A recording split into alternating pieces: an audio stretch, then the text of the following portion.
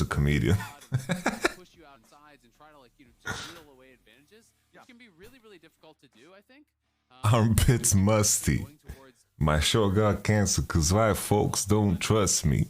Even if you get ahead, as we saw, Armut got actually quite a ways ahead over Fudge's. Okay, somebody's not playing Jace. This is Jojo Pune on Jace. I hear Karma can go top. Like, Karma top is not too shabby here, but it's like Ezreal Karma's out of the picture, so the combos you can play with Karma into Kate Lux and lane are kind of rough. I would imagine that they're probably gonna play like some kill lane maybe, but even that is hard considering you have Maokai jungle. I think you ban Sejuani every time. For sure you ban Sej. Come on, ban Sej. Come on, lads.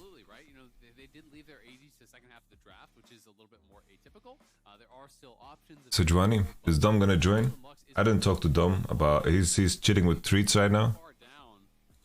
Should we join them, homies? Nah, I want to relax today a bit. Yeah, that could just be the call here. It's like, okay, there's some players who are willing to do this. There's a lot of players willing to do this. Two separate circles. It's not happening. So let's see exactly how TL wants to go about this. I did expect them to, hold on now. I've been seeing a little bit of Jarvan top as well. This is Jarvan top. Could be Jarvan top. I saw Lorem actually tweeting about it the other day, saying the recent. Oh, Kalista kill lane into Kalista Caitlyn Lux is playable. He said, if I'm remembering Alorem's tweet correctly, and Alorem, sorry if I'm mixing anything up here, I believe he said that the scariest matchup in his experience was Jax, and that Jarvan's damage still feels a little on the low side. So still looking for some of that engage power, some of that frontline bruiser potential from him here, but it shouldn't be one-shot city or anything, especially when you have a champion like Karma to protect everybody. With Jin Jace, like that is begging TL to pick a tank. Yeah, I feel like if Yeah, I think honestly, EG's draft is not looking too hot here. I think slamming Jin on 4 shows they had no idea or intention of even playing Karma top. Could be a game where oh, this is ugly, guys. Very ugly. This is very ugly. I think EG's draft is actually... Yeah.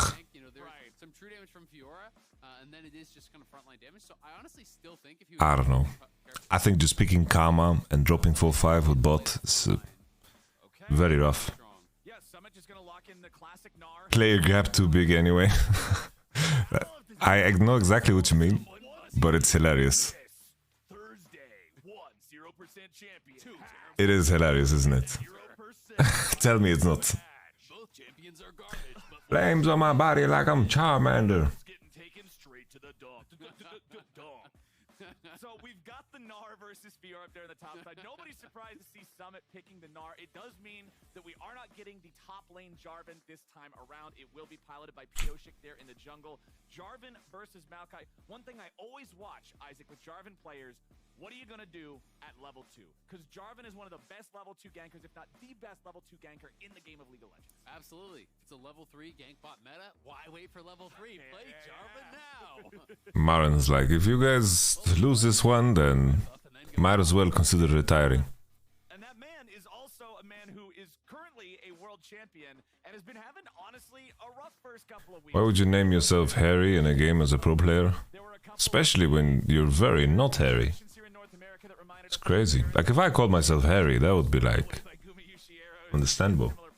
So I think a lot of people, a lot of Team Liquid fans are looking for Pioshik to step up and be able to have some more solid performances here in the jungle. Yeah, absolutely. I mean, it's one of those situations where I don't think that he has been bad by any means, but when you have a reigning world champion, you're expecting this guy to dominate, right? And he hasn't brought that. Flames on my body like I'm Charmander. I always love the pre-game banter here. We got some Jojo is just always talking. Just immediately, Harry is here. Oh my god! And then the first response immediately from Jan is "You to Jojo Pion." Jojo's like, "I'm in your head."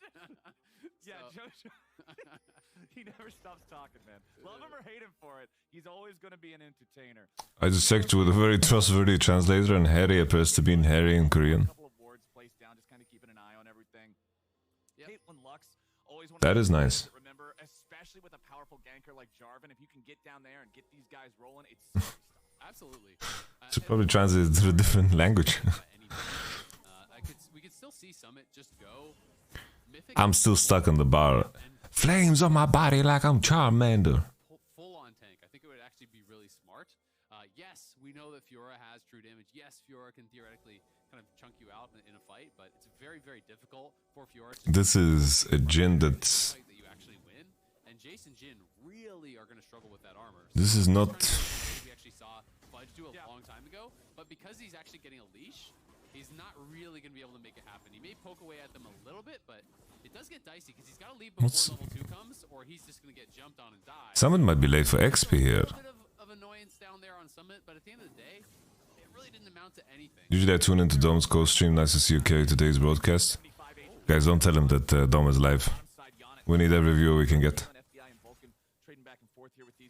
Yo, Wind of Steel. FBI was able to get the 4-shot down there, and that's something you never want to allow that Jhin. That is a very subtle way of proclaiming yourself as a That fourth bullet is ready. OTP Back it up and try to of the Aswards.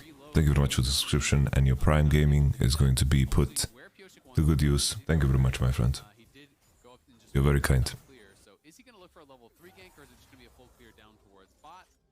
For now, Yeah, I don't know what happened to bot. Sunday just trying to trade aggressive here. Every time you have that grasp ready, Volume good, guys? forward, you pop the grasp, and you just look for these little pokes and prods against the Gnar constantly. Whenever he's in that mini form, the defense is very similar to any other ranged champion. He doesn't feel too sturdy. So as long as Someday can keep doing those small trades, he'll be doing all right. You can see a lot of the lane states are pretty equalized here in the middle. Obviously, you can see a couple minion advantages everywhere. But with everybody still being in the middle, Honestly, junglers kind I get the idea of this, where they want to go right now. but I end up seeing less when I see this. Coming up soon means Does that make sense? just also wait and go the farming route. Did you get a clean feed link? It's only game sounds with casters. Where J4 was and knows that he's clearing top to bot means he can actually play this lane very aggressively. He didn't have to play with any respect to the fact that Jarvan could be doing an early gank top. Right? Let me see if I have one. Where he was, he knew where he was going.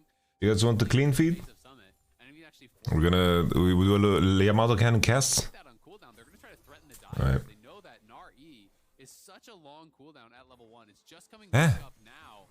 Doesn't work. He needs to wait for Pioshik before he Nice can clean walk feed. up to the tower. This could be a bit dicey. He had to stay all the way back from Cannon, so he's going to miss out on that one. Does get back in range to pick up the melee minion. Should be able to take care of most of these ranged as well. But Inspired just utilizing the power of jungle to not necessarily even Leaked? with a gank get any damage Who on the cares? player, but just force him back, build advantages. Who cares? He maybe misses a minion or two, loses a little bit of experience, but if Pioshik wasn't there, he would have actually lost a full wave, right? So it's another one of those situations where you're saying, I'm going to force you to make the correct play. But if you about the drafts, I think blue side draft is harder to play, but I think EG has shown better Inspired and Pioshik were both gameplay so far. I believe Inspired got it a split second fast. Yeah, that's what I was trying to check. I think you're right. Pioshik didn't quite have it. Now they're going to go in on bot lane. He's got Core JJ trying to escape, but Vulcan can get the root, and now with the extra damage. Oh damn. Oh damn, Yoon. Yon doesn't have any mana to continue following, but Pioshik's coming around from the flank. Yeah, on. Geniuses, they have no summoner spells on that That's the flash order attack. for FBI. Vulcan's gonna try Oh no. Pioshik away, but they're Oh no. to happen. Yon gets the kill, make it a 1-for-1. Honestly, was this even Kojeje's fault? Isn't his AD just not hitting them Get something back, 'cause that when would they're be pushing forward? bad. If they just get that kill uncontested, but now going to go for Summit. Ooh, flash into the twisted advance, immediately ready for the knockback. Riposte doesn't hit, but it doesn't need to. Someday gets the kill. Yeah, they get the kill and they get the flash off Summit. That is really bad on the top side. And despite the fact that Pioshik gets one back for Yon, it's honestly a lot worse for TL. Core JJ here going to try to come in and actually interrupt the recall potentially, but not going to be in time to do it.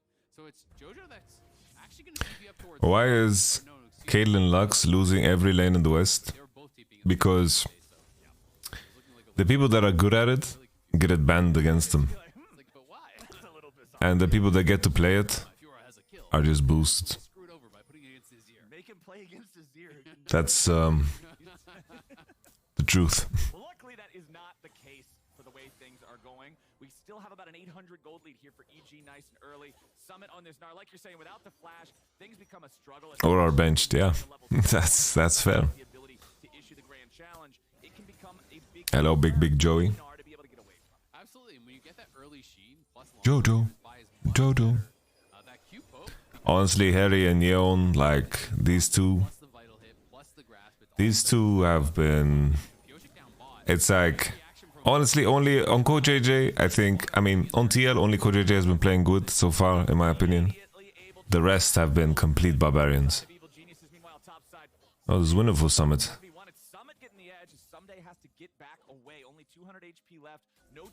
Summit, if he's playing 1v1 tournament, really good, but he's sadly not playing 1v1 tournament, so. Super tilting when you chunk someone out and then they just go into the lane. They come right back. You know, they have that honey fruit, but it is going to be this fight around that dragon, getting pretty low. 4v4. CoreJJ and Yan got to be careful here. Okay. Beautiful engage from Team Liquid, but will it be enough? It'll be a 1-for-1 here. Can I finish Drake here? Yoshi gets smite. Oh, Yoon.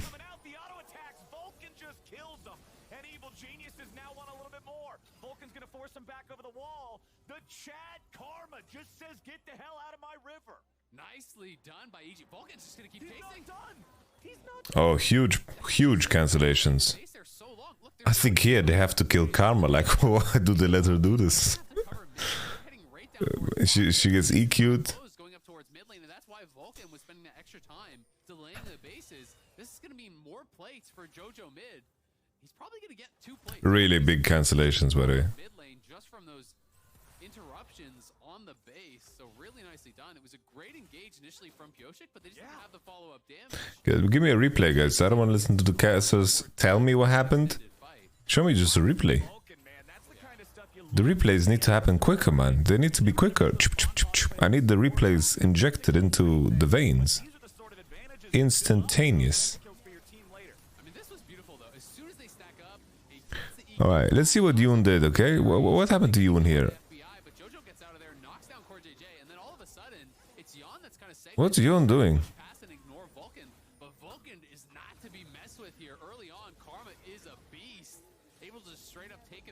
Karma did a lot of damage, but he could have been kiting upwards. You're looking for a recall. You're both going to be trying to get out of there. I'm just going to push forward, delay those recalls, to the plate mid lane. It is just the 1 plate, not the 2 that went down, but still, really nice. Like, all my homies, none of them want to join me. Screwed that one up. Nice punish from the Team Liquid bottom lane duo. Curtain call opens. Yan should be able to block these. Yeah, you're playing Jin Karma and you die 2v2. Interesting. Here, Jojo just stepping forward, confident, sees the jungler but doesn't really care.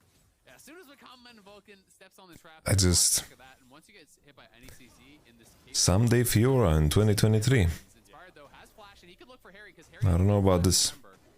Harry should, I believe, have the E ready to go to dash back underneath his own turret. I don't like Piosh's optimization. My man's going Go Drinker. I don't think it is. It is it. I think also after the changes, after the actual changes to Javan, I think Conqueror became a lot better with the WAD scaling. might have had that lethal, but we know no one else was around. They didn't know that. So if someone's behind him, then you're gonna die. So that's obviously why they're being a little bit cautious. Right? Yeah, you've always got to consider, could this just be where we throw? This is going Go Drinker, but I just don't think it's good. You don't want to make that mistake. We do have a contest. Legit just go Black Cleaver into Radiant Virtue. If anybody walks away with this objective, Herald at about half HP, Patience starting to run out pretty rapidly now. Inspired's gonna fire off the ulti. Herald's gonna partially. I don't think a Javan is that strong of a jungler anyway. I think it's insanity to pick Javan over Seju this game. So EG secure the Herald for themselves. Meanwhile, in bottom lane, the 1v1, FBI counts to 4. How? How is this even possible? How is that even possible? How? How? How is it possible? How can she slap? How can she slap?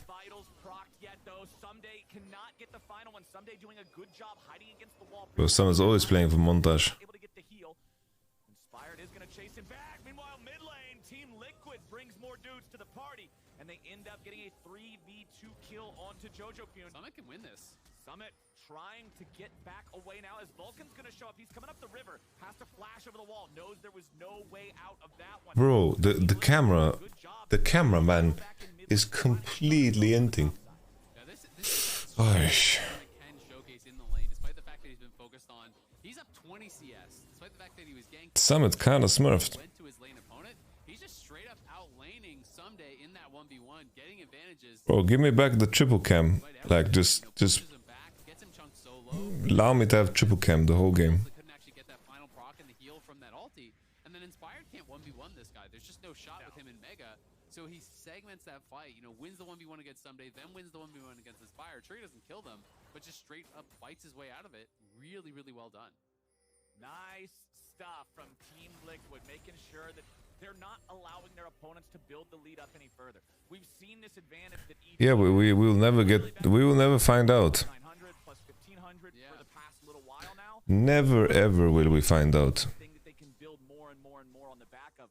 12 minutes into the game, Isaac, we still don't have a first Drake taken, so it's not like that's going to be a win condition for either team in any sort of reasonable. We will never find out how Jin killed Kate. It's an interesting one, right? And I don't think that there's any really How is it even possible? advantage on either side. I don't get how it's possible. That's great. I'm genuinely curious for the science. Thor is a monster in the side lane. You know, Maokai I think scales really well compared to the Jarvan. So I think overall, it's Vulcan's level 5. and down really to execution.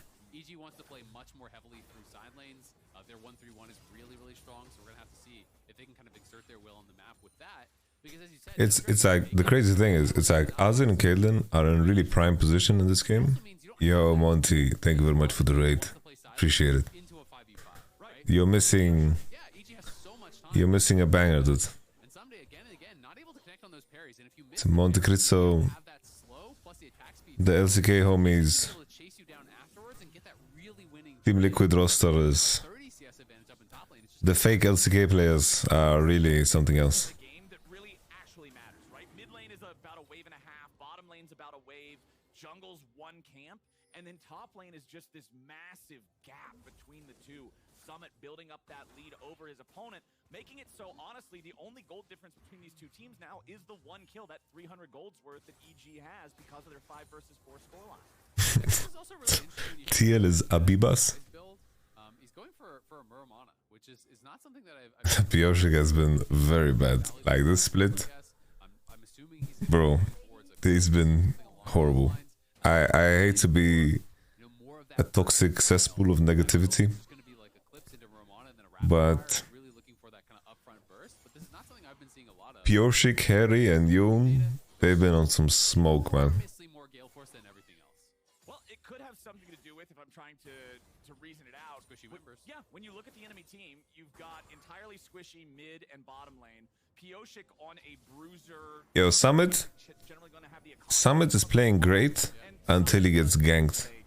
But the way he plays like jungle doesn't exist. He plays like jungle doesn't exist. I would think that this is probably the one. Herald's going to be summoned up here in the mid lane. They get the charge, but nothing more. It is 14 minutes and 15 seconds into the game, so no place to be earned. I mean, it's going to make the initial moments of a fight really, really scary for TL, because when you're thinking it through, it's AP Maokai. Who has better draft? I think red side is easier to play. Lethality is built up on the Jace. Lethality on this Jhin as well. No, Summit mechanically is really clean, guys. Like if you, when you watch him play, like you see, yeah, he's literally the shy. Yeah, he's budget the shy. So potentially just looking for this really kind of powerful opening moments of Look, he died and he's completely shitting on Fiora. He's getting perma-ganked by the Maokai. Done immediately. We're seeing He's carrying. just about ready to drop across the map here. Mid lane FBI nearly got it, but wasn't quite able to secure it. Top side, you can see Summit working to get that first turret here for his team. And I They're on Jhin. Well, yeah, this Jhin is going for this build because he's not basing attacking anybody this game. Jojo should be able to get one back here in a couple of seconds. Bottom lane, tier 1 right there on your screen. Just trying to let it eat as many minions as it can before he kills it off. The Shy and NA, you think the Shy and NA wouldn't completely run it down? Those back in mid lane, FBI For sure he would run it down, dude. final hit on the tier 1 turret as Team Liquid pushed him back. Dark Harvest is too pissed and Dane. 99. We got ourselves a close one, man. yes, sir. Yeah, this Jhin is planning not to auto-attack anyone. Could be going towards Eclipse. It does play something. Yeah, for sure. I still want to know how he solo killed Caitlyn. I am impressed Skill shots that you that he solo killed Caitlyn. boots. The Current conditions of the game don't look bad for TL. Like on paper, it looks very winnable, this one. Very winnable.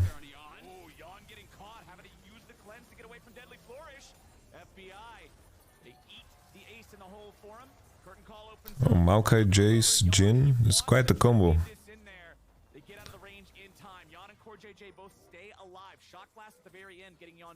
Big Drakes, big Drakes. But that's the combo I'm talking about. It creates this havoc, right? You know, because in a normal situation, Yeah, I don't know why you would. There has to be a better way to draft top than to put yourself in a position where you have to play Fiora this game, no? Has to be a better way. Let's see what somebody can do, but like already now looking at his conditions being like 50 Cs behind, it's like what is his usefulness horizon in this one?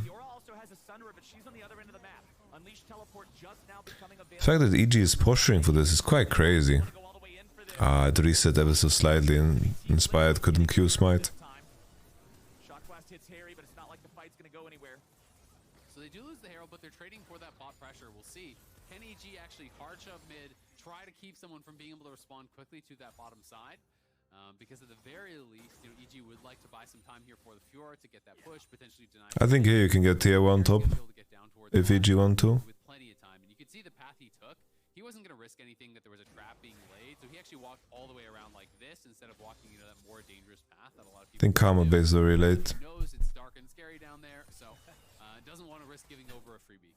Absolutely not. Not when the game has been this close back and forth. That first Infernal Drake did go over to EG 2 minutes before our second Drake of the game spawns. We also still have about 3 minutes left on the time. Not a bad BT buy, honestly, from Yoon. Like, this is definitely a decent BT game. Being more durable and life stealing the poke is very relevant in this game.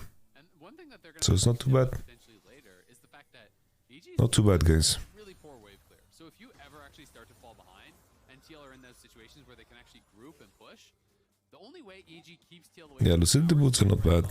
By saying if you step up, we'll engage on you and we'll kill you, right? If they ever fall behind, they give up a Baron, or they're even just not in a position where they can engage, all of a sudden Caitlyn Lux, Azir start stepping forward, start outranging you, start really chipping away at these turrets. The minions can become a little bit overwhelming because you look at Fiora, Jace, Jin, none of these champions are really doing much to clear out these minion waves.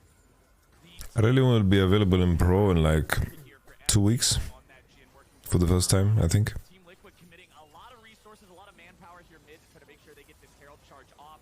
So not the next week, but the week after it. Jojo loses half of his health bar to some of the poke from Team Liquid, some of the ranged power that Caitlyn Lux, and they just want to allow Yon to continue applying this pressure, try to work down the last little bit of health on that turret. And I think Yon's build here is pretty intelligent. You know, not only did he actually go fleet footwork, but he's going to be going Bloodthirster second. He has Overheal, he has Legend Bloodline, so poke is going to kind of stop mattering. Yeah, and Aurelions will be available for spring in Europe. Doesn't really matter if you eat a shock blast once you have that BT completed. You're to full off of. No, you're not gonna blind pick Aurelia. So Aurelia would have been way worse than Fiora. You are heavily reliant on that initial poke. And I really like seeing pro players do this. Cookie cutters are for Christmas time. I don't know how Aurelion Sol will land, but yeah, my main concern about Aurelion Sol is that I think you don't have enough time to have. I don't think that you have enough time to stack enough to get your empowered ult for every Drake. And I think the early game of this champion is very weak. So I'm not so sure if this champion will actually see pro play. Kinda doubt it.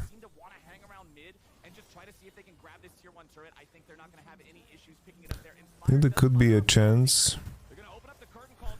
I wonder if... Team Liquid trying to keep EG away. Inspired and Jojo sort of separated from the rest of the team, looking for some sort of a way to approach with a pincer attack. Not going to find it. So Team Liquid, they get their tier 1 turret mid. They escape any sort of real consequence from EG's attempted engage there with the ultis. And now they're able to rotate down, take this second Drake, tie that Drake count up for themselves. Oh, Summit's just going to teleport. That was a little bit of a risky... Yeah, it's like laning against Aurelion Sol. It's very easy. I'll double check. I think it's 1080p. Yeah, it is. Thank you, Eldis. more Pioshik who's coming through, but Pioshik not the one you would want to engage on with Yon and Core behind him. Pioshik with that Gore Drinker has a little bit of extra tankiness beyond what you would initially think. The Jarvan also able to, as long as he has the flash, remember you can just Cataclysm somebody, flash out of your own Cataclysm, just get him stuck in jail there for a couple of seconds. 500 gold lead for TL, and that's it, man. 21 minutes of gameplay. The kills have slowed down. We had sort of like that back and forth, punch for punch in the early game, but now that we've settled into this like 20-minute state, things are not exactly keeping the same pace. No, not at all, right? It has been a bit of a slower pace, and I think a lot of it is because neither team is making any of those. I think Jarvan build might be like why and it's also Team Liquid are gonna lose. And like the fact that they picked Jarvan might be the big reason they lose. Imagine they just slammed Sejuani on 4. So Sejuani was opened. Imagine they slam Sejuani on 4 and then they just buy Warmock's armor and a Ninja Tabi and then the game is over. Yorahaha. Thank you very much for the subscription. Appreciate it. Thank you, buddy. Thumbs up for you. His pride as a solo laner is just his ability to deal with those situations, be aggressive, and if it doesn't get punished, the man ends up looking good. Pioshik over the wall with the EQ. Harry gets the kill on Jojo. Pioshik walks away. He stays alive with the goal. Wow, Pioshik survives. Some days very low, ace in the whole block. Wow, Fiora's useful, guys. Team Liquid outplays them. Yeah, FBI swing and a miss. Nice little backstep there from Pioshik on the first ulti, and then just You have to have Fiora is a very nameplate heavy champion. the cone wasn't perfectly placed there from FBI, was a little bit too far aimed down, and as a result, Pioshik is able to just walk right out of it, stays alive, does spend his stopwatch, which that one's not coming back, but they force the stopwatch off of Jojo and they get the kill, so nicely done. Jojo, I think, actually played this quite well, getting maximum amount of damage here, and then notice how he actually Qs towards Summit with the timing, so he hits the Q on both of them, landing on Pioshik as well, which was really well done. Then Vulcan flashes in, hits the Q, hits the Ignite, but the backstep... The triumph. Barely out of it, and the Ignite can't finish him off. The W comes off a cooldown there. Harry. Actually, a patch change from a while ago, so that's Harry, man. on cooldown, perhaps making a difference. Someday in trouble, though. I mean, you saw Harry. the last tick of Ignite did damage the shield after he popped Gold Negus, so if that was even just a split second later. TP's coming in, though. Someday looking to lead the charge, but he's got to be careful. Summit might just be able to kite him out. Pioshik wants to get away, but Jojo should have enough to take him out this time. Can Jojo carry on Jace? Back as both junglers die from either side. Summit at about 1/3 HP, doesn't have a whole lot left in the tank to keep fighting with. They're going to regroup back with Yon in mid lane. It'll settle as a 1-for-1. Actually, small thing, but really clever. Jojo did a max range acceleration gate there onto the Fiora instead of just doing it point blank for his shock blast. He actually put it out max range to speed up the Fiora there, so Fiora could help to catch up to Pioshik and get that little bit of damage down. But again, it is just that trade of kills. Both junglers dying there in the side lanes. And more armor is going to be starting to come through, and this is going to be more problematic here for EG. Yes, it is some AP on the Maokai, but that's not really going to matter that much. We already have 2 pairs of tabbies, up towards that top side. What's my man doing here, bruv? Up here as well. So that's going to be tough to deal with. Zonius is also on Harry, so there's a number of different sources that are going to be just, extra efficient. It's not Crown is good here. situation where Sion has 600 armor. Crown is actually not bad. Now feels even better. Yeah, especially with the lethality on the Jhin, like you. It's like Crown is decent against champions with poke too. Like as in cases where like you get hit by Jace EQ with Lux, you don't have Crown, you're like, oh, you get fucking headshotted, A champion like this where you can be able to just sort of, as long as you can survive initially, throw out your spells, your team will get you out. And I think in these situations, What do you think are the best picks versus Fiora in current meta? But when you're a support Lux, the shock blast from a Jace is like 60% of your health, right? So it's actually negating a tremendous amount of damage if it is. I think Fiora is very strong in lane against most things, in my opinion. More ways to really deal with that. She definitely can lane against it. I think that you can play, and then it just depends on what you need in the game, right? It's like I think you can play GP into Fiora. I think that you can play Nara into Fiora, no problem.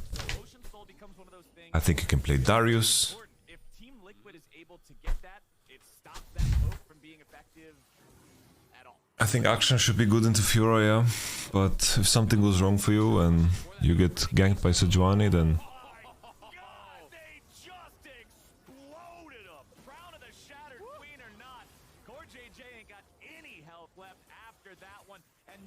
exactly the dream scenario that you were talking about. I would say Fiora Jax is skill matchup too, right? I think Jax is probably like a little bit easier to execute in games. I mean, you want to run Fiora is strong 1v1 chat, but it's hard to win games with Fiora. you're fighting against a Maokai ulti, right? You can't actually just be strafing back and forth, or you're gonna get locked up, and Core gets locked up, he gets burst down by that lethality. Pioshik is behind them though, down in the jungle, so will Pioshik look for an angle here? He's still in the red right now. He just used Smite. Core JJ is still coming back. Man's Pioshik just did red. Join the fight in time. Someday is in the pit. The Drake is Holy shit, he did his best Canyon impression. engages the EQ. Inspires in the middle of the eyes. Team Liquid, they lose the Drake, but they get the enemy. He's chilling. Yeah, they do get the enemy jungle, and it looked like a failed flash there from FBI. I'm pretty sure he flashed from inside the Kai'Sa. He did red and then he won the fight and now they're going Nash. Pioshik's Harry has TP. I think they should do Nash every time here. his decision was, we're not actually, Why are TL not doing Nash? we're just gonna instead look for the fight after, so they win Okay, thank God. Dragon, and now they're onto the Baron here. Inspired step for 15. There's not really much chance of a contest here unless EG can get some amazing poke. And you saw right there, Jojo fired off accelerated shot. Hamster Crush, thank you very much. Hit the crown of the Shattered Queen. So Core took almost no damage. Exactly what you were talking Look at the shield on this fucking Lux, by the way. I mean, the Kate. here with these. It's gonna be 6 Holy. Pioshik actually Pioshik, they carried. and it looks like they'll be able to get away here. Jojo wants to try to stop him. Accelerated shock blast isn't gonna get a whole lot. Honestly, TL, nice punish there. Yeah, really, really good. They did give up the Dragon, but it didn't matter because they killed the jungler afterwards. They take the Baron, and now they're in kind of this really rough situation. Pioshik actually carried. Where your wave No meme, guys. really starts to come into effect. They have very, very poor wave You don't win worlds by being trash. minions. They're going to struggle to Lots of love to Pioshik, but he might be the worst player that has won worlds Crown is already broken. There's one shot. in the history of worlds. You are just gone. But then it's all about Pioshik here on this wraparound. You know, Pioshik goes all the way down, all the way around to the red buff. Then he's going to look up for this gank afterwards. This wraparound here. He steals the red buff.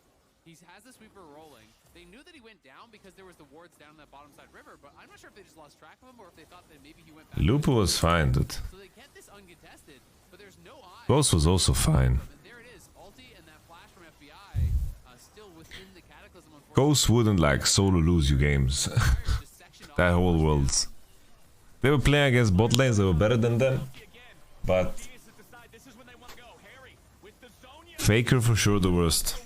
Yeah. They trade Inspired for the Azir. Core JJ gonna be found out now as EG gets a 2-for-1 trade here in this fight. Pioshik flashes in. What the fuck? What the hell was that? Double kill back over to Pioshik just gives him a free. Summit's now trying to stand and fight, but Summit, Oh man, what is Team Liquid doing? it's the Team Liquid conga line. They get the Baron. They should be in a place to drive the My man. but evil geniuses will gladly accept the gifted kill. Now you see him. What did I see? He makes Team Liquid Lord have mercy, guys. I'm sitting here still thinking about how Jin solo killed Kate. terrible wave clear.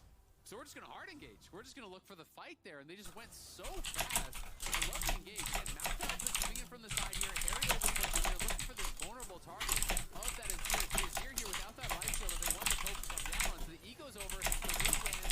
Shot glass comes through. It's blocked up by Yon. Nice done by him. But then the flash takes it advantage into the zone is the timing of it out of it was very, very nice. FBI nails it on the ultis, and then someday he's just in the back line, gets right in onto Core JJ, takes him down, and look at where Nar is. Nar is still on his way. Pioshik is going in.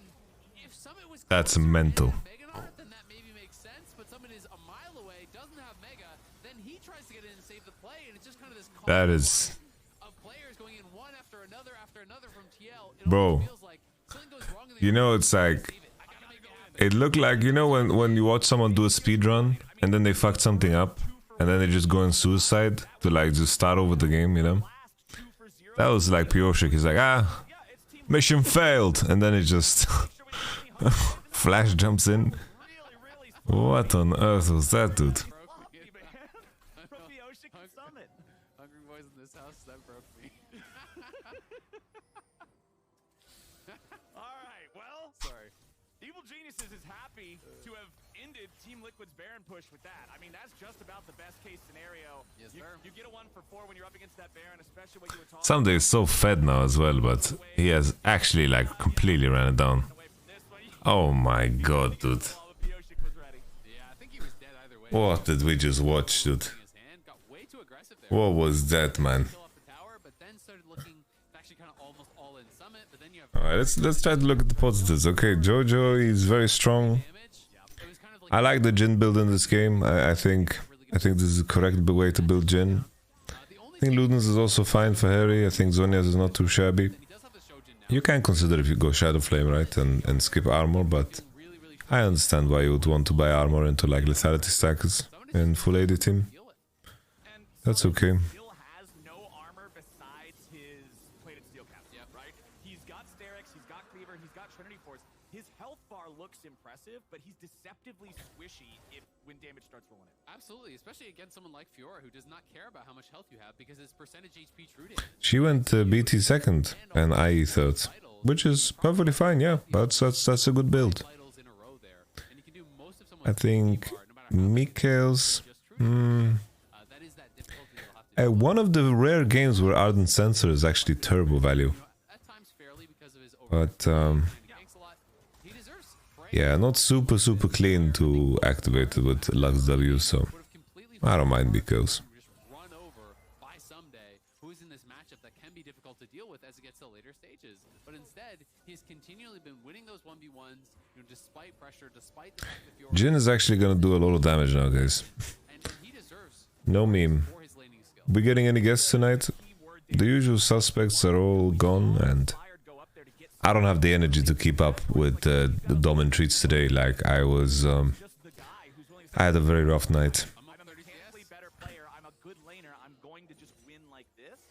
And so because there wasn't that repeated attention, there wasn't that continual overloading and outnumbering, he's been able to do a good job in this game. He's still 50 CS ahead of his opponent. Still Well, you should have seen the game EG won yesterday. in this Now that was a juicer. Someday goes in, issues the grand challenge. Summit immediately gnars him into the wall and jumps away. Doesn't look like there'll be anything else for Someday to do here. And that's a great trait from Summit because the Mega Gnar cooldown is like 0 when you're level 16. Yeah, look and at plus, it. It's already almost back. Yeah, as soon as What about Mr. Wunder? guaranteed, right? Yeah, I'm not sure what Wunder's up to. On that, not that I think we're not gonna get Wunder back because yesterday's something I wanted to highlight, I really actually like the build here from Inspired going Redemption is actually really nice. the game was so shit yesterday. I don't think we're gonna have him back anytime soon. Build, he's not going to get that kind of Yeah, it was good. I think my stomach was completely. he's dead. Still just chasing him down, man. Someday thought he was in control, and Gnar just bonksing Summit with the 1v1 outplay. It's just the top diff, man. What can I say? Like the scoreline doesn't look that impressive from Summit, but they can't actually play the Damn, son. Yawn looking for the rest of the damage to take Wow. Jojo, and he grabs it. Now EG gotta be That's some gameplay right there, man. and TL are not done yet. Summit lands the boomerang onto Vulcan, who has to flash over the wall, but Summit doesn't want to let him get away that easy. Deadly Flourish ain't gonna hit, but Summit's boomerang No, the summon is smurfing. drop, and FBI is the next target.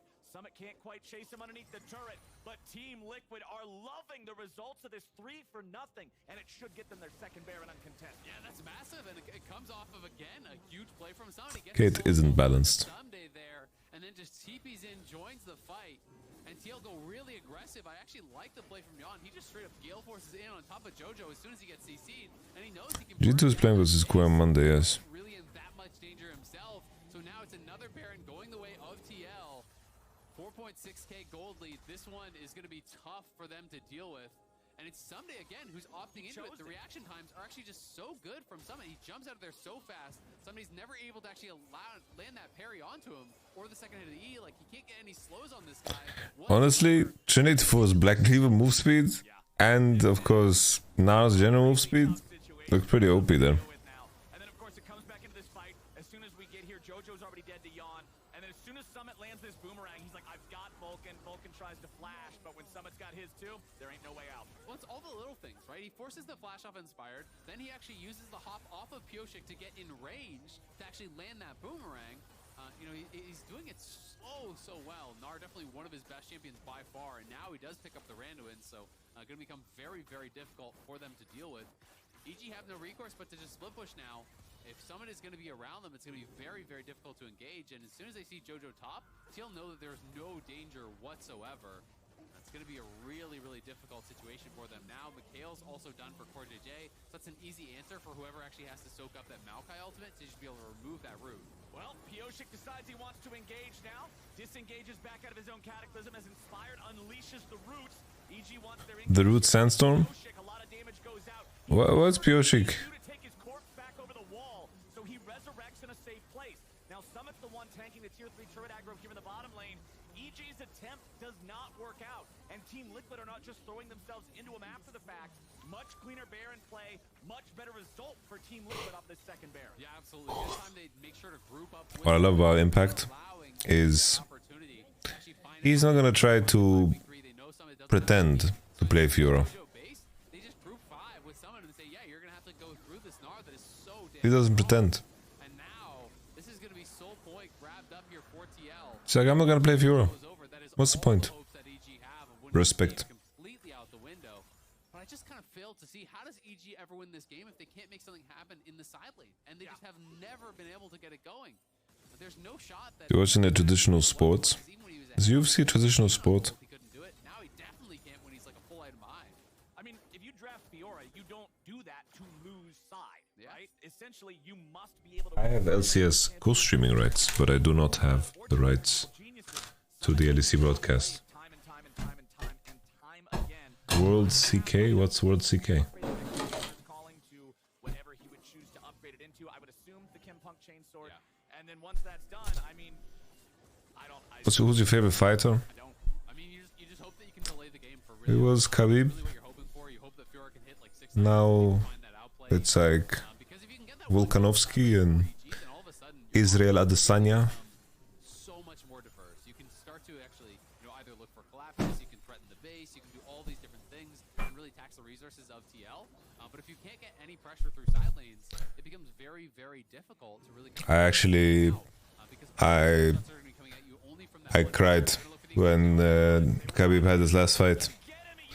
Okay, Yoon, making it competitive. Thank you, Yoon.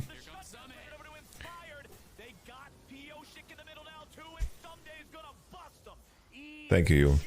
Manages to find their engage, they find their fight, and they hold on in this game. Yeah, it kind of felt like everyone just abandoned Yan a little bit there. They kind of left him out to dry. No one was blocking shots. No, there's not enough shields to justify Serpent's Fang. Keep in mind, Serpent's Fang has worse stats, and the Yumo's passive is pretty OP. Like, the active is also really strong.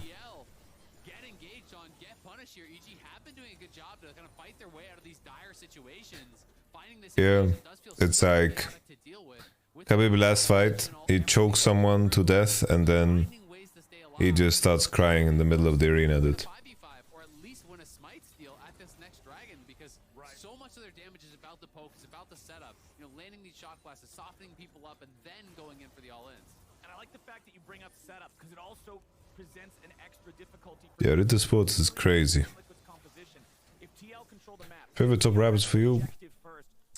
Kendrick Lamar is top 1. Second would be probably J. Cole. And then... But he's on 3 items plus a death cap. Like, that's enough. It doesn't even matter what else your opponents are on, but that plus comment, all the poke that's going to be coming through. You're trying to walk through Caitlyn traps, the Lux E, bindings, the wall of soul. Those are the easy ones. After that, I think it gets a lot harder. It's going to take a lot of time. Like, can you clear through it? Yeah, you can. But can you do it fast enough to actually get to the dragon? Honestly, I have to put Skepta up there. Of course I don't have J. Cole over Kendrick. Eh? Give me Penta. Give me Penta. Harry goes in, he has his own, he looks for the aggressive play, but he just gets one tap, and now Yan is caught out. If they can kill Summit and Yan, this could potentially be game ending. FBI is already pushing mid, but Yan is feeding himself. Oh no, we've seen this one before. Open mid. What is Yan doing? No? Yan carry moment? Omae Mushindere.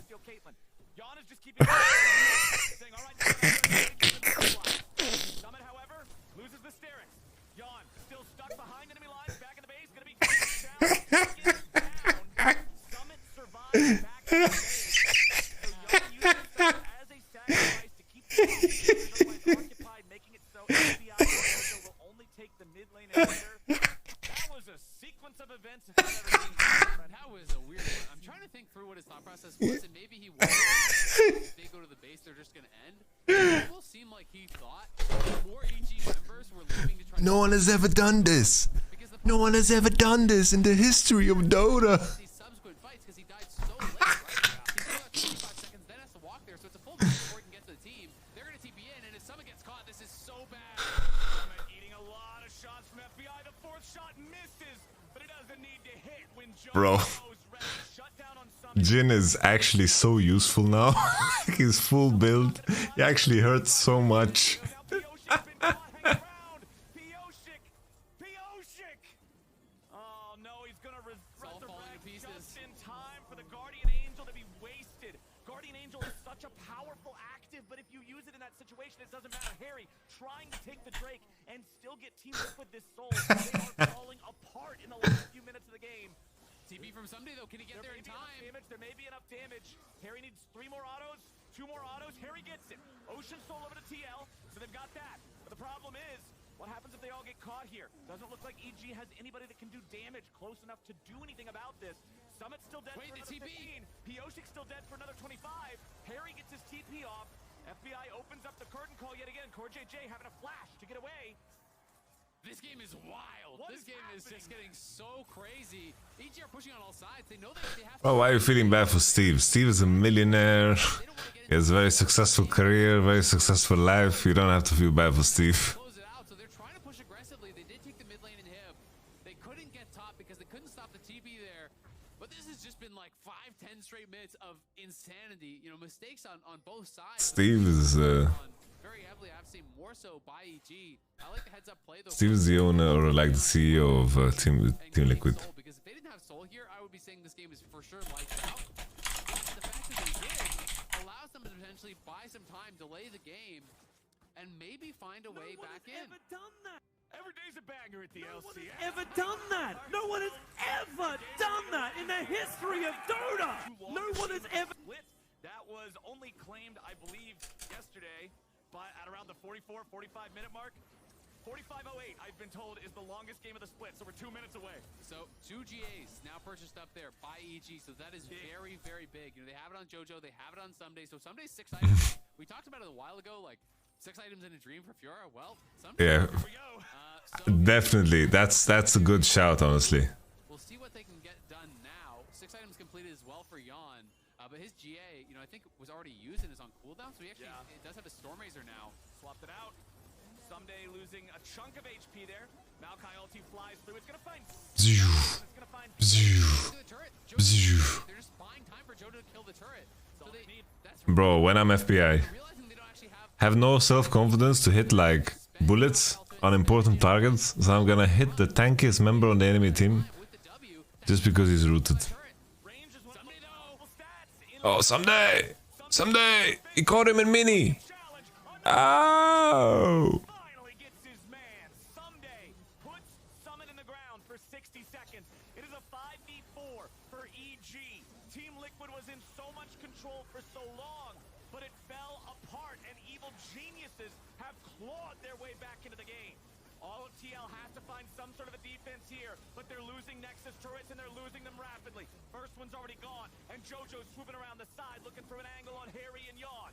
Half HP. Oh! JoJo's about to lose that Guardian Angel if he ain't careful, but FBI's already godlike. Yon's under pressure. The Caitlyn falls next, and evil geniuses from the clutches of My man bought Storm Razor last. and take down Team Liquid. What a crazy game to kick it off here. Bro, EG have had some wild games. It was such a nuts game, man. Back and EG have had some wild games. TL though gonna be so Bro, I need to go back. Someday again who's opting into it. There's so much to go back and look at. Like, what happened to Kate to die? Back up. Remember, we had a fight. So she's walking to lane right now, 3-1. Okay? Let's see if anybody walks. Just look at the minimap. She's 3-1 right now. Herald's gonna partially means your jungler doesn't run out pretty What happens to her? Inspired's gonna fire off the ulti. Herald's gonna partially reset. They end up getting the lockdown onto Pioshik, who now has to run away. 300 HP. What's happening to her? Means your jungler doesn't have a lot of faith to be able What's to happening? back out. So EG secure the Herald for themselves. Meanwhile, in bottom lane, the 1v1 be able to get in and get back. Wait, 300 HP left for the half HP. Patience starting to run out pretty rapidly now. Inspired's gonna fire off the ulti. Herald's gonna partially It's okay. reset.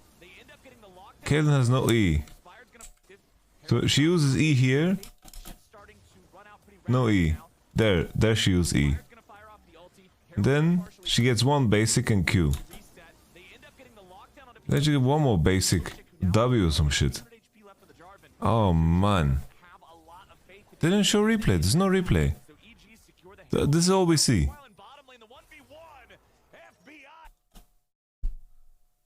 How did this happen?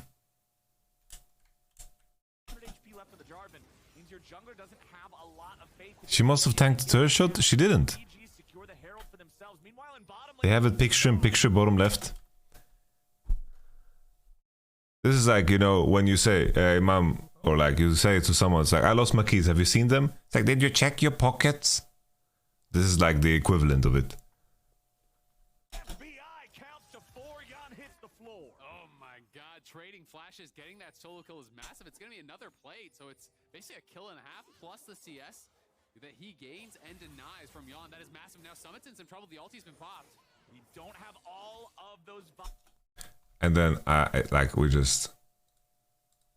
this sequence was just some of the wildest shit I've ever seen. Honestly, this was nuts. Wait, we need to look at the we need to look at the Jarvan engage again. Like the Jarvan engage was so fucking funny, man. That was so funny. Here. Four wave clear. Stock blast plus chick here on this up. They knew that back to it is mattering here. This was like some of the funniest shit. But what's up with Harry, by the way? Harry is like the most killable mid laners of all time. Like, he's one of the most killable mid laners of all time.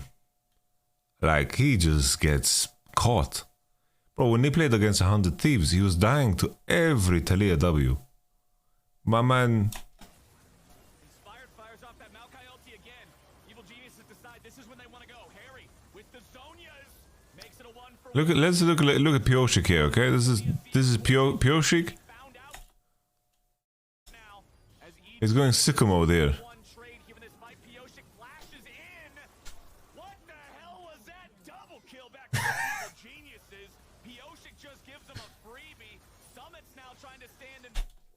Holy shit, dude. That is crazy, man.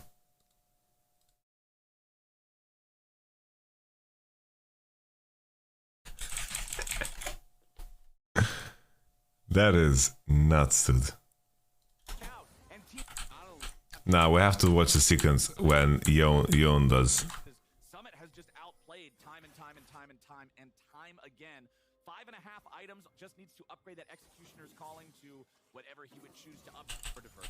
To get was because dead eye. that is a disaster for team. But do they have the confidence to go for it? They're not sure they have the damage here. Yeah, they know that the only damage out of these three is Someday. If Someday dies... Wait, Yon's just killing himself. What is he doing? Yon, what's going on, buddy? What are we doing? Someday goes in, goes back out. Or is he? He's gonna get shot to pieces. If Yon kills Someday, the other two cannot kill Yon. They don't have the ability to kill Lifesteal Caitlyn. Yon is just keeping everybody else here. No one has ever done that! No one has ever done that in the history of Dota! Still stuck behind enemy lines, back in the base. Gonna be grand challenge, taken down. Summit survives back in the base. So That's mental, dude. That's mental, by the way. I can't believe... Can't believe what we're watching, dude. That was a sequence of events if I've ever seen one. I mean, that was a weird one. I'm trying to think through what his thought process was, and maybe he was thinking, hey, if they go to the base, they're just gonna end. But it almost seemed like... Oh my goodness, dude. Yeah, they know that the only damage out of these three is Someday. If Someday dies... Yon's just killing himself. What is he doing? Yon, what's going on, buddy? What are we doing? Someday goes in, goes back out. Or is he? Some of these players are getting paid more than the majority of the people watching. Kill Lifesteal Caitlyn. Yon is just keeping everybody else here. No one has ever done that! No one has ever done that in the history of Dota! Still stuck behind enemy lines, back in the base. Gonna be grand challenge, taken down. Cheer. Yeah, they know that the only Guys, that is crazy. I am in awe. Do you want to leave us or why are you watching LCS? We're watching it for entertainment. We're gonna have Immortals Progressive against Cloud9 next. Bro, why is Flycos playing so late in the day, dude?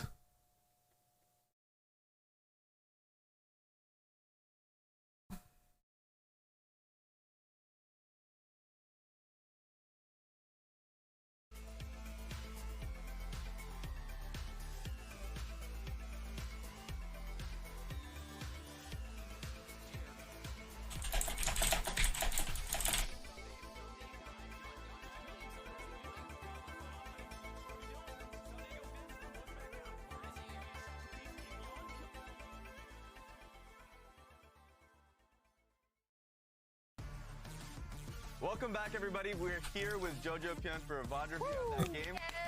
Oh no. Well, congratulations. How did you feel about that last game? I mean, it was kind of a robbery. We shouldn't have won that game, but I mean, we'll take it. So, there's no way we should have won that after what happened. Yo, is he holding a vape pen? To talk about, obviously. So Is he wearing Crocs, by the way? Back in terms of like going through it. So I want to start with what really was Team Liquid messing up, right? Yeah. And you guys, so in this specific play, 37 minutes into the game, Team Liquid has 2 inhibs, and they're just walking at your base. What is your thought process in this moment? You and the team, like, what are you guys talking about? I mean, before Caitlyn flashed, I thought the game was pretty much over if they played well. But after Caitlyn used flash, Yeah. Caitlyn kept walking up like the whole game, and he was kind of, what is it like? He was Like kind of egoing? cocky. Okay, yeah. So we're saying if Caitlyn walked up too much, then we can maybe look since he has no Bro. flash with Maokai R, and we just engage on them. How do you That's think what they happened. should? How do you think they should play this out? I think Nar should be pressuring, go back, like 15 seconds. Yeah. Before the fight started. Like this. I think their setup is fine right now, but I think they should clear these pinks that we have. Yeah. It's pretty hard since I'm poking them, but Nar just goes mid and pressures, and he can look for flank once he has Mega Nar. But Caitlyn should not walk up, obviously, until then. So Okay. I think if Caitlyn doesn't walk up, it's pretty hard for us. So That makes sense. So just like a lot of it is just specifically you think Summit should just be on side, continually pressuring. yeah, I mean the bot wave is gonna come in too. So if they wait a bit, then we're gonna be fucked. Yes. We're gonna have to catch the minions in base. We're gonna take our turret. I don't know what we can do, but we just hope that they would walk up before the minions come, and that. Wow, George Pugh talking like a G, dude. Sweet. Look, I didn't prepare too much on this part of the game because it can get hectic. Do you guys have any questions around it before I Bro, move to the big point? Jojo definitely holding it like a blunt. And then they'd 4-1, and you just get a fight. Why is Core not micromanaging Eon? And I Why like what you is said there, Core not because so just many playing times people criticize AD me, carry? like, why don't you just try and fight? Because like sometimes if trying to fight would be too forced. But Raz, can you go to 26-30? Absolutely. Yeah, and basically just play it like pretty quick. And then Jojo, my question for you is just go like 8x Raz, Yep. because they're gonna get the Baron. And my question to you, Jojo, is like, what are you guys saying when they have Baron? How are you planning on defending this push? I don't even remember, to be honest. This game was a blur. It's too long, but I think we're saying we have. Yeah, they go so far up. I can't remember what we're saying, but I don't know. Bro, I can tell you this much, right? It's like it's kind of a bad question because the comms are just, all right, guys, we're gonna defend, and then you're just kind of reacting to what the enemy is doing, and then if you have like the tempo for it, then like you look for a situation where you trap, but you're just defending. There's no like call. It's like In this game, you have to invite opportunities, and that's it. like what you're Like everyone's gonna be aware of that at this point in the game. You don't need to say anything. stuff like that. I think they It's not like they made a plan. Oh, guys, Yes. Yoon is gonna probably run it down because he's been boosted all split long. So let's just be ready for that moment and win. They'll just let me poke them for free. Yes. At least mid game on the Lux or the jungler or the mid, but they weren't showing a lot, so it's pretty hard for us to play too since we don't know where they are. Yeah. They have pretty hard to engage. So. Mitch, you saw the craziest shit ever. Let me just show you, dude. And it's mostly just like Let me just show you. This is the tweet I made. tracking jungle because this is after a fight that you end up having around Drake. Let me quickly get to you. Fuck, the volume is terrible, guys. I don't know how to edit shit, dude. What is Kate doing, bro? Little bro thinks he's fucking Houdini, dude. Where is he going? No one has ever done that. No one has ever done that in the history of Dota. Crazy, man.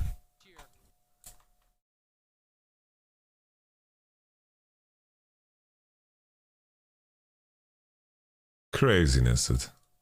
Boom. close. Yeah, it was too close.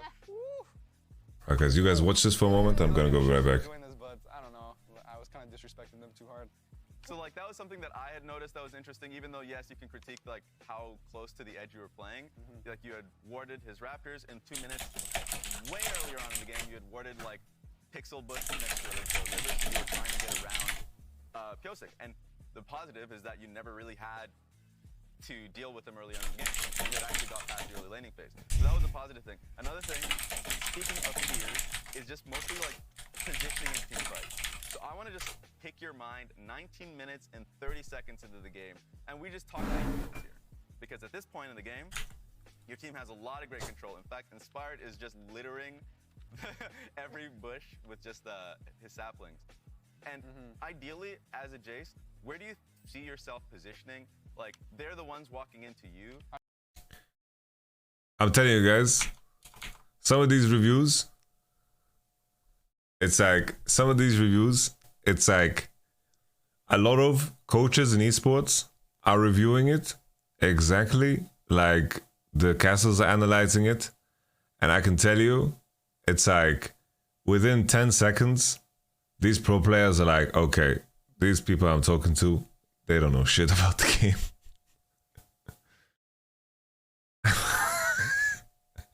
I promise you, by the way. Promise you. Yeah, I'll give you guys some noise. Make some noise. Poker doesn't really matter, but Man's doing with the joint. too, so. You guys see my And the pants, last by the way? point, Look at these. and this is just 21 minutes in. I think a lot of people talk about just like how you play on side lanes. This one, I just want to know what you're, because I found this surprising. So let's just do Fog, right? You push out this side wave. You see Azir top side. Yeah, I mean, we set that Fear has TP, so I can start a fight bot. They don't know where Malachi Karma is too. Yes. So if I push bot and I start a fight, we thought it could be good with Fear TPing, but I think Fear couldn't TP on the wave, so the wave was gone, so you have to TP far away from me. Oh. The wave was not, yeah. And I didn't have a ward. Actually, I had a pink, so I could have pinked, actually. It's probably good, so. So you anticipated this, because for me, I was like, I would believe that Jarvan is topside with Azir. No, I mean, we knew that they were going to be bot side, and we wanted to start a fight, but I should just ward, and I think this fight is much better. Okay, At least that was our idea. Yeah. Yeah. Okay, so I guess since this is like the end of the segment, mostly just questioning like how'd you feel about your performance in the game and the team's performance overall? Honestly, I think TL did play better than us after, you know, what they did. Before what they did, I mean. After that, they just, I don't know, they lost their minds. But before that, they were playing pretty well. So I'm not too surprised, honestly, like even with their score. They've been playing pretty well in scrims, but I think we could have done much more in this game for sure. We could have been more clear in the comms for sure, too. Like me and Someday, we should have communicated better because I feel like we were both thinking about different things and we weren't communicating as well as we should have, so yeah. Thanks a lot. I really appreciate it. We got to learn, kind of like the hectic process of being able to punish mistakes later on in the game. We got to learn your thought process in like playing in a mobile like champ and how you guys want to position in early game and in team fights later on. So that was a lot of insight. I appreciate that. Thanks a lot and congratulations on the win one more time. Thank you. All right, thanks a lot, guys. And we're going to be going to the casters. Of Flowers, Azael, take it away. Thank you, Raz. Thank you, JoJo. Welcome back, everybody. It's time for game number 2 after game number 1 was very, very interesting. So it was a banger. Yeah. Bangers every day. Coming up next, we got Immortals going up against Cloud9. At the very start of the split, Cloud9 was up there in the conversation with FlyQuest for which team's at the top. FlyQuest has clearly emerged as the #1 squad, but Cloud9 is definitively also one of the others up there around that A tier compared to the S that is FlyQuest. And for Immortals, they're still trying to prove themselves, get themselves some wins for a team that a lot of people are saying is very good in scrims. Yeah, absolutely. I mean, they have inverse win rates right now. It is 2-5, 5-2. Yeah. Cloud9 going to be trying to keep pace with teams like we just saw EG win. You know, EG just moved to 6 wins, right? So they want to keep within striking distance of FlyQuest here, you know, within that top end of the table. And Immortals, I think they have shown, you know, some bright spots for sure. Yeah. But they've definitely been struggling, I think, to find their like kind of consistency and to find, I think, the clear way that they want to play the game, right? There's some different ideas, it feels like, that they have about how to actually approach the game. So I'm going to be interested to see if they can kind of really develop that and develop a style that they want to consistently go to. Because, like, for me, I think they've just looked better when they just unleash Kenby. Like, this is a guy who made his name playing carries, right? That is how he got into 100 Thieves Academy, how he got into 100 Thieves Amateur. Like, he was known as, like, a Graves guy, as a Kindred guy, as an aggressive player, a Kane guy even. And when you're actually taking that sort of a player and then you're just putting him on tanks and whatnot and having him play a supportive style, I think you're kind of hamstringing him, and you're really limiting a lot of his uniqueness and his strengths. So I would like to see them play towards that. It feels like those are the only games that they're really winning are the ones where Kenby is actually on carries. They won one game with him on Kindred and one game with him on Graves, and they've lost every other one. So to me, just play to your strengths. Don't worry about what the meta is. And part of what I've heard about this team and why they're good in scrims as well is the fact that they're willing to pick more bizarre things. They're willing to deviate from the meta more and sort of make you scratch your head and say, wait, what do I do with this? And I want to see that creativity. I'm always somebody that hates really stale metas to begin with, but especially if I hear these whispers, these rumors of a team, I want to see what the reality behind it looks like. Well, and it's so funny because I'm like, oh, their only wins were on Kindred and Graves. They should play that, right? Cloud9's research is very clearly, we don't have to ban the meta. Let's ban the player, right? Just ban what they're good at. Exactly. So they're just going to be able to try to shut him down with the bans. This puts more pressure on other players. Other players on Immortals have to step up and be that real carry threat. I think at times, Revenge has really showcased some of his strengths, but I think he has had trouble transitioning leads that he gets into winning games. That has been his struggle that I've seen on stage. And Tactical, while we know he can be a really big win condition for the team, he also has a propensity to make mistakes and to throw away advantages at times. He hasn't found that consistency to really be that true kind of shining star. I mean, everybody always remembers the double lift tier list joke of Tactical's either S tier or he's F tier, depending on what day it is, because the consistency varies so much with this player. His highs are incredibly high, but his lows are equally low. And so if they can find that sort of consistency you're talking about, I think they'll feel a lot better. It's Jace, Caitlyn, Elise, Kindred, Graves, and Varus all banned away as the Ashe is first pick for Immortals. It's the Maokai and Zeri response from C9. It's so funny because I said, like, Kane was the other one that he was known for, right? And if he actually locked it in, that would be pretty hype. Probably not going to get it, but I would still like to see him playing carries, right? Enable him in that way. I feel like we're going to get Vi, maybe. Sejuani is a strong pick, and he's tougher in it, so we are going to get Sejuani, unfortunately. I don't think, this is, like, a bad pick. It is a strong pick in the meta, but I just don't necessarily think it's playing towards his strengths. What I will say is that Revenge loves playing melee carries top lane, and that does facilitate that very, very well with Sejuani, so maybe they're going to look towards that sort of a style. With the Ashe, it's almost guaranteed to be support. That's almost exclusively where we've been seeing it. I want to see what the pick is. If they go with Sivir, you're definitely going to have a lot of wave clear. You are going to have push, but it's not like an overwhelming amount of poke by any means or anything like that. So it feels like a little bit disjointed. I feel like, personally, I have liked all in C9 bet. When I've seen Ashe support paired with other champions that can poke and really kind of, more go for, like, do you guys think that the mods can win this game? PvE, which is how I see Sivir.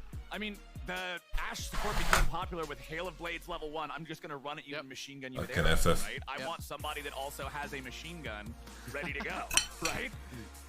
You bring Sivir will have one. Boomerang, you just have to give her 45 minutes, and then she'll have that machine gun. She's got to go buy her machine gun. Yo, KC1, let's look at the game tomorrow together. It's lovingly handmade. It's not like you're not ordering that machine gun from Amazon. It's coming from Etsy. You got to chop down trees to build it. I need 600 wood planks. Yeah, exactly. It's going to take some time. Unlucky. But we do have the Zeri Lulu combo drafted as the response to it. Generally, when you see Zeri, if Lulu's available, that's going to be the pick ever since Yuumi was deleted from the game of League of Legends circa 2023.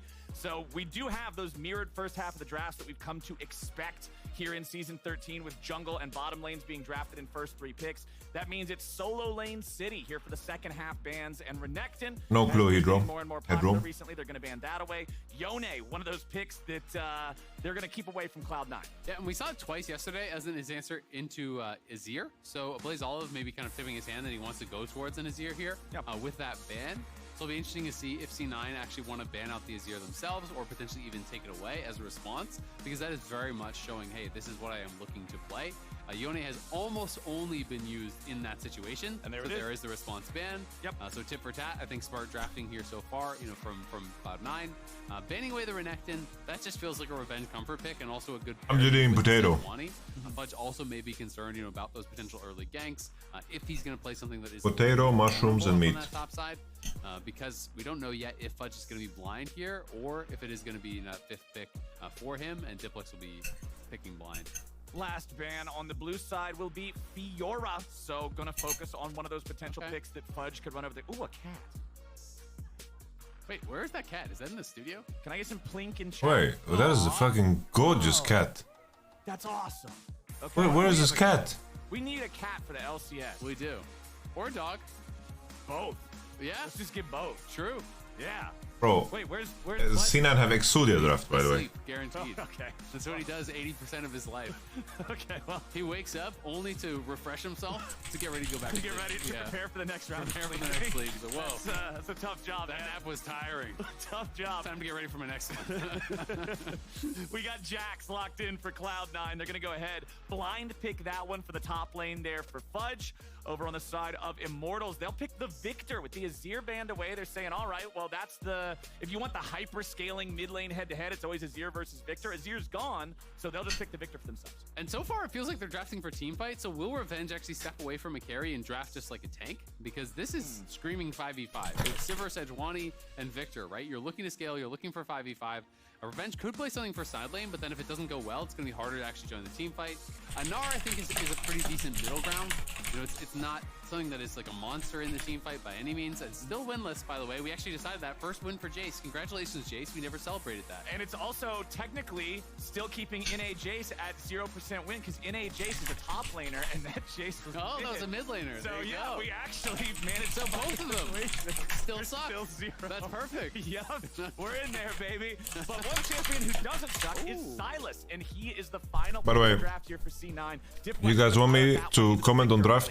Yeah, and people always This talk is about literally Alistair on the other team, Exodia. Alice, but Gnar This is the very easiest spooky C9 as win well. I've ever There's seen. A nasty amount of damage that can come out from that. But like, Come on, man. I can't believe, Come on, man. bro, I barely Else, watch great. North There's America, a dude. lot of really good ones. Basically everything except And Sivir. And even situations I can tell you, where Sivir could be useful, if this is the but outcome, Ash Hero really, and I'm really playing against showed C9, called off work. Let's go. We love to see it. honestly, Way to just show next up. it.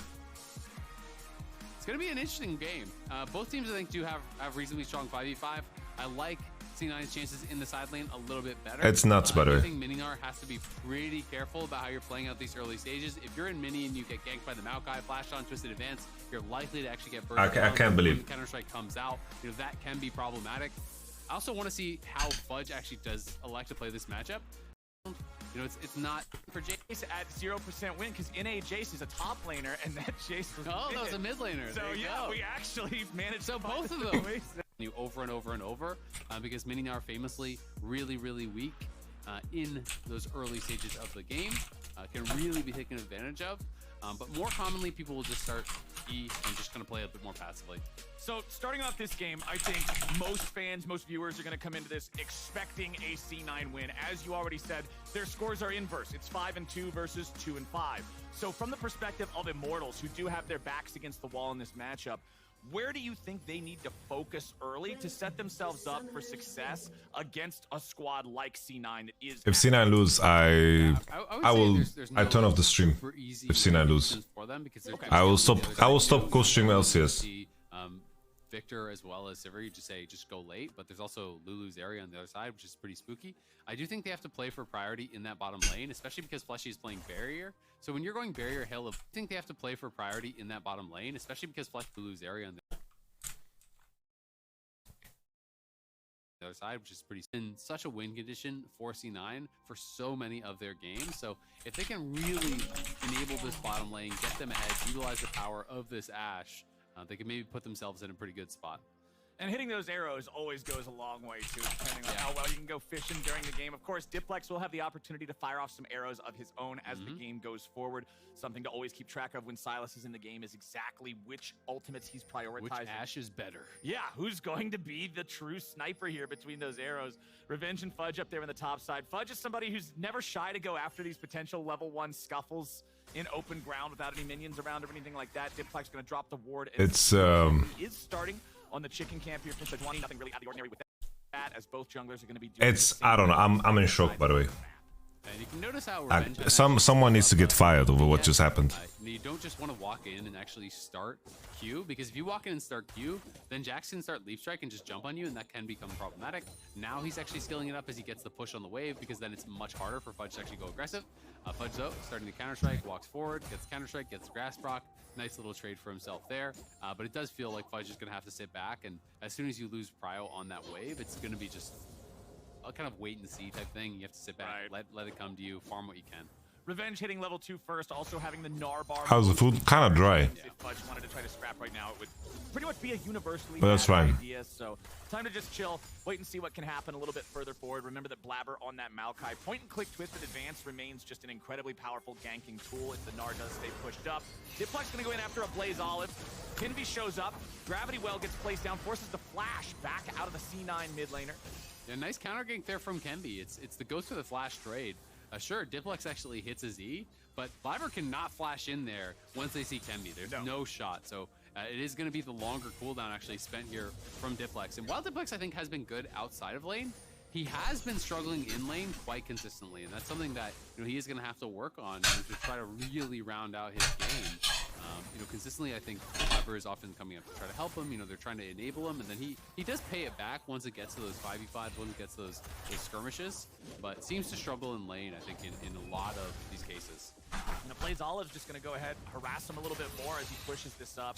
Just guarantee that you're getting the maximum value out of that range versus melee matchup here with the Victor into Sylas early on. And with Diplex half health, almost no mana, Sylas isn't a champion that has incredibly cheap mana cost. This is freestyle YouTube angle. Go ahead, head back, grab yourself a Doran's ring, teleport back. Danush. Fresh resource bars ready to go, refillable potion also. Real Danush. More sustained. Blabber still hanging around mid lane here. Walks forward, drops another. I was actually eating. I didn't see what happened at one. Bottom side, Fleshy getting run down here by Berserker and then Berserker. I'm good, Danush. How are you, brother? The barrier of Fleshy. So overall, better summoner spell trade for Immortals, but Fleshy is so weak he has to go back. It seems like you guys starting off slow is paying off big time now. Berserker and Sven are going to maintain control over the bottom. Yeah, he will be back to base. And it's not even just the length of the summoner, though. It's the fact that it's Berserker's flash. That is actually, much more concerning.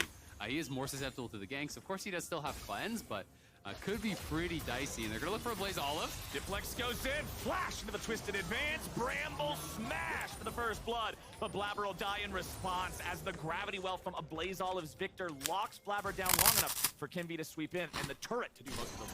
And Diplex actually be careful now, because he could potentially get killed off there by Kenby, but his wave is screwed. Like, look how many more red minions there are, so he can't actually fully leave. All those range minions will hard push into his opponent, so he wants to bounce that. I raided At the very least, he will reset the snack cabinet, and I found knoppers. So not too bad.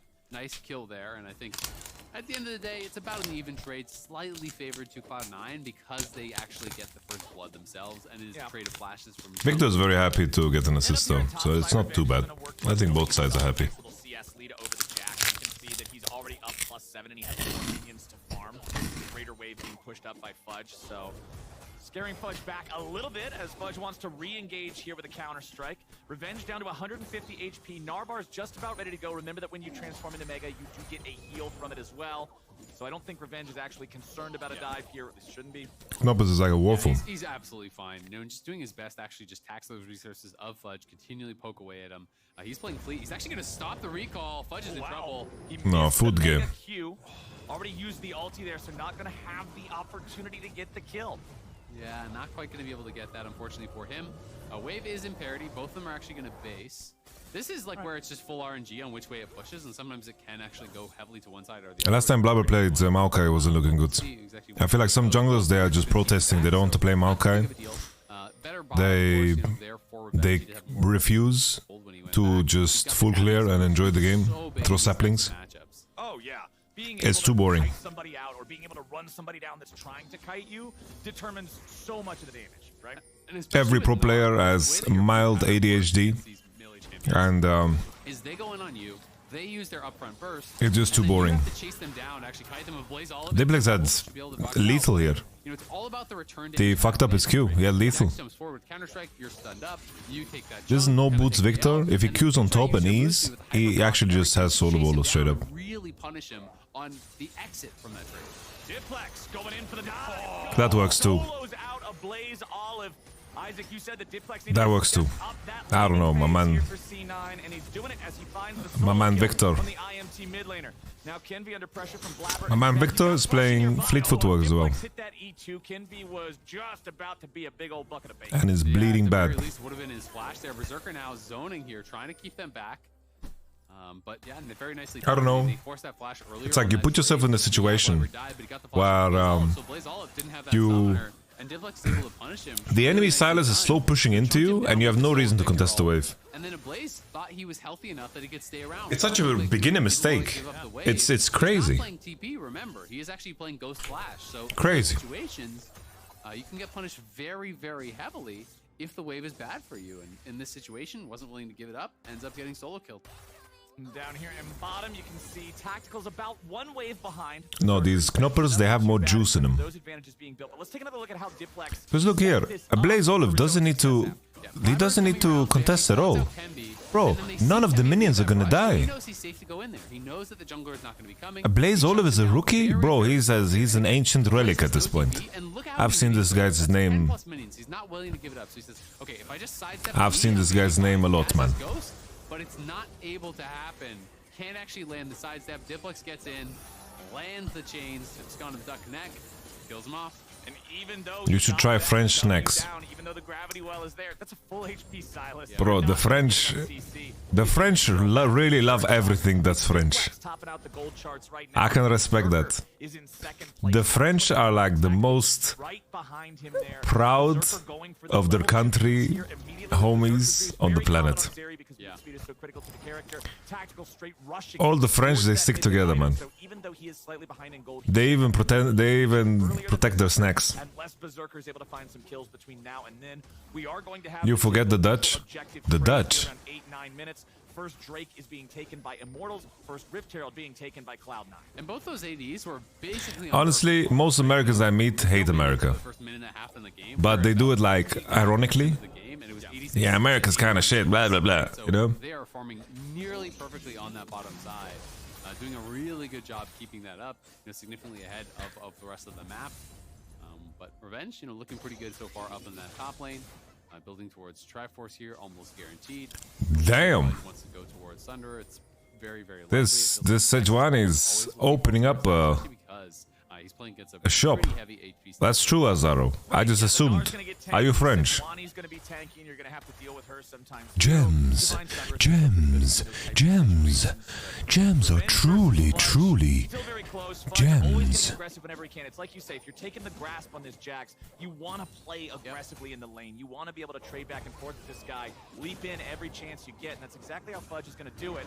Revenge slamming it back into the wall, goes for the wallop, but Blabber is here to shadow his laner, make sure this can get shoved up, try to get it back. If that arrow would have Yes. hit, Revenge would have been able to find a kill there. Of course he I'm French. almost certain of it. Fudge can walk it off, but now they're ready to try to turn it around back on Revenge, who ends up having to spend his flash there. If Kenvi can Okay, get something, Kenvi. it'll be This is your worthwhile. moment, Goes Kenvi. the ulti flash out from Blabber. So Summoner Spell for Summoner Spell back in mid. Diplex versus a Blaze. A Blaze getting the better of him here at the Blaze start. it, Michael. Flash Blaze it, Summoner Michael. trying to help him. Diplex still Immortals. Back up in the top side. Kenvi but Sven has given the wild growth over to Blabber. Kenvi escapes back to the court. He won't be killed, but a lot of attempts from both sides all over the map. Yeah, very, very strong. This fight, it's only 4 kills here.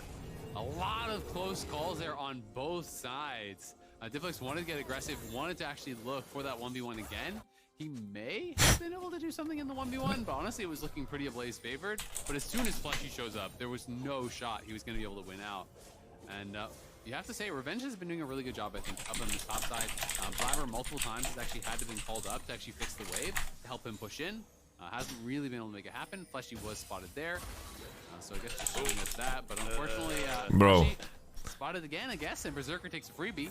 Yeah, Berserker, you can see he used the cleanse. The game's over. Enemy, why? Imagine being like 2 and 5, and then you're like, yeah, let's give Berserker a good fucking Zeri Lulu angle. You have no damage compared to that Zeri, you know, in an extended fight. So, My man. unfortunately, he's gonna be an easy kill there for Berserker, which is really not what you want. And yeah, he just walked in. There's a ward in the Pistol Brush, spotted by this ward. So Berserker just waits. Season coming over. Ashe all cleansed out, and yeah, there's no need to use barrier. No shot you're gonna live. They even had the stolen. It's Flash Eye. Trying to fire it out and make it even easier for Berserker to do that. But even though it doesn't connect, Berserker still picks up his first kill. What's the count on the Ashe arrows? I think we're at 0 on both sides. Yeah, they're Battle for best Ashe. Battle for best Ashe rages on. It continues. 0-0 goes like I'm eating knoppers. Soccer game. Yeah. I can say that because we're the NA region. Okay, let's see what Revenge and Fudge can get into up here still with the Gnar versus Jax matchup. It remains about the same as it has the entire time. Fudge trying to play aggressively, Revenge having a small lead in terms of the farm. Yeah. Yeah, I think he's done a good job in terms of pressure, though, and especially when you consider that Maokai's been up there a couple times. He has been, you know, doing a good job, and we'll see if Jackson kind of take over in those later stages. Well, British cuisine is kind of bad. He's gonna drop Herald mid, get some more gold there. I'm new to Pro League. Is this how the bot lane match is supposed to go? I don't think so, my friend. Neither jungler has really gone bot at all. It's been kind of both guys just turbo farming it up. You can see they're both past 10 CS per minute.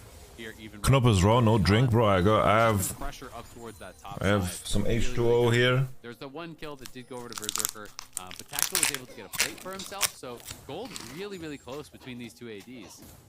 Very, very important for Immortals if they want to be able to keep up with Cloud9 once we get into the mid-game. First Drake of the game did go Immortals' way. Remember, we had that handshake on neutral objectives with Cloud9 taking that first Herald. 45 seconds from now, our second Drake is going to spawn, and it's going to be right around the time that plates fall. The thing is, more importantly, it's like, become unleashed. British food is whatever, but you can still get really good, like, we'll see if they do. You can see that Cloud9 is starting to you can get like insane Asian food. You can get insane African food in the UK, man. Indian food, dude. This is going to become really obvious right now. When you see the red buff is up, and guys, the 20 is not I realize now why he has double Kindle Gem. It's because he wants to rush Warmog's armor, and the Kindle Gem allows him to proc it. Oh, that was close. I like that attempt from Tactical. Yeah, really close. You can tell Blabber got a little bit nervous. He forces out the smite. Yeah. And the smite, he doesn't actually have a second charge up, so he won't have smite for this on spawn, but he is going to start it up. His smite likely will be up by the time he would need it on this. 13 seconds left on the cooldown, so yeah, it'll be really close. Not quite. Have you guys ever had pepper soup? Pepper soup and palm wine? Jesus, guys. Walking up as they were getting it low, so still works out fine. No real consequence there for C9. Drake's tied at 1-1 means no real stacking chance, no opportunity there. Kimtech Rift means those super crazy mega-powered plants that can knock you a million miles away with a blast cone or give you the extra healing on the honey fruits. And we talked a little bit about the honey fruits and how those can British breakfast is elite. Last game. Yeah, some beans and a cigarette. Can make a really big difference. You know, if you're actually getting control, you spend your resources to chunk someone down, then all of a sudden they just walk into the river, grab honey fruits, walk right back. Now you're the one who's actually really being pressured. And Fudge yo, with this fucking Fudge casually 1v2 trading like this. Fudge is he? Food gear. Blabberoni. Tactical. It's a double kill over to Fudge. It's a triple kill over to Fudge. Spin that thing all the way around. A triple kill for Jack. I have to say though, not what IMT wanted to see. What happened mid? Why is the Blaze Olive 1v2 in mid? Teleport, and that's what that fight was all about. Diplex had to give his life to actually stop it, but he stops the Gnar from being able to come in. He loses the 1v1, but you almost don't even care because sure, he dies on the top side, but Jax has a triple now. He's it's like starting the day with like juice is such a grief, by the way. How do you like your eggs scrambled? I'm not sure if it was in tower range and that's what skewed the 1v1 or if it but if someone else is making it and is really good at it, then omelette. Yeah, hopefully we can get a replay of it. Check out exactly. Scrambles is just so easy to make. But I agree with you. You take that play 10 times. No, the Sejuani double Kindle Gem is legit, guys. It's the Warmox ammo tick. Top laner that could become an absolute menace in the mid game. And it just seemed like Tactical and Fleshy weren't really respecting. Yeah, orange juice, apple juice, all of these juices are delicious, but it's very bad for you to drink it in the morning. You're getting fucking insulin shock. It has so much sugar. That one landed. That Ashall landed. You should isolate your meals. It's like what I try to eat for breakfast is fats, A hit's a hit. There wasn't much aiming involved, but we're fats and protein for breakfast. I've played solo queue. Bro, I eat pumpkin seeds, I eat Greek yogurt, eggs with peppers. Bro, my eggs with peppers. And you put your hand inside it and you drop it. You just drop it in. I mean, hey, it still made it into the trash bin. Very nice. Oh, come on, bro. But I always wait like 1 hour before I eat. In the bucket. Then I drop my pre-workout Kimby swoops in, with Blabber ready to fire and off then the rock and roll ulti. my team. They're not really gonna find a lot here. Arrow hits from all the way down in mid lane. All right, Fleshy with a nice response. But Fleshy. no way for Immortals to follow that up. They can't Here engage on comes the back. money. Money, money, money, money, money, money, money, money, money. Brought everybody to the party. Wow, Berserker carries those guys. First turret falls. Blabber wants to stick onto Fleshy there, but he doesn't have the mana to keep the chase going. Oh, Maokai. Around long enough to try to push this up a little bit further. Maybe get a second charge. One onto the tier 2. Try to get this lead even further ahead. Already 3.4. Bro, the other day, there was this dude. Collides. He was at the gym. He had like this Steel Series Siberia V2 headset. And my man was drinking a Red Bull while at the gym. I was in shock, dude. He had Steel Series Siberia V2. The microphone still plugged in, dude. And he was drinking a white Monster. Sugar-free, baby. Sunny Bob. Thank you, Sunny Bob. A white Monster, not that bad pre-workout. I'm not so sure about that. I have no clue. I make my own pre-workout. And they're trying to hold their ground on the tower. It's just so risky. Like maybe if Tactical and Fleshy got there a little bit earlier, they could have turned it around, but it just didn't happen. No, Blabber's gonna go down here into bottom lane once more using the I hate Monster. I think Monster's disgusting. Who thought it was a good idea to make like these fucking half-a-liter cans, by the way? It's like, are you supposed to finish this? You're supposed to share it with your whole family. Half-a-liter can, dude. uses the ulti himself. Chaos Storm will tick away onto Diplex's health bar, but unfortunately, just getting hit by both parts of the queue. Fucking hell, man. By the time you... He has Kimby nearby, so they should be able to still take the tier 1. Bro, by the time you finish the Monster Energy drink, your heart rate, your heart is pumping out of your chest, coming out of your mouth, and then your teeth are rotting. It's like Monster Energy, the regular one, it tastes like shitty grape soda. Disgusting. What was your first message? Wait. Peak EG days was 2-3 monsters, 4-5 cokes, and 3 stellas. What the fuck is a stella, dude?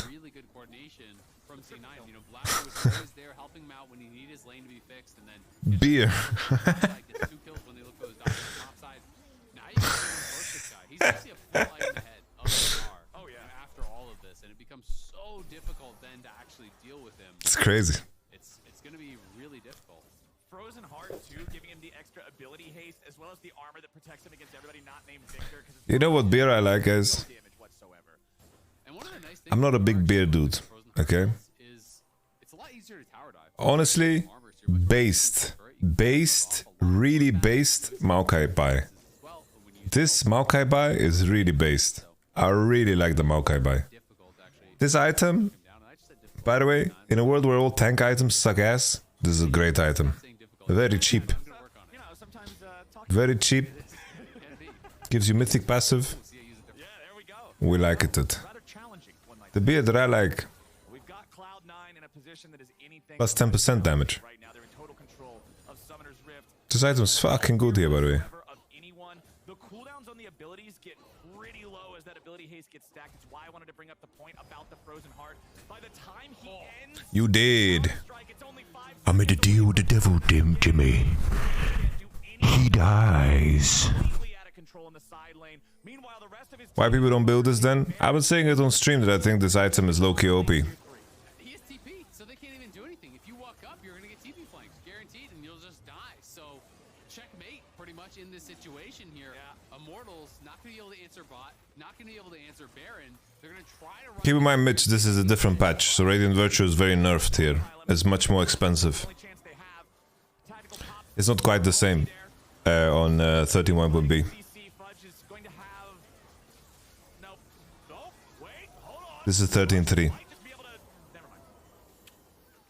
It's close. Never mind. They're I almost thought for no a second he cooldown. was going to try to get all the way away, but then Guys, we secured Nash. instead tried to fight it out. Yeah, he didn't have the leap strike. Yeah. I think what he was hoping is that he could turn, threaten them for a split second, and his leap strike would have been back up again. He'd just use it on his pink ward, and then leap strike to the loop, right? And then get out that way. I think that was the thought process.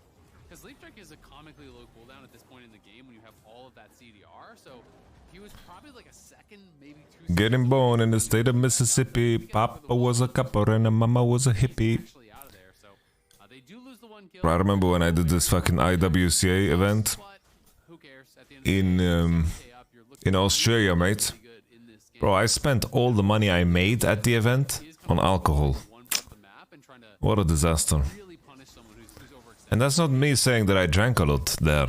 It's just that it was fuck expensive. And then in Australia, man, they drink every day. Quietly farming away, it's gonna be really difficult to deal with. What are they doing, bruv? Yes, we're not even at 23 minutes, and he's got a Lulu behind him. What beer do you like? The only beer I enjoy is Interesting this is like the most he went with the even shroud, so it's kind of the support engagement this is the most basic shit ever, by the way. I like Heineken after you and I like Corona. And it better be cold. immobilizes. Yeah, so it's any immobilize. So your root, you knock him up with And that's it. like that, your ulti, I don't drink beer that much. more burst damage, and he's just really facilitating his carries. He knows this game is not about him. Well, we've got the teleport showing up down here in bottom lane for Fudge, who will lead the charge. And there's the follow-up from Blabber for some of the CC out of the Maokai ulti. Fudge dropping the counter-strike on top of everybody, but he will be killed. Immortals are able to Yo, Foodge, what are you doing, bruv? Fed player on C9 and take him out. Ever tried the Guinness? Managing to achieve I'm not a big fan of... down on both the tier 3 turret as well as the inhibitor here in the bottom lane. Berserker is still alive. Okay. Zeri time. He flashes forward into the ulti. Oh, another penta for the boy. Or he should be Please. able to get just that. He'll pick up 2. And for the Corona with lemon, Corona with lime. heal. Unfortunately for C9, the other waves are nowhere nearby. They can't push this forward into any other leads, and now they're going to recall. Yeah, they're gonna recall. No, the cider, the Somersby cider is dank. Away, if not for that slow coming through, if not for Somersby, heter den Somersby? flashes being available, he would have been able to clean everyone up there. That got really scary. But Fudge just simply put Yeah, Somersby. in this situation. He's feeling himself. He has 3 items. The enemy top laner's only on 1. You know, I think going forward here, Vodka soda? but then going forward again becomes a little bit much because you look how far Nah, bro. Berserker. If Berserker is there already autoing, but Berserker is a full screen away. He's not even able to actually hit during that. Yeah, Foodge wanted to go home. He is actually segmented off. So when you get that far, Let me tell you guys. where their backline can hit you, but your My experience is, the more expensive the wine is, the less I like it. C9 though threatening it all in here again. That's where I'm at. They're only going to find Bro, I don't want my liquids to be dry. C9 just does not quite have the gap That is... in time. That is like a minimum for me. Sends Lulu to go I'm not gonna drink a liquid that is dry, dude. everybody the ability to What's up with that? recharge behind those roots. A CBA. Unfortunately wasn't enough right in this situation, but the third Drake of the game for C9 is Dry beverage. up, no contest. Immortals are at the point where they need a Cloud9 mistake. This This is a dry Sauvignon Blanc. For the sir, we have open bottle in the back. This open bottle is 40 euro glass. You can take bottle home after 300 euro for your good price. Got a lot of wards, right? There's a ward. 40 euro, bro. There's a ward right here that was covering him. I can buy like a little fucking wine bottle for 2 euro at Edeka, dude. He has full information. And I'll have way more fun with these 38 euros I'm saving. Unlike things like Fiora, you really can start to be a beast in those team fights. You kind of just need CDR. once you get the levels under your belt, once you get the CD, Crazy. he's an enormous amount as you're highlighting. It's very difficult to actually get away from this guy because in the early levels, he leap strikes on you, you dash away, or you flash away, and he's kind of just stuck, right? At this point in the game, he's just jumping forward on you constantly here. It's a 3-second cooldown on leap strike. You're not getting away from this guy whatsoever. That's a little oppressive. Immortals being forced No, like something that I do like though is just Jin. Like not the champ. he has to get back away. He Oh, Diplex. as Diplex is going to be focused next. C9 The way C9 are playing these fights is a lot in terms of their health. reportable. And it is worth mentioning that there's no true frontliner here on the C9 side. You know, Blabber went Demonic Embrace into Even Shroud. He's going for Redemption third. He's not a full tank. No. Jax is a tanky build, but this is not a Scion by any means. He's got a Shojin, you know, and a Sunderer. Sure, he has a. They want to go to the beach. But they have no C9 just want to go to the beach. Victor are always going to be threatened, right? And when Death Cap is actually completed here, when the third item is completed for Yeah, this is- it's going to be an LDR. They are going to have a significant amount of damage here that they can actually put in on these frontliners. So Fudge still has to play these lanes out well, still has to play out these team fights very, very well. Because if he does make mistakes and missteps, you're going to get burst down. Well, Fudge and Berserker will take away the enemy blue. Why not give a little bit more ability here? Holy fuck, my Twitter is so dead. 2.8 seconds. I should just stop tweeting altogether. I think Twitter really dislikes that I've only post links. Control over the map. You would expect And then when I finally tweet something, it's like it doesn't show to anybody, by the way. rush, and there's Twitter really doesn't like that all I do is post links to my content that takes you to TP in if he needs to. off the site. Using his teleport on a ward behind Immortals, seeing if there was an opportunity to flank. Honestly, Twitter is fucking useless, by the way. It's like you don't I can't monetize it. I can't monetize it at all. Yeah, they're trying to get the TP at the very least. So I really don't give a damn. Prep is Meganar, and now he's going to TP in. So my Twitter is completely useless. But now they're ready to counterattack. Here comes Fudge. Jumps in, finds the stun on 3. They've already killed the enemy jungler. They've already killed the enemy top. They're gonna stop anytime soon. Berserker damage understanding. Blaze Olive has to try to kite it out. The ghost might be able to get him away. But Alright, bro. We don't need to know about your porn Twitter timeline. kill back to Fudge. And Blabber wants to run down the last man of Immortals. I had to mute Elon, dude. Elon... I don't mind Elon. I'm not some Elon hater, whatever. I don't care. Okay? It's like... When people tell me, oh, Elon is just... It's like, bro, which billionaire are you comparing Elon to?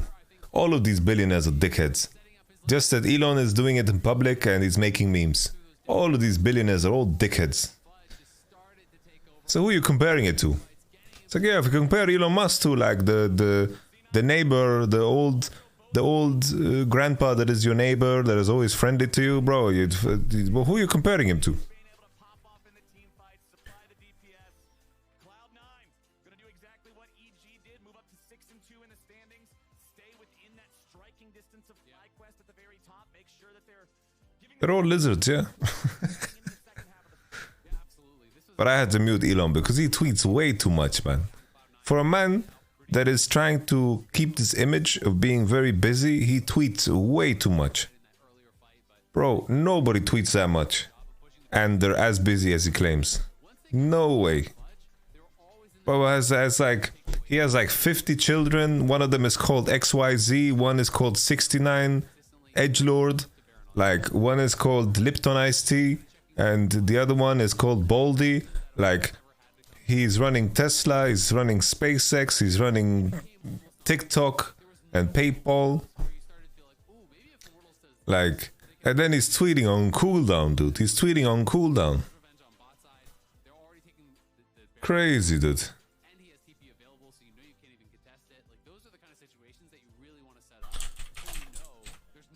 I had to mute him. I had to mute him. It's so funny, by the way. It is way too funny that if you open up Elon Musk's page, you might like Bill Gates. That is crazy, dude. Absolutely. It's been a strong season here for Cloud9. And we saw Berserker. He's always that threat in the later stages of the game Bill Gates, now that's a lizard right there, dude. for Cloud9. You know, being Bill Gates is a lizard. very high level. That's how Bro, Bezos is a lizard. Bro, all these billionaires are lizards. Zeri Lulu is that kind of ticking time bomb. When you have those champions, you know, Okay, let's just see this tweet frequency, okay? February 15, okay. 41 minutes. Bro, he's just stealing memes. You think he sat down and made this meme, by the way? No way, dude. There's no way. He stole this meme. The amount of solar energy received by Earth could power a civilization over 100 times larger than ours. Wow, that's a great tweet. So he's tweeting about StarCraft 2. This is the Queen of Blades.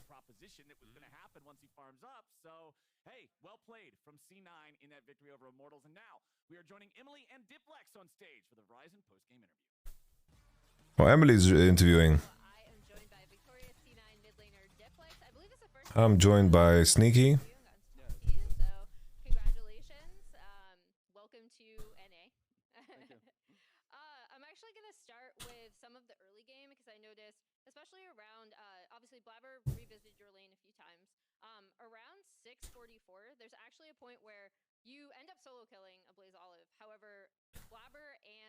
No, I don't mind Elon, but mute. That's okay. That's me. Maybe just the... Maybe like... Udusov. Bro, am I clicking this?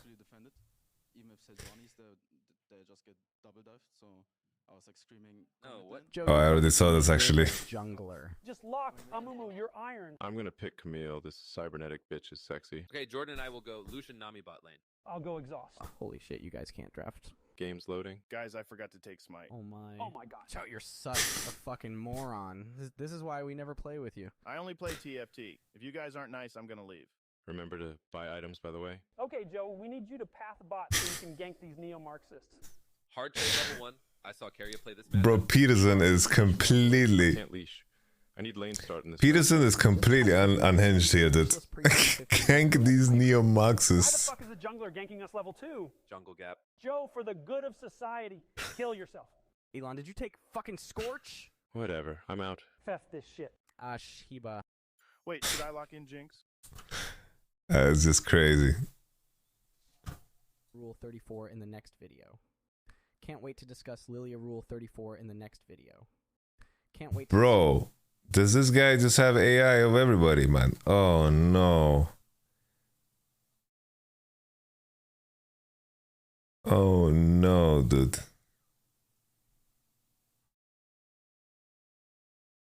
Oh no. I hope that never happens to me. I'm just gonna fake my voice from now on. This is how I talk.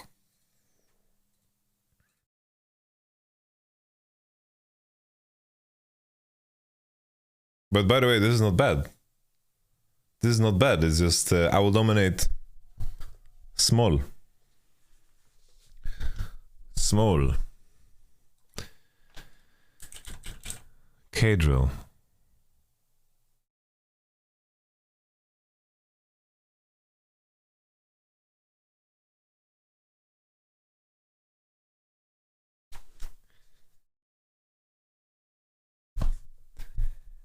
Let's be honest. Let's be honest. There's some fucked up shit in here, man.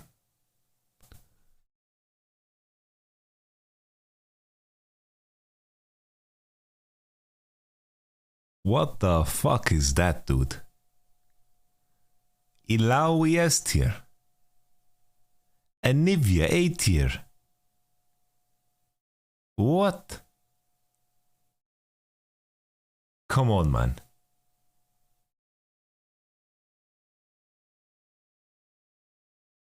Nami. Bro, Lilia. Lilia.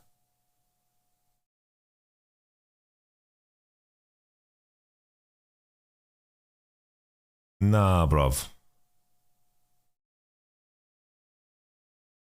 Nah.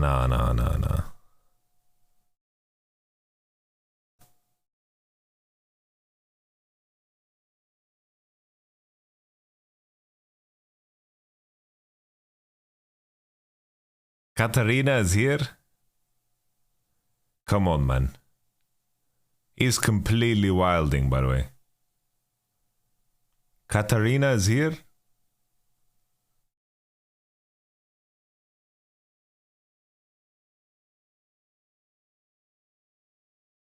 Katarina, Sona, Riven.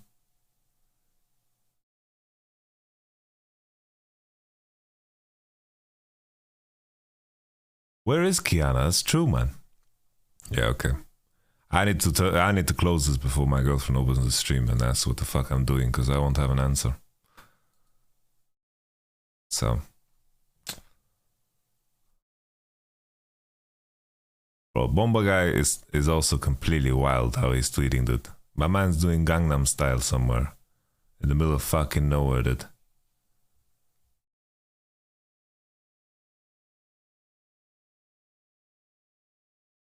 Fuck it, Graga's backflip. Most normal New York citizen. Did he just take a picture of a random dude? Like, how mentally... He just took a picture of this dude sleeping in the subway.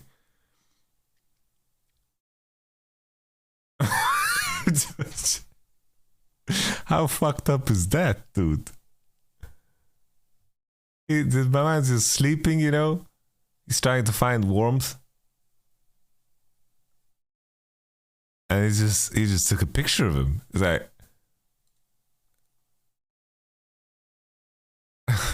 Bro. That's so rude.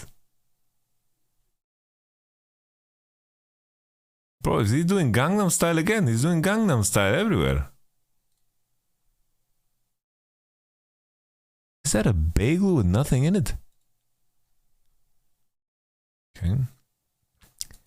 Graga's Bluetooth auto attack. What does this even mean? Bluetooth auto attack. He's doing Gangnam Style again.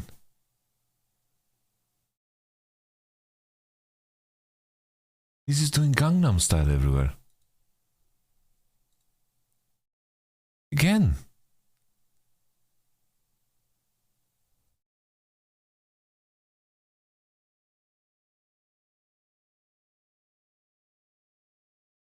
What does this mean, by the way? Why is it doing Gangnam Style? Bro, what are these comments, dude? My man's gonna get incarcerated. Don't Bomba, please, I beg. Thanks, Khalid. I won't do it now.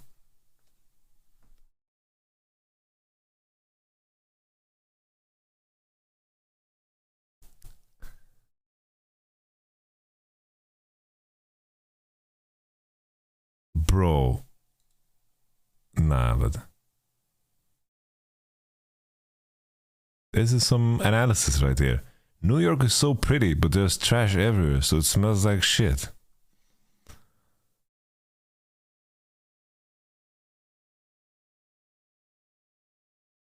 Obama?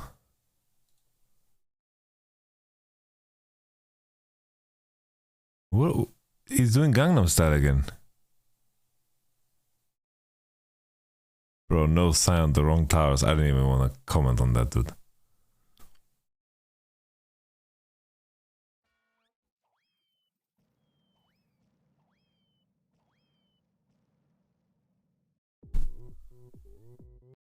It's actually Gangnam Style. It's confirmed. He's actually Gangnam Styling.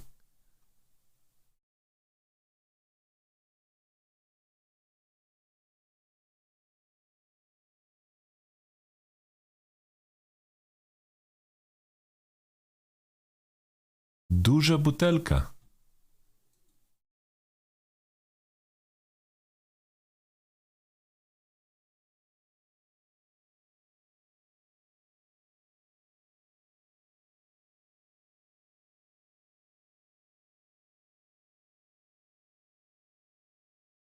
Bomba in Texas.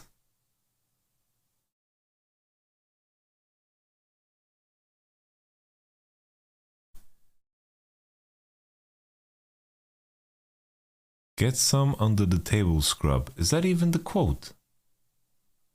That's not even the quote.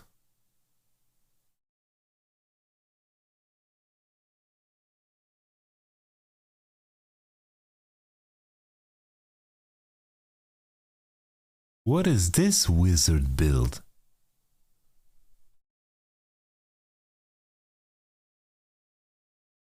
Cosmic. Radiant. Huh? Looks like Yossana. Can I get a draft or what? Like, what the fuck is happening?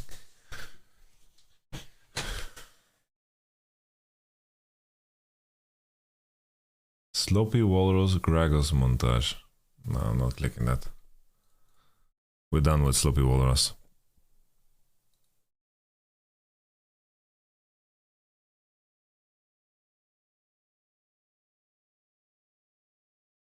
They don't get it.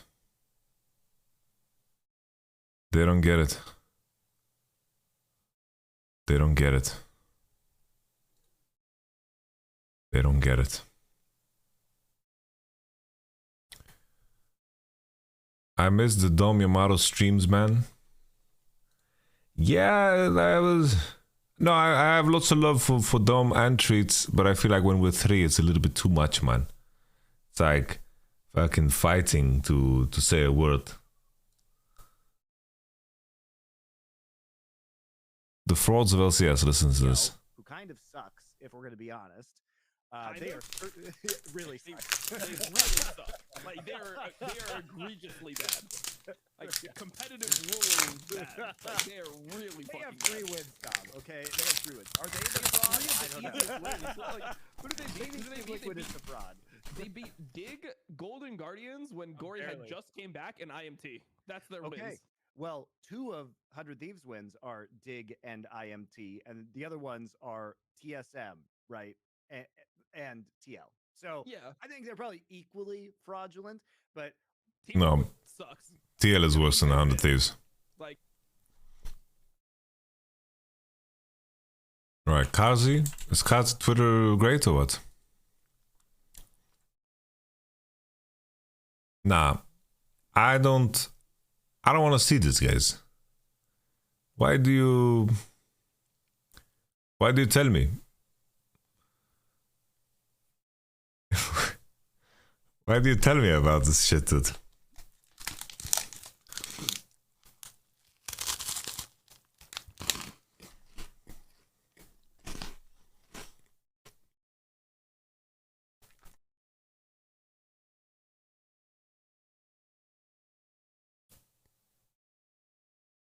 Shaved my pelvic area. I hope you really Jack Spectra.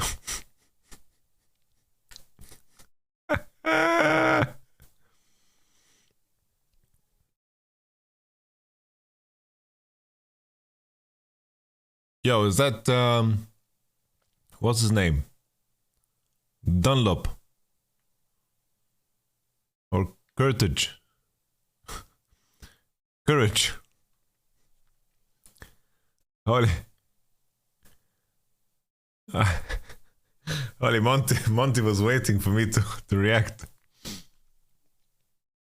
TL had lower expectations, less fraudulent. I honestly had higher expectations of TL than 100 Thieves. I got pretty gassed up thinking Summit and Code JJ, you know. But Jack Courage Dunlop. Dunlop.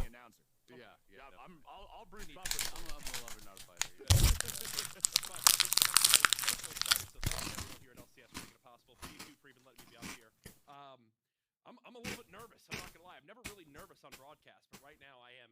I'm definitely scared. I mean, you're a vet. You've been casting Fortnite. You've been casting Call of Duty. So it's gonna come right back to you. It's like riding a bike. Easy peasy. We'll get in there. Wait, my man's casting. And I'm already impressed with you because you are the first guest. Oh shit, my man's shirt. Every other guest caster that we've had because you are. My man has such a nice suit, but look at his shirt, bro. There's fucking Moses. Moses is making a path for his people to escape the pharaohs, dude. The first guest caster, because I have offered it to every other guest caster that we've had to let them take a play-by-play for a. Kurt used to be a codcaster. He knows what he's doing. All right, all right. Actually agreed. I can't wait. Trust me. That's a Chad play. I'm not worried about that at all. I'm most impressed right now. We have and I'm hoping CLG keep it close.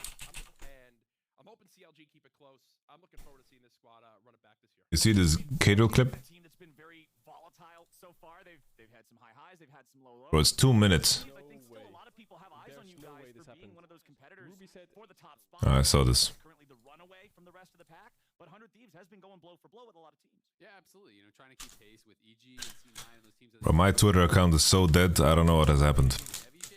I think I post way too many links. I think Twitter just hates me posting links.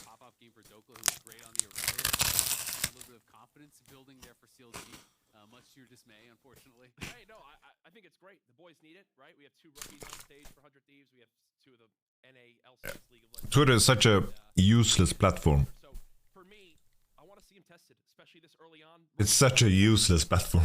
Right? I think for most people, a 4-3 start for 100 Thieves, especially with At least, I'm hoping the promises of us being capable of monetizing our Twitter accounts. And if you say anything, people call you a bigot. Yes, there's no point using it. That's why I completely gave up. It's like, by the way, I paid $8 a month because I was curious if there's going to be a difference. No difference.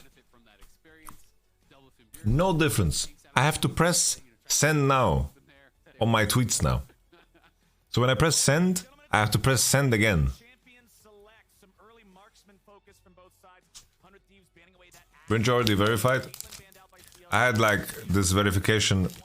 This person may or may not be blah blah blah.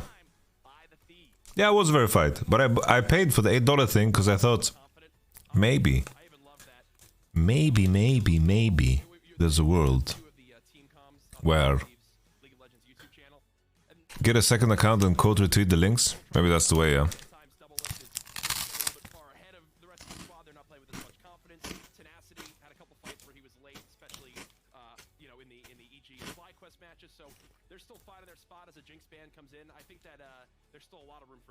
Holy courage with the knowledge, man.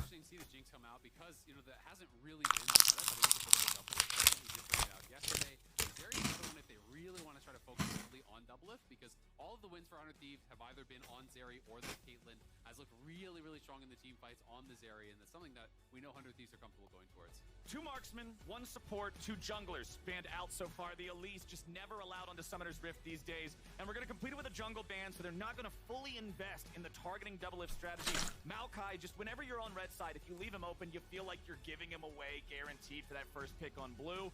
Over on 100 Thieves, there's all the options in the world for them to go for. Lucian, Nami, Zeri, Lulu. For a couple of different champions, it would be fun for him to play, but picking a first pick Wukong. First in the draft is pretty much unheard of, so I'm not falling for the bamboozle here just yet. Instead, it will be that Zeri that was left open, locked in for double.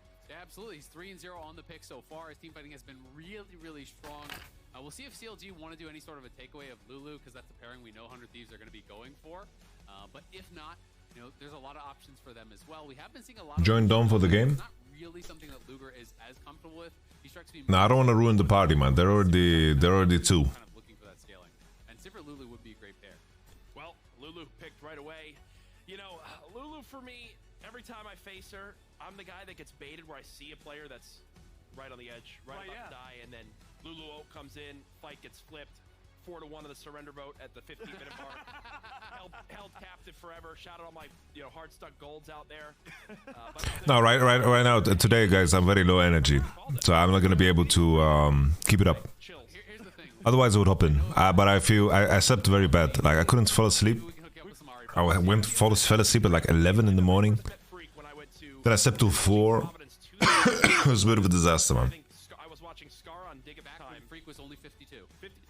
Really? Oh, I thought he was at least in his 60s. But I talked to Freak all about his favorite champs. I got to give a shout out to Freak in Rivington, who at that time gave me the time of day. I was just a young fan. Okay, I like the Soraki. For the last 12 years now. And I still remember that very vividly. So shout out to those 2. Hell yeah, man. I think playing Jarvan like this, when enemy can pick like Wukong on 3, I think it's not so easy. Still technically a flex Jax, we talked about Slam it. Wukong, please. This could still potentially go top for Tenacity if they want to switch that up. Expecting it to be in the jungle. The Soraka locked in for 100 Thieves. Remember, we see Soraka, our brains always go to heals, but it's the silence that often ends up standing out as the big turning point in some of these plays. And it's actually a really strong laner. You know, a lot of people will actually neglect leveling up the heal until a couple levels in. I don't know why you want to play Vi here, like... We have a lot of laning prowess here. As opposed to something like the Sona we've seen people go towards in these situations. I actually really am a fan of Soraka. Double is a pretty good Zeri, yeah? From what we've seen so far. I don't see the point of banning like Jinx when Zeri is in the picture. So why are you banning Jinx in a world where Zeri and Lucian is gonna be in the picture? Very weird. So far, I think pick and ban looking all right. I like seeing Closer on the playmaking type champ. Oh yeah. I've always been a Vi fan though. Vi, Lulu, point and click, ultimate. You know, point and click abilities and lockdowns are pretty good in League of Legends. I just realized. Just realized after watching Malcolm. Why are you playing Ahri? All those skill shots. Yeah, man, you can miss those. Because I'm humbly the greatest player of all time. But let's focus on the game here. Right, yeah, we gotta focus on these guys. Did you see they played Animed? Yeah, I did see that. It is the jungle plus bottom laner first half of the draft that we've come to know and expect in the current state of League of Legends in Season 13. Jackson, Renekton, double bans up there towards Tenacity from CLG. The Akali banned away from Palafox. We know that he likes to play aggro. Bro, Selfmade is eating good on Vitality. Why would he join a team that is scuffed? Selfmade is eating good. Yeah, absolutely. And knowing that they may be picking Nemesis as well. He has a good streaming career. Why would he choose to join a team that he doesn't believe is good? With both Dokla and Tenacity being guys who are down to go for carries, it could be a blind hit pick here for Palafox. And I'm really excited to see these two top laners going at each other because they're both really aggressive. They're not afraid of going for those 1v1s. And something that's been really exciting about watching Tenacity this year is that he'll throw down no matter who it is. No, Nemesis has 3-4k viewers. How is that fell off a cliff? For Tenacity, Aurelia coming on out now. We'll see how 100 Thieves fills out their roster here. Again, if you guys are just tuning on in, this is 100 Thieves versus CLG. It's day 2 of Super Week here at the LCS studio. My friend Andrew just bought himself a Teemo hat. Got to give him a shout out here in the crowd. My friend Nick is also here. You know what's crazy? No idea what's going on in League of Legends. I think Nemesis is a strong player, but I would love to see him play top. I would love to see Nemesis play top lane. One pick left for each side. Yeah, you called the flowers. I think you put Nemesis top lane, we put jungle. As an answer, we've seen that already a couple times in the last couple days, and Palafox is one of the guys who's down to go to the Yone. So I wouldn't be shocked to see CLG, going towards that. It would make them very physical damage heavy, but this is going to be exciting. Gwen versus Aurelia in the top lane here. All right, two let's go. carries. These guys going to be going at it. Now, for Poom to pick up this mid laner for Palafox. Blind pick Gwen. But I guess it's fine, honestly.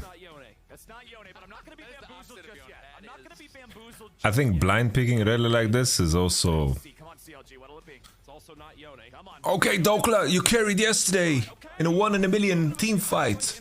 We're gonna play really again, dude. I don't know about that suit. Yeah, so to be fair, I think they were worried about potentially going full physical damage here, but it does give them a something that everybody is missing about these off seasons. Everyone's like, wow, these teams are gonna make these crazy changes and they're gonna do fantastic. But honestly, like these teams, both Excel and Fnatic, they have no budget left. You guys think they have budget? They have no budget. They spent big on these teams. They spent a lot of money for these teams that they built. And odds are, all of these players are still gonna be paid.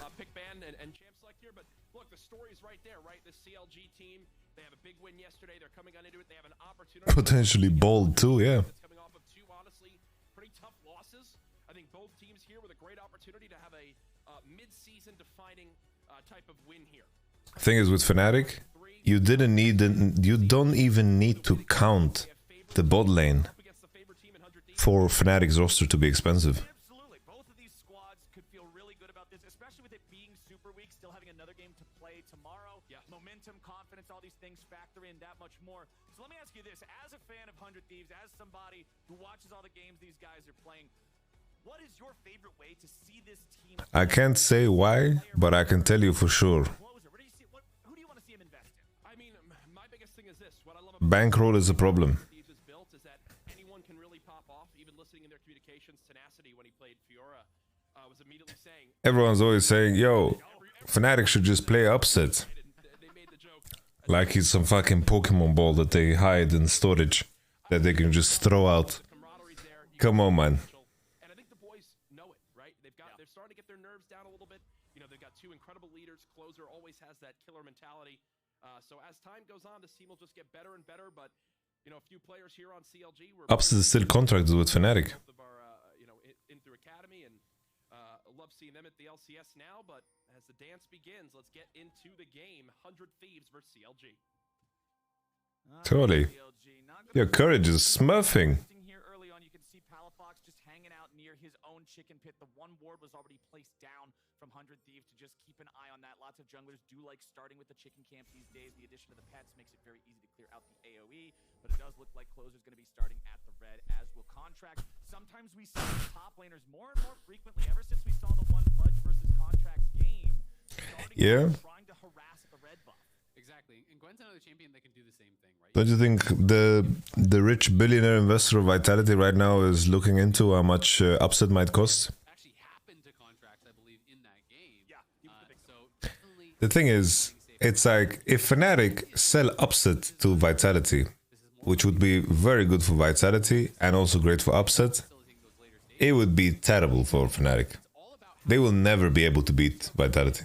Never. Such a huge health differential. It's not just about the damage, but it's also the healing you get back every time you hit someone with it.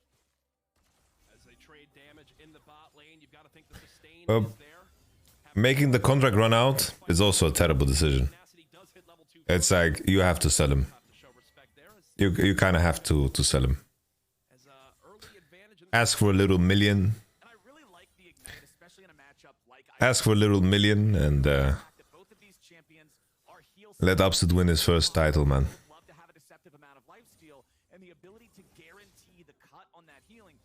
To Vit. In a matchup with two players who can both explode to take over the game. Yeah, absolutely. I mean, Aurelia almost guaranteed going Bladed Rune King first. There's so much healing off of the Q executes on minions as well, so it is really, really important.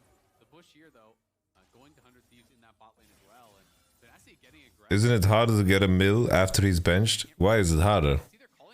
You think that this Fnatic split didn't increase the value of Upset? Look for that fight without giving away too much. See, this is what I try to plan in gold, and then we're just completely off by too far, and then I'm jungling, the blame begins to happen. Do you think that this Fnatic split didn't increase the value of all of the members that were no longer a part, not a part of the previous year? It's stonks, dude. So it has nothing to do with him being benched.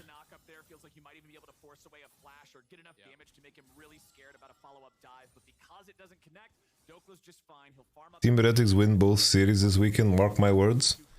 I'm not gonna mark your words, Miku-chan, because you are very smart that you're here on my Twitch channel, but you are random. Your words carry no weight here.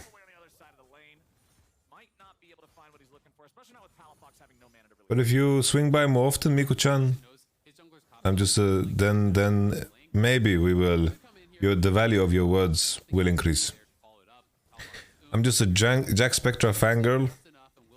Yeah, keep in mind, Jack Spectra got his playoff stonks from beating Neon and Kaiser in a game. As soon as the scuttle's about to spawn, and then he just heads right down, picks up his camps, and he's even on farm pretty much, after he picks up these pros. Tenacity with this ward does spot exactly where Contracts is. Might let the bot lane play a little bit more aggressive down towards this turret, as they had a nice health advantage, and that's exactly what will happen as Doublelift gets a great chunk of damage onto Poom. Yo, Gilius.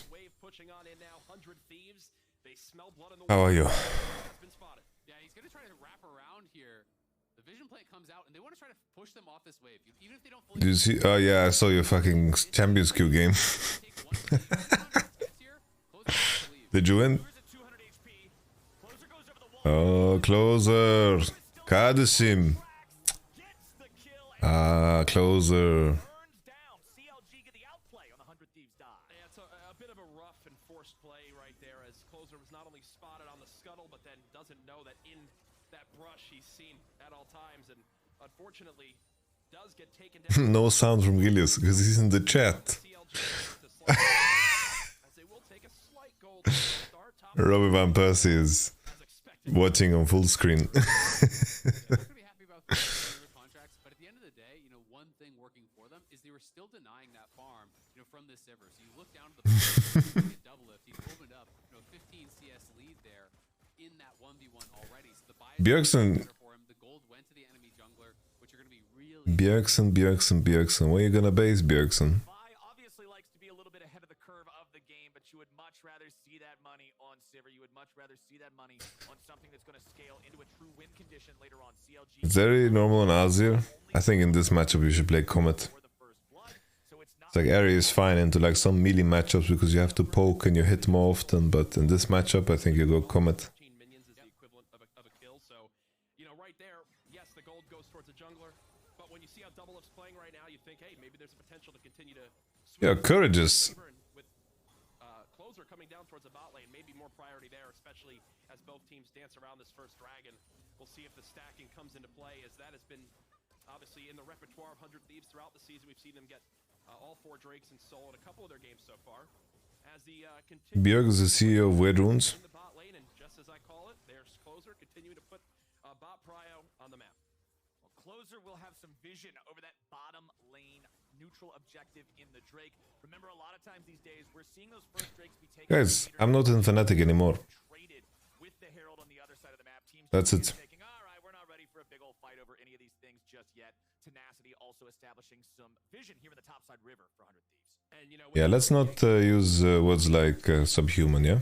where they got the first couple kills, You're gonna get me in trouble. that double gank, and in the team comps, Closer actually says, all right, don't lose your lead, as we'll take a No, I think Coda just wanted to. Why would he spend money? Like, his team is literally playing, so. look like it's enough, and there's that point and click stun.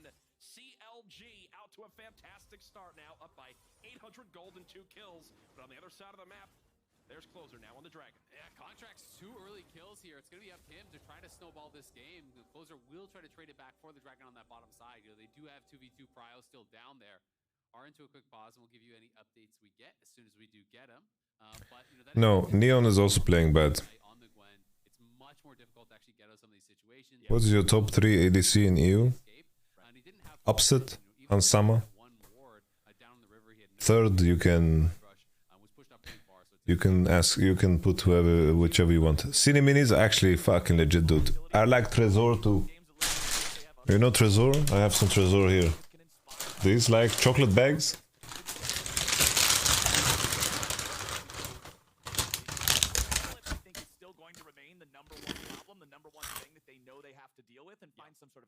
What I'm wondering is if that was just a great mistake from Same. That's why I have a bag of them here. I just eat them like this. we already saw him go down and potentially try to get some vision there towards the Rift Herald. Did he even use a flash? I think he just or did he Ignite, no flash. Oh no! Oh, sorry. I didn't even realize that he was running TP. That shows the gold in me. See, I would have not realized that in my game. Never ganked that lane and been played when I never before the unleashed teleport is available. That shows how clueless I am. So.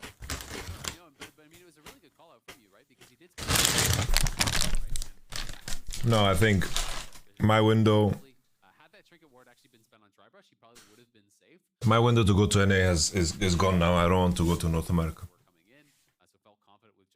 You look like a System of a Down singer. Yeah, I'll take it. Yeah, Cyril is not so healthy, yeah. Yeah, I've been told the issue is not gameplay related. It is related to some sort of like tech issue here in the studio. So hopefully we'll be able to get that resolved. So it won't be any. Do you think Caps is far ahead of the other EU mids right now? Because I don't want to lose the Yeah. momentum of the game. We know how disruptive it can be. Like players talking about like, oh, we've already got this momentum built up, and then we got to take the break. No, it's perfect. It's giving me just enough time to go unplug one of their mice. So, The saboteur. Yeah, hopefully we can help Tenacity up there from the level 6 Vi coming right on back. But no, so far, I think a pretty solid laning phase. If you're a fan of CLG, you've got to be happy with what you're seeing up to this moment. And it's quite aware, right? They know Double Lift now is a 22. I don't think Yamato's coaching style fits NA's style of running their teams. You've got to begin to wonder when the item differential can come into play where we've seen Doublelift. He's had the killer instinct. You mentioned, Azale, 3-0 so far on Zeri. He knows when he's that's he knows when to press. that's hilarious. But he has won his championships in team fights, right? That is always where he made that money, where he was able to really take over in games. And it's been great to see him coming back and still maintaining that level of aggression. I think that was something that a lot of people were excited about. You know, we came into these team fights on the Zeri. We're seeing him dash in. We're seeing him really try to maximize that championship as Busio's family here in the crowd. Shout out to Buzio's parents showing up to support the rookie, support the young 100 Thieves talent here, who's been having a pretty solid showing next to Doublelift so far throughout his debut here in the LCS, finally getting to the biggest stage here in North America. Of course, on that Soraka this game, which is something we don't get to see a whole lot of. So whenever I see one of those unusual picks, I'm always excited to see how practiced the player is on it and what they can achieve. So what is my coaching style? right? He's roll swapping over from mid lane to bot lane a while ago. And what is NA style of running the teams? I want to hear it. What is my coaching style, and what is the how do NA teams run their teams? This bot lane prio, gonna be interested to see if they want to continue stacking those up and try to force some soul wing conditions. And that's a great answer. They just saw Vi near the top lane. They know that they've had vision control towards the bot side, and I actually like this a lot. They might just run it right up the map a little bit, try to put some pressure now as that Rift Herald does spawn on in. They already Bro will spit the answers for sure. Drop down earlier on. Doublelift getting back to that lane first himself, as I like this answer a lot, Captain Flowers. Oh, absolutely. It's not the handshake that I was talking about earlier. Instead, they're just walking it all over the Rift, taking everything they can find. The Drake into the Herald. It's 100 Thieves being happy with these neutral objectives. CLG conceding them from the very beginning. Luger and Poom both staying in bottom lane. They've no desire to roam. They wanted to just grab the turret plate there, try to catch back up a little bit to the lead that Doublelift is building himself. You can see up about 200 gold at this point over his counterpart in Luger, but it's still CLG with about a 1,000 gold lead overall. And now, look, I'm obviously a League of Legends expert, Azale. I know what team scales more and more and would prefer to play the late game. Maybe for our lesser players. People are people. People create dynamics. Dynamics have solutions. Dynamics have problems. I think it's transcends language. Yamato's coaching pick TF till he loses series, yeah, for sure. That's me right there. And that's what I want to see Palafox come into here. I need to see some big ultis. I need to see some coordinated efforts out of CLG to make these things happen. Because remember, even though they have 2 kills, one of them was initially instigated by 100 Thieves. So either Palafox... I don't understand Danish, dude. Danish is mental. They'll trade back and forth, just snapping around a little bit here in the top side. Tenacity, very early tier 2 boots purchase versus Dokla just hard rushing for the Blade of the Ruined King. Tenacity is going to feel a little bit better right now until Dokla completes that first item. I was very surprised by Gwen, yeah. Gwen is fine into Irelia, but it's weird. Like, Gwen has gotten a lot weaker in the early lane phase, and then it's like when Irelia is itemizing towards Blade, there isn't like a clear timer where you're strongest. So I'm not so sure. So you're also playing Gwen with Ignite, which makes you a lot weaker later. I'm not so sure. Phenomenal job of keeping track of vision for the opponents. I mean, being, yes, your typical support player, but one of the things that really stuck out for me was calling what abilities were available. And I'm going to tell you right now, I've played a lot of Vi. When you don't have your ultimate, you almost feel naked, right? When you don't have that lockdown, so it's important. 400. I don't believe in this respect your elders shit at all. I know plenty of people older than me that I have no respect for, and plenty of people below my age that I have a lot of respect for. Age is very whatever. So early is because both kills are on contracts. So I want to see CLG continue to try to make something happen here with them. I think when you're up against Azir and you're up against Zeri, you're always Dokla smurfed it on earlier yesterday. later on in the game. Remember, it was 100 Thieves that were at the cusp of victory off of scaling against Evil Geniuses, and then it didn't work out. Contracts coming by. I think culturally, definitely Korea has a lot of advantages. Because This is... Ozzy is very late here. Double says flash. Oh, that's huge.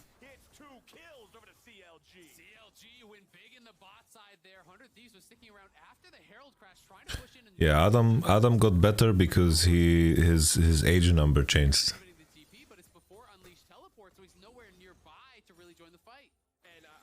Oh, the Monte Cristo was right, guys. 100 Thieves are just completely fraudulent.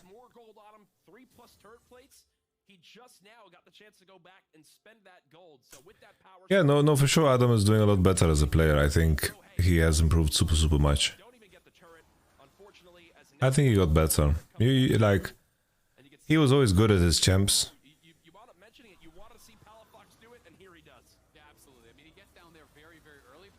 It's Adam Benjamin Button and is getting younger. Could be.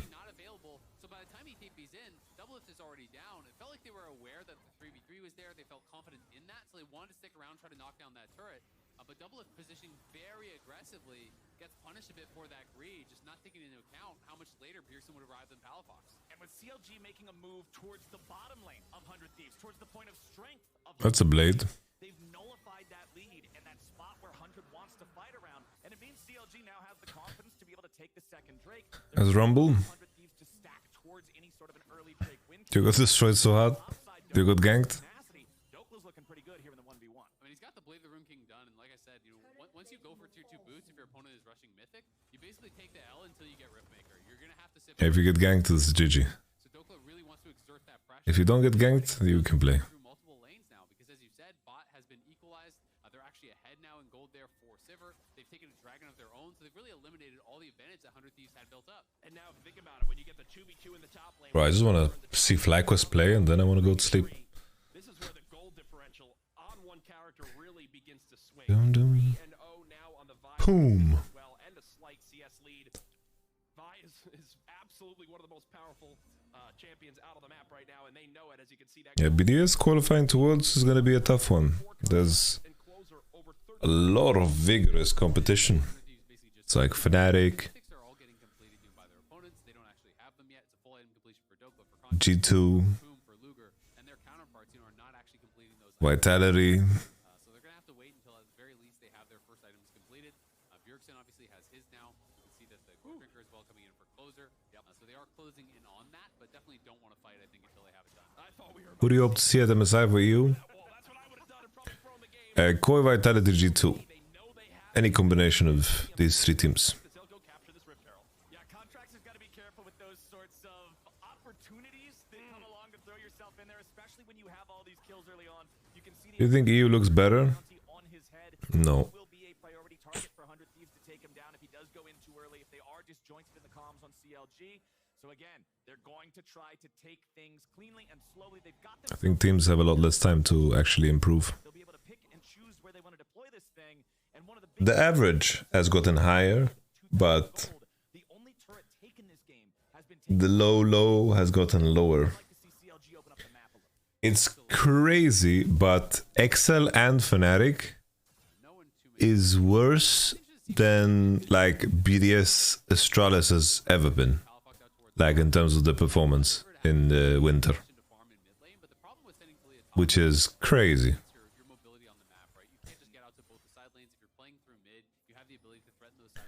Like, they should be in the conversation of like worst performances in a split of all time. bottom side here has his tier 2 boots completed. Mercury treads to help him against the Gwen just a little bit more. Tenacity still trying to get that Riftmaker pieced together, and he pretty much just has to stay away. I think G2 is a massive upgrade in terms of what they can do internationally. Which means all these individual drakes will also be very valuable. As again, we are getting towards that middle game with CLG continuing to expand on that gold lead. You mentioned the turret difference with that Rift Herald still in the pocket. That gold's still on the map. So once they get that turret down, that'll only increase their lead even more. And at this point in the game, 2.4K, it's not insurmountable, Azale, by any means, but Doublelift recently did an interview where he mentions that the best teams in the world in a scenario like this will know how to... I think Broken Blade has been very impressive in playoffs. Very impressive in playoffs. I think that if Upset joins Vitality, I think that EU could be very monster at Worlds. But I think currently only G2 is like a complete team.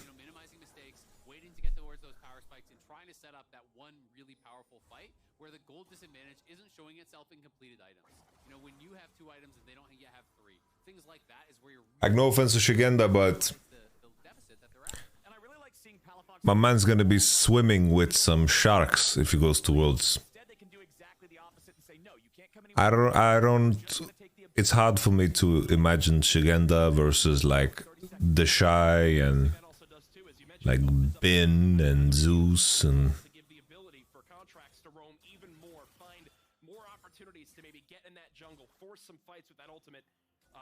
It makes complete sense, and as you mentioned, they're not wanting to fight. They also know 100 Thieves don't want to fight. Let's just make sure we can get. I just I'm looking at how complete the teams are, so they are not meta reliant, you know. As the dance around the dragon begins, it's spawning at 4 seconds. River control over the 100 Thieves, and yeah, sure. Shigenda could improve. He could get better, but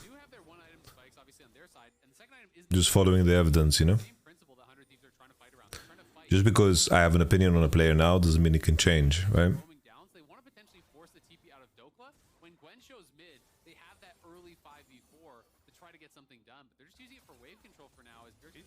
I'm not sure, Gillius. Not sure. And there it is.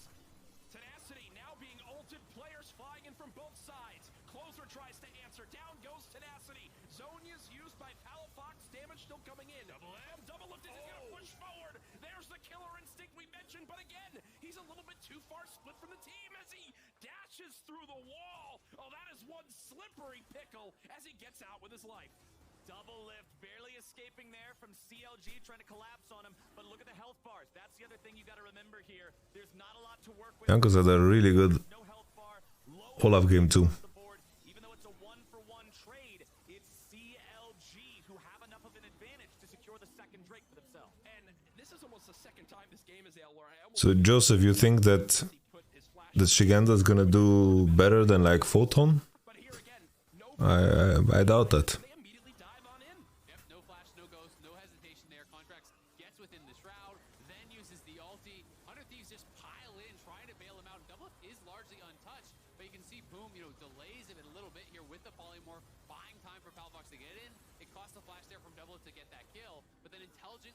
I think if you go to the World Championship, you need to have a very complete team, you know.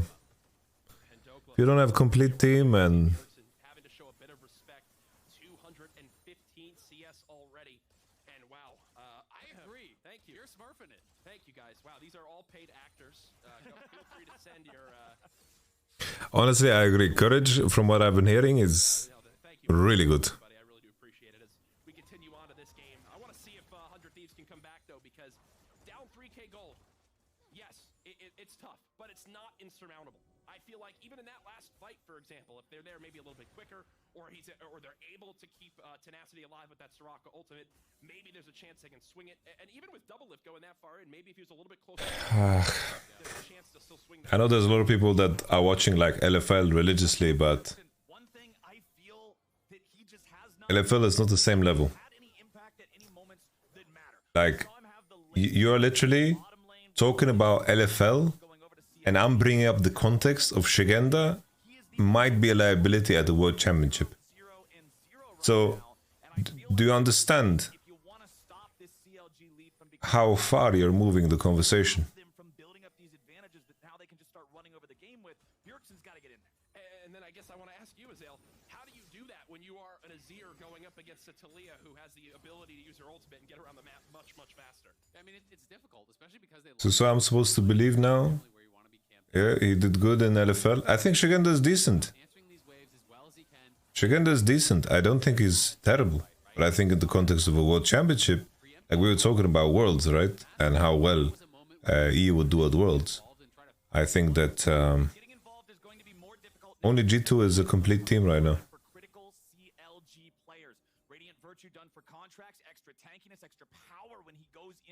Keep in mind, it's like you go to Worlds, you're gonna have a Chinese team, or you're gonna have a Korean team in your group. There's no praying that away. It's going to be much more difficult to trade him as a kill like they were able to with Double It finding it in the last fight. Absolutely, and that's actually really important because he lost his stopwatch in that last fight. He lost his flash in the last fight. He does have a spellbook, so potentially could spellbook over to a more defensive summoner here to try to stay alive.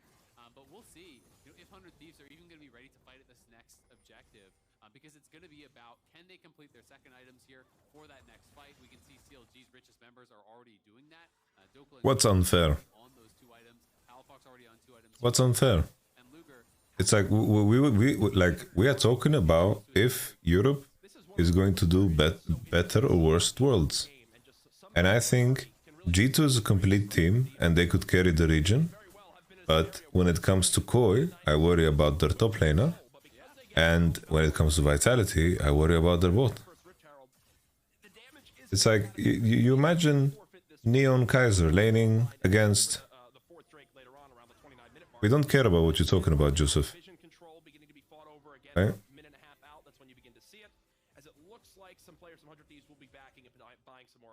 And you can see that vision control for CLG is largely focused around the mid lane. Switching over to the 100 Thieves view right now. Obviously, it's very early, things can change. But we're talking about what we see so far. There's vision being placed down, but it's only from the other camp. And with CLG destroying the last remaining tier 3 or tier 1 turret. Oh, no, never mind, excuse me. Top lane has been a very rough spot for the West. Oh, it's just obviously. Well, why would I care, Joseph? If you respond to me saying something, and then we have a conversation, and you are replying to something completely different, and then you say that, well, I'm talking about something different. Well, what's the point of this conversation?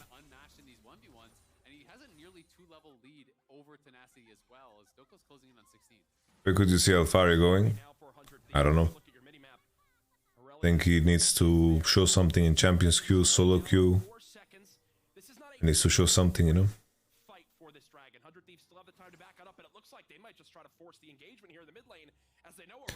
I'm not sure, Girius. Not sure. Need to save money.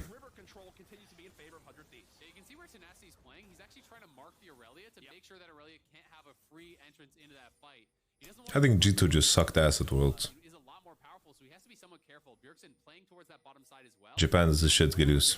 You should go to Japan.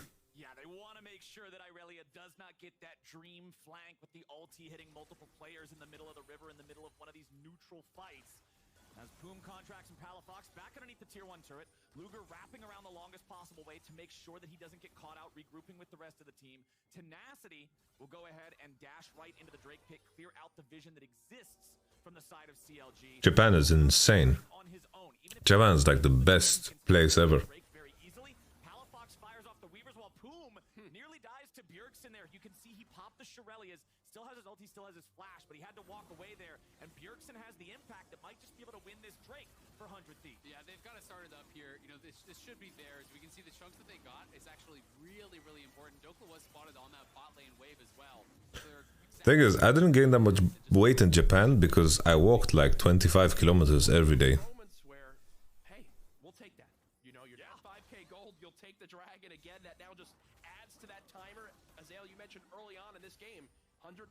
Oh, that's exciting, Migu-chan. Japan is amazing. The only issue I have with Japan is that you kind of don't want to leave.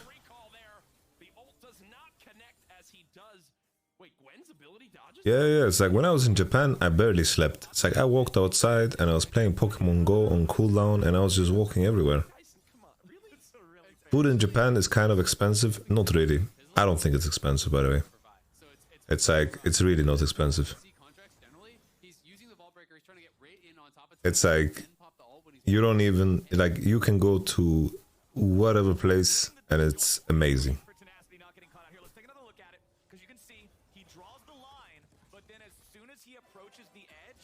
Like, food in Japan is very cheap. Do they speak English at all? You don't need to. Bro, the menus The menus is like you grab a menu and then it's like this is the #1 ordered dish, this is the second most ordered dish, this is the third most ordered dish, and you just point. You point. Then they like put how much it costs on the calculator and say okay, and then you say arigatou gozaimasu, and then you go leave. Most of that gold lead, right? So you have to worry about him. But if Tenacity can actually just answer Doku in the side lane and keep him in that one. Yeah, fruit maybe, but it's like I'm not going to Japan to eat shit that I can eat every day here, right? So, 3K split amongst 4 other players, not nearly as big of a deal. So if 100 Thieves can find 4v4s, there is more potential for them to be fighting on an evener scale. This Drake was very big for 100 Thieves. Like, right now, Irelia is really sicko mode.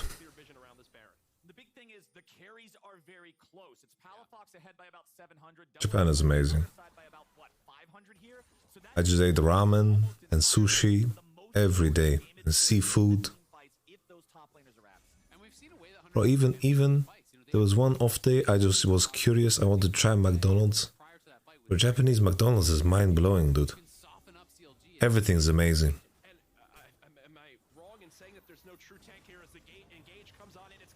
Okay. Oh, there he got the flash off, is crazy. Yeah, even Japanese convenience store. Yeah, for sure. Like the food you get in Japanese convenience store is crazy.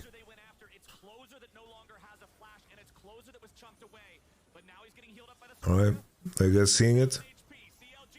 Either double if penta or Dukla penta. Tenacity has no discipline at all.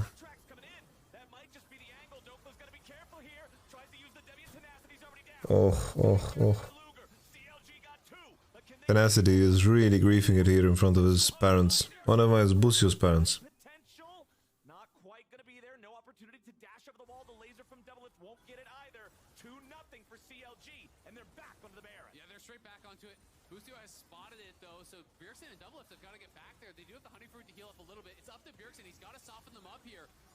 Double F has no ult. Oh, they are violed again. I don't know, this Irelia is so fed, dude. This... Have you been to Latin America? I've been to Mexico.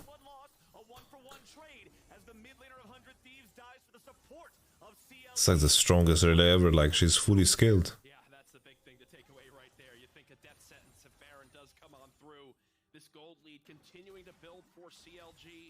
This deficit looking scarier and scarier, and from my perspective right there, Double might get caught right here by Dokla. Yeah, there's no chance, my friend. That is one scary Irelia now. That's why you pick Irelia, I guess. 38 CS at just the 30-minute mark. Yeah, I mean, Dokla's monster fed. Courage is dying inside, his team is getting stomped. What do you think of Mexico? I love Mexico. Food is cheap, food is amazing. Food is amazing in Mexico. Fantastic food, fantastic people. Like, everyone there was so polite and so nice. It's like my experience in Mexico was amazing.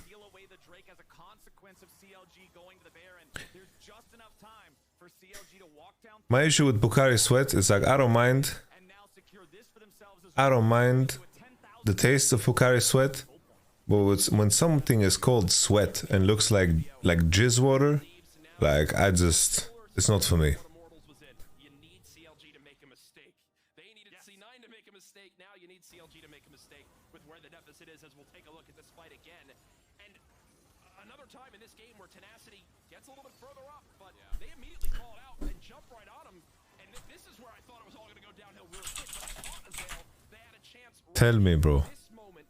It's fucking jizz water, dude. But it just didn't seem like they were able to make it happen. Yeah, I mean, Tenacity just mispositioned, honestly. He got a little bit too far forward. He was chunked down. Sauna is pretty broken, dude. This Pocari Sweat is a Japanese drink, I believe. But his contract is channeling the Q. He walks back into him, gets enraged, gets Q'd and stunned up. I'm going to say something crazy. What do you got? I feel like this game feels a bit different if Tenacity has Flash instead of Ignite. I don't know. That's just my crazy thought. It's definitely possible. Oh, Dokla Oh, Dokla is just chilling, dude. But he gave a big shutdown. Give the shot to double lift, man. Come on. As well as the inhibitor. CLG gets a 1-for-1 and a 1v5. Palafox is just going to fire the Weaver's Wall into the fountain to stop them from being able to rush out and save the Nexus turrets. First Nexus turret still under a little bit. Yo, CLG looks legit. This is a good game from them. But closer is like reportable. Not gonna lie, closer tenacity, reportable. Like, And it's just tough, right? You get a 4v4 right there with Aurelia gone. I'll take Aurelia and Jarvan out of the fight and hopefully have a 4v4 if you're 100 Thieves.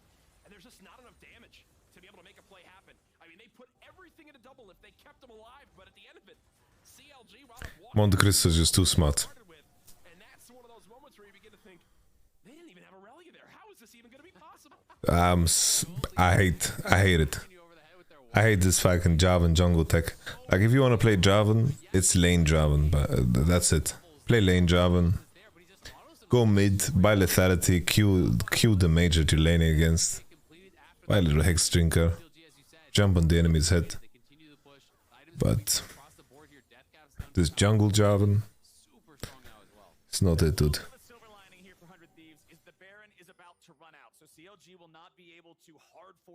And Malang's G4 is not the same, dude. 100 Thieves is now stuck in their base. There are no tier turrets remaining, tier 2 turrets, excuse me, remaining standing. So those tier 3s are going to be under pressure. Fortunately, they have the wave clear of Bjergsen of double lift to be able to remove most of these minion waves as long as they are not Baron enchanted. Unfortunately, both the Drake Soul and the next Baron are spawning in under 3 minutes. Gilius Jarvan. I like Gilius Zac the most. Gilius Zac. That's my favorite Gilius champ. Gilius Zac.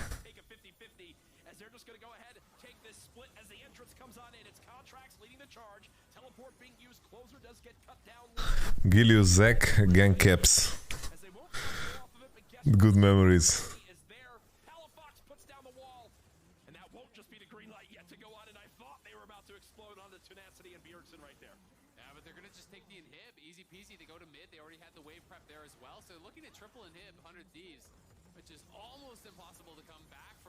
Oh, whoa, whoa, whoa, whoa, Dokes. Holy shit.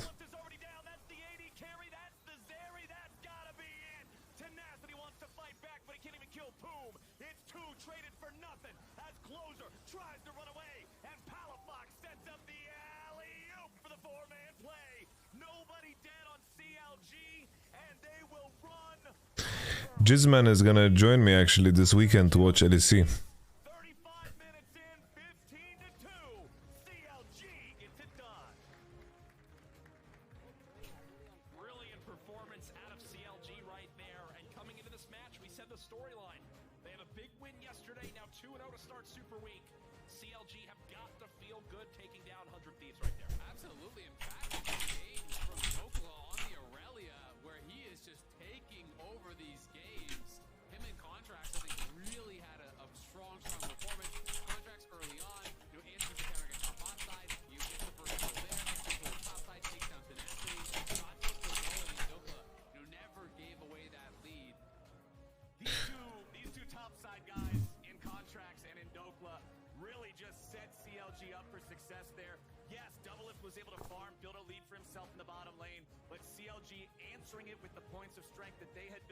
Take care, take care. Going to sleep. You stayed awake and then you're going to sleep when FlyQuest is about to play.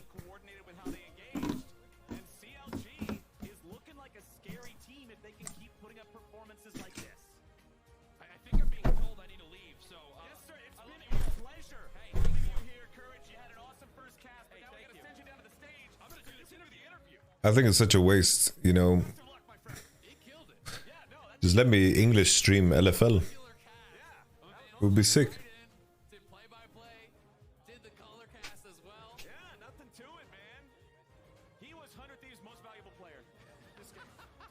Absolutely. He gets a dub, even if the team doesn't today.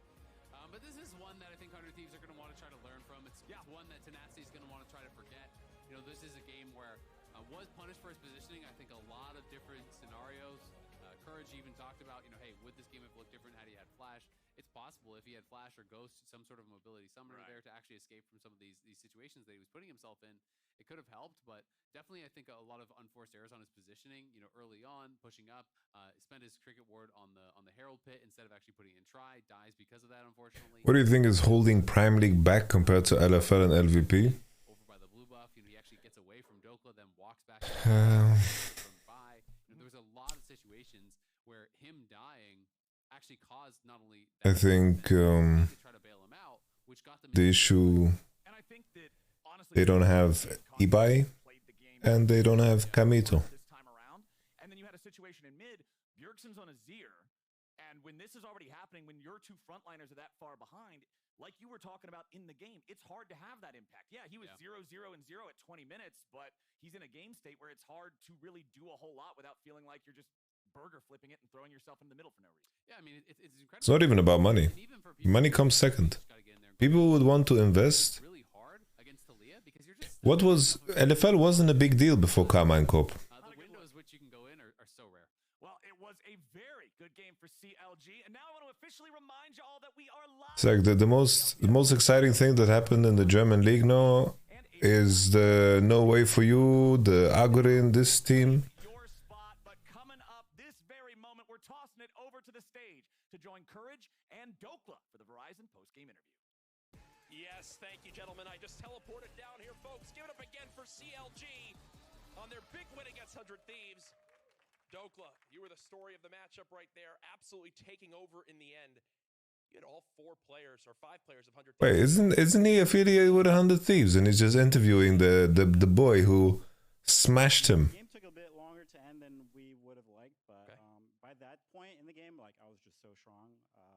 So, I mean, I knew I could take maybe 1 or 2 down with me when, like, they all sent 5 after me, so I was pretty confident in that situation. No, it was great to watch. I mentioned early on that, you know, you guys got an early lead and you did a great job of closing it on out. Was there any moment in that game where things looked a little bit sketchy, or was it smooth sailing all the way through? No, I mean, they kind of just did nothing, and I mean, they just did nothing. I mean, on that dragon, we just messed up on how we wanted to contest it, but I don't think they had any, like, really proactive plays, so they kind of just rolled over and died. Yeah, now I am a very high skill gold player. Would you ever want to duo queue with me? In ARAM? Like...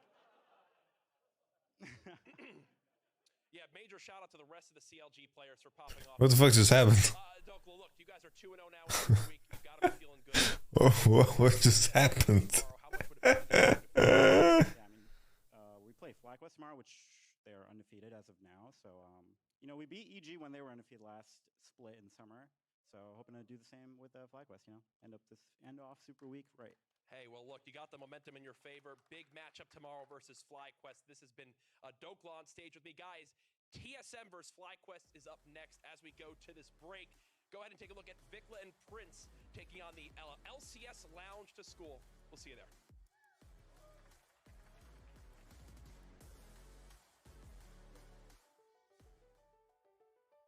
Okay, today we will teach Korean League of Legends good word and bad word. So Vikla teaching good word first. Yes. Let's go, Vikla. Good word first is 개지렸다. Is my team is very well played. 와, 개지렸다. It's good. That's awesome. Yeah. That's good to know. First bad word. There's also, like, I remember what we always said, Passe Shota was thank you for the bus ride. Is babo. So this word is Babus. your team give to kill to enemy. You say babo, this stupid guy. Babus. And 멍청이 also same means. babo 멍청이.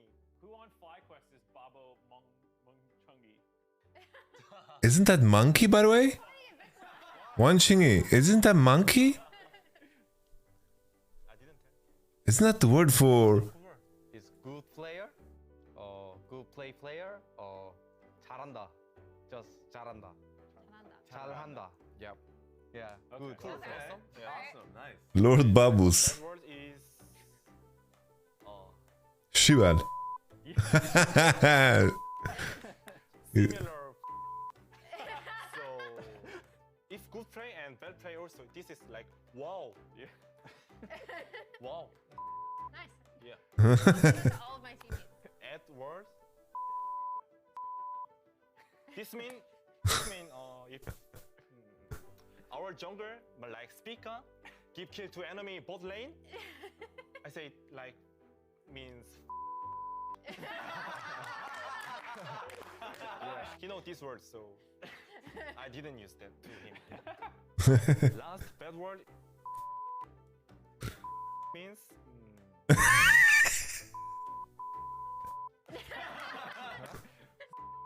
Yeah, it's not good player. Can use not good player. Okay. You use this word in Korean solo queue. You can't play League 3 days. Yeah. Careful. I feel prepared. How do I you feel say prepared. like good game? Oh, GG can use Korean sugo. Sugo. Sugo. Sugo on these. Sugo. Sugo. Yeah. Yep. Thank you guys. Sugo. Sugo. Sugo. Go. Go. Okay. Thank you. Thank you. I don't think FlyQuest could beat G2. But everybody else, I think they could beat.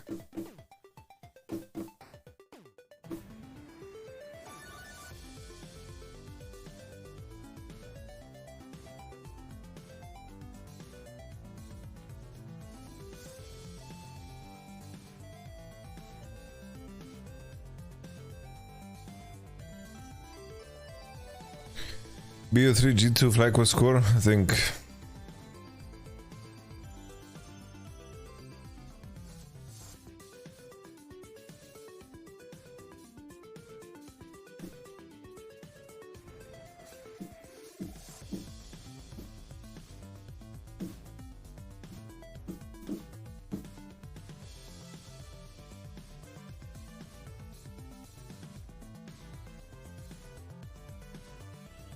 Vikla has ran it down a couple of games.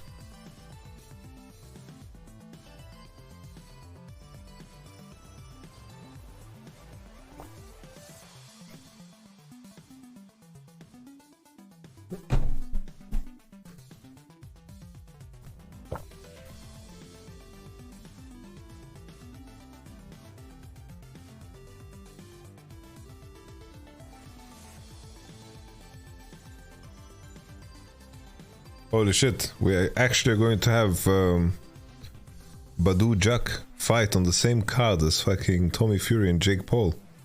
That is actually insane. Wow. I just saw this, guys. Jake Paul and Tommy Fury are fighting on the same card as they have Badu Jack versus Magabu. That's crazy that that's the same card. There's gonna be an actual world title on the line on the same card as Jake Paul is fighting.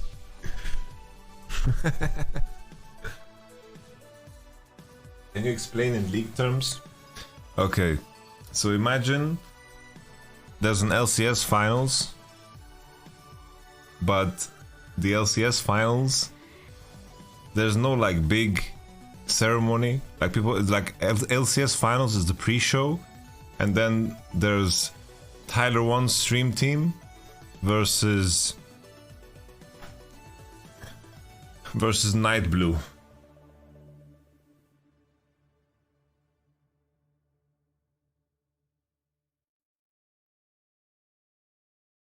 And that's the main event of the thing.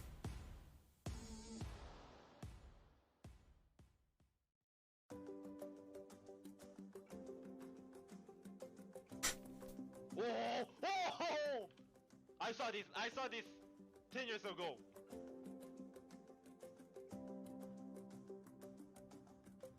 Yeah, I'm gonna watch Jones versus Cyril Gane. Nice to meet you. It's really nice to meet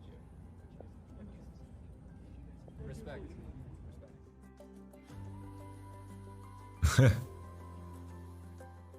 I don't know, bro. Like, isn't Tommy Fury like?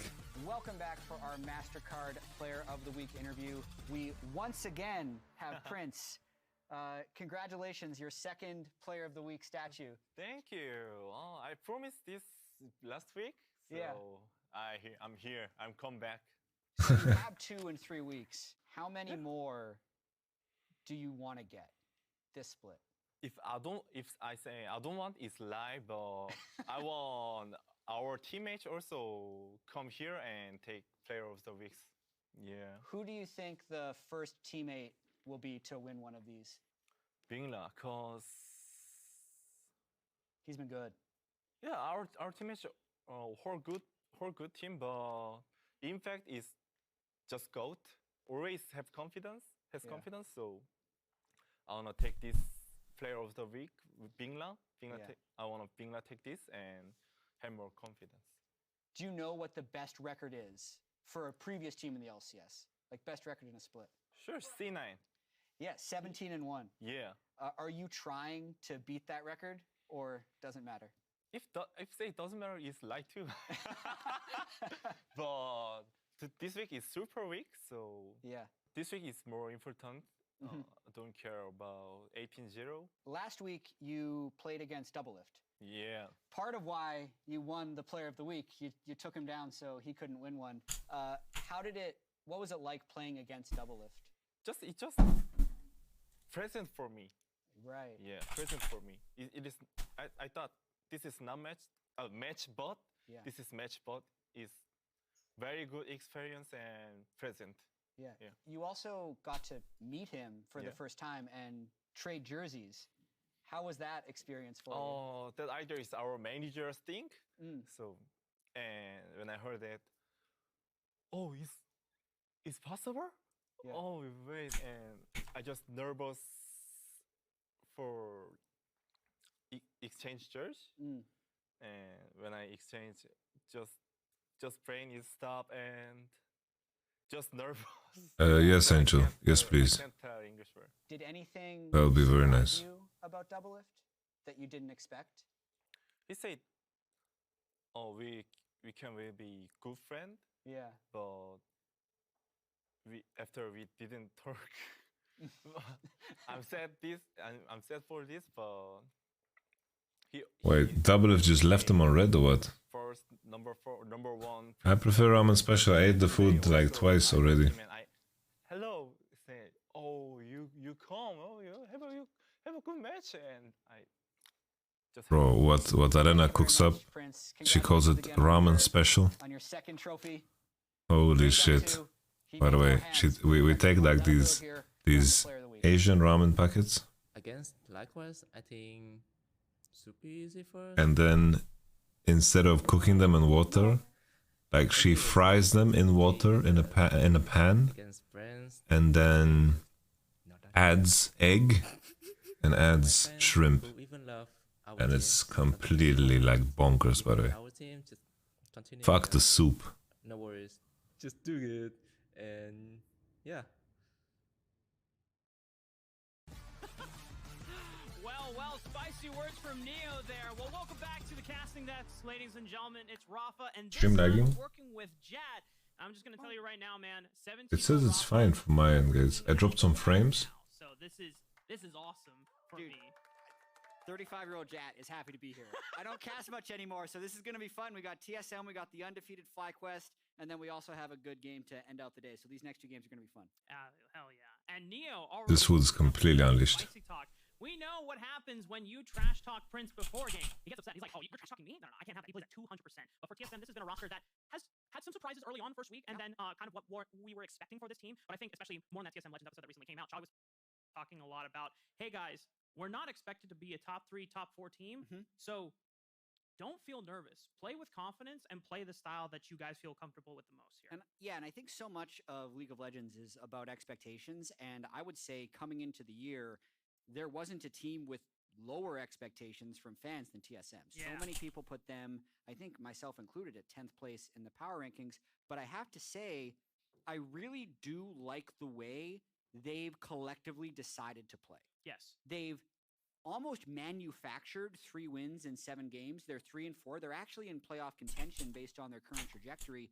And I think so much of that is because of their commitment to a style. And can you do spicy food? Honestly, yeah, I can. Not like insanely spicy, but like decently spicy. It's like habanero I can eat. no problem. ends up going right in the first 20 minutes. But I can't eat like Carolina Reaper or something like this. Style, and if they stick to that, that's going to be their best chance in this one. Yeah, I mean, you talk about heavy scaling. I mean, which other top laner in the league willingly picks tanks almost every single game? I mean, Solo is such an awesome person just to have on your team to say, hey, you know what? We're going to play. Is the lag okay now, but guys? we know you're going to be super reliable come late game engages. Just being a solid front line so that Maple and Neo can always step up with safety, knowing that you've got their backs there. Yeah, he's got 2 Cassante games, 2 Ornn games, 1 GP, 1. Just had to stop by to tell you. Well, thank you. It's very nice of you. Cassante end up waiting until the 4-5 in the draft fairly often. That is pretty common for the meta nowadays. So you're able to fit in these kind of team comp. I remember like we were eating at this Turkish place and everyone was splitting the bill. Then we had like this spicy yogurt, and in the middle there was like a habanero. And I look at Marek. I was like, "I'll eat this habanero if you pay for my part." And he's like, "Okay." I take this habanero, I drag it all over this fucking thing, I slam it. Then just to like make sure that he feels like it was a good deal. I slammed the habanero, and then I took the second habanero, I ate them both, one-shotted them. Then I ate all the spicy yogurt that no one was touching. It was... I got the tears running, but no problem. I feel like that's kind of a caster narrative. Like, we want it to happen. I don't actually think they're thinking about it that much. Okay, Lucian, Zeri. And before TSM banned Caitlyn on blue side. Of course it was worth it. I got like 40 euro for that shit. I'll eat a habanero for 40 euro any time of the day. But they have just been so steady on stage. So I really do think that FlyQuest is a very solid team that currently is staying very focused on Ashban here from Fly. Maybe Malka as well. For the most part, we have to accredit a lot of the reason why I think you maybe open all and trade. Is because of what Spica does for this team. Sure, you have superstars in Thicla and Did you get Seju from Malka here? Maybe they play a moment into it. Resilient almost topping every Oh. role, but Spica's the one that gets them there in the first place. They just get Malka like that. First blood in 6 of their 7 games. Probably the highest rate in the league. I'd have to double check that statistic, but as we talked about, the Elise was the first ban by world champion Coach Song. Gotta get rid of that comfort pick from Boogie. We've seen him on other picks. I think Graze was another one, but in terms of early, just ganking power, early aggression power, Elise kind of tops the areas. This Jace coming in from FlyQuest, we know that it can be flexed. Vikla has played it before. Is this the end of FlyQuest undefeated spree? They picked Jace. What have they done? It did end up winning earlier today when EG flexed it into mid lane. That was a very messy game they played against Team Liquid, and you can see immediately afterwards. FlyQuest better win this shit. Is locked in. It's generally a meta jungler for Boogie, but specifically it will be very good Okay. at killing Jace. No Sejuani. The Vitalia combo is not so bad, honestly. It looked pretty strong in the previous game. We know that Maple great at picking champions that could roam. Sion. You want to snowball ahead. FlyQuest. I mean, this is a very solid. Honestly, the Sion's not gonna die this game if this Varus goes lethality. And if he doesn't go lethality, he's not that useful anyway. So they're just saying. So we take it. Fine blind picking a tank in the top lane, because they don't think Solo is going to pick a Fiora to counter it. Not to mention, if there are things they do think It's they will pick, 3 and they 4. still have their 4 or 5 bans to go against it. But this does telegraph exactly what FlyQuest is doing. They're saying, we wanted Jace mid. Yeah, TSM is having a hard time. Ended up being locked in. So Vikla's okay taking that matchup against Maple, and Impact is just going to be, you know, Music is kind of cool. Right, and when you consider the damage that TSM What would you 4-5 here? backline, Varus and Talia, know them, especially if it's the poke Varus build. I think the issue is, how on earth do you pick support? Like, picking support is very hard. Kind of switch it up once they get into game, or TSM need to find other ways to break through that front line.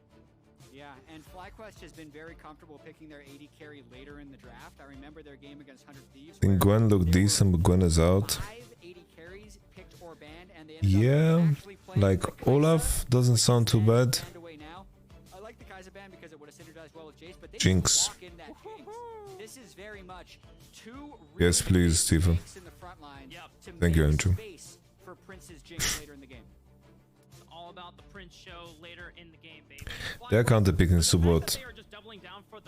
I don't know what you blind support here for 5. Like, top lane is easy, there's many answers into Sion that are decent in this game. But keep in mind it's solo, right? And now we're putting on a timer. Or if TSM can match that somewhat, Cho'Gath. Is this our first Cho'Gath of the spring split? I think it is. Stats is going to have to confirm, but it's definitely not the first Cho'Gath against Sion. So if I had to pick I don't know. counter to Sion, it would actually be Cho'Gath. I think it's one of the picks that You're inviting Lulu on 5. beefiness in side lanes, and generally I like the pick for solo. Lulu will be picked here on 5 now. Might just round out this composition with a little Just bit of pick Lulu and some. Pick Lulu. for Chime and now FlyQuest. It's down to the support pick. What do you want to round I think out Renata is not good here. Renata is pretty terrible. So Winsome can actually go with a lane dominant support if he wants. Weirdly enough, you could pick a Thresh here. Just because they already have a good front lane and enough damage, and it's going to give Prince the mobility he wants if he ends up getting caught by a Cho'Gath or... I think Lulu was pretty good here. I think you just go Lulu. It's always nice to have that dark passage to get out of harm's way, especially if you get caught up things like by that Vi ulti combo into the seismic shove. This gives Prince that extra bit of safety to maneuver. You don't want to play Renata into like Talia Varus. On just going for the scaling. What does TSM then need to do to really accelerate this game before we get to that point of... You think Fnatic will get Targamas? Yeah, I really do like what FlyQuest No clue, honestly. I have no clue what Fnatic's gonna do. I don't think. Right now it seems like no one's gonna be happy. to play through mid jungle, I feel like. Boogie and Maple have to try and make something happen against Vikla, who's a very aggressive player. That way, they can have lane prio when the Talia hits level 6, and they can try and crash down. No, you're unstoppable during Vi ulti. The reason I like that FlyQuest draft is if they ever lose mid prio, Winsome can just stay 1,000 units back from Prince and camp with Lantern, and they can pull him out of there. Yeah. Maybe at most, you might force Prince to lose some waves of CS, but if you can prevent him from going down, then you just diminish that advantage that TSM need to really snowball out of control. And we just got confirmation. Honestly, you know what would have been really based this game? This is like one of the rare games where you can actually pick Morgana support. Was that Alfari versus Fudge Spring Finals? Game 5 when we got lane swapped on?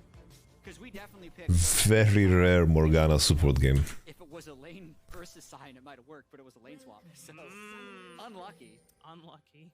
Who would you place Fly compared to LCS teams? I'll put them like second. Second in the West. Yeah.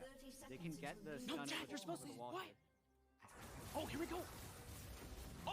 Why is Chime running? Solo, can they capitalize on that? No flash has been burned other than impact. Solo is back and forth. Despite the rupture, FlyQuest still fine. Chime. Oh man, they landed all the CC on all of FlyQuest, Chime. but no one was there to do... Chime, why are you sleeping, man? Neo still has his heal. He could have saved... Bro, they could have been murdered, by the way.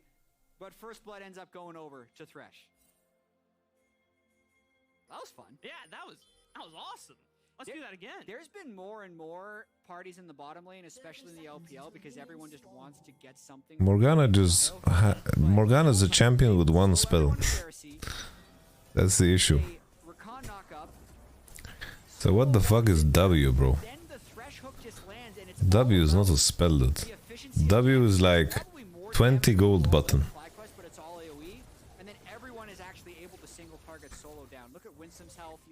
Yeah, Vi is pretty weak here. Tragic opener for TSM. It almost looked so good too. Multi-man knockups on top of it. I guess the idea from Chime was to bait them in further and then Q later with Cho. It is early game, but that early bit of gold going over towards the bottom side of the map.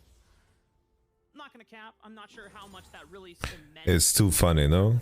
Berk is fucking Badu Jack, bro. It's like a world championship fight. It's co-main event. It's too funny. get relatively good CS. I did get Lux is just stronger for lane. Morgana is just super weak in lane, and she's a black shield bot. Shogath played Sion. Sion did win that game, unfortunately, but there was thought behind the pick. We've seen it again. The proof of concept was there. Yeah. The execution unfortunately fell flat, but it is what it is. Chad. B5 Lux, why would you want to play Lux this game?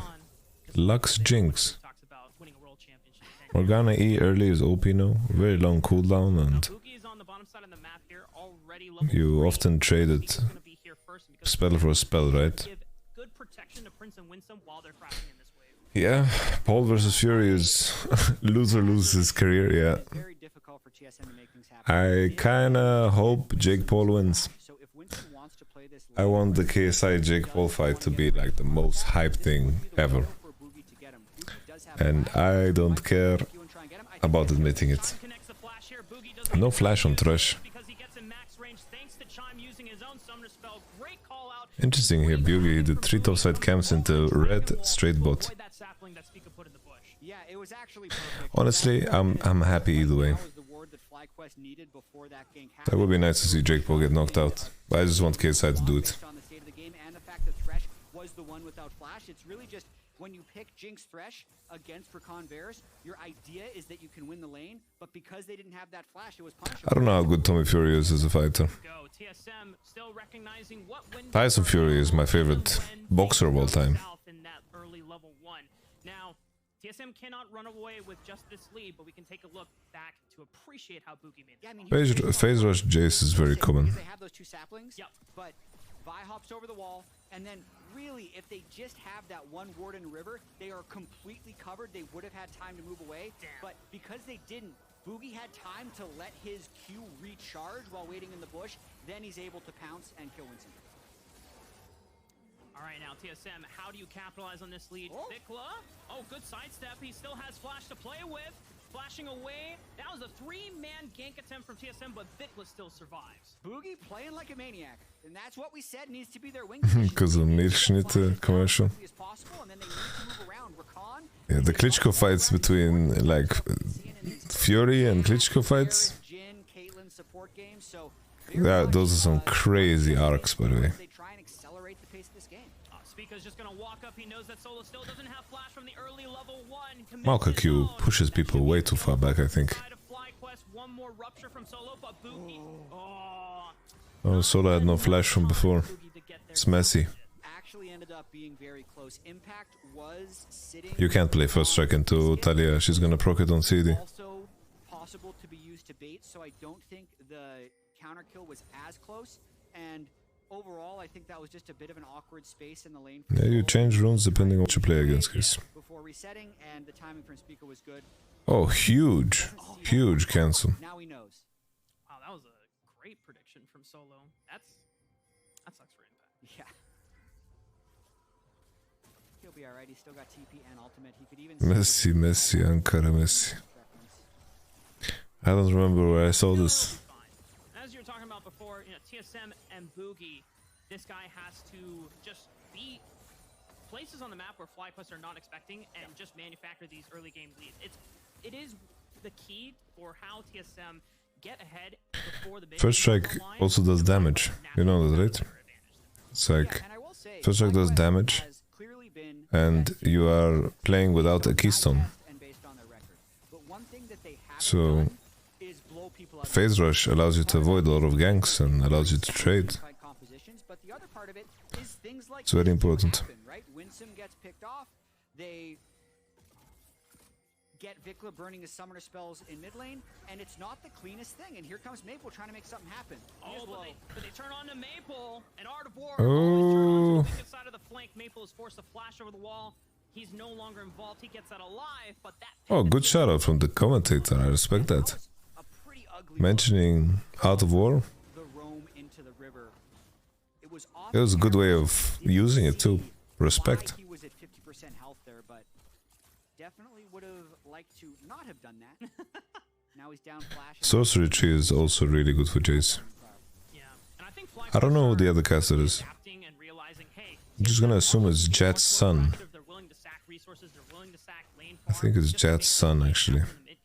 Or early game, so Vikla and Spica are being a lot more proactive about adapting and responding. That's my best guess. before TSM can make those plans happen.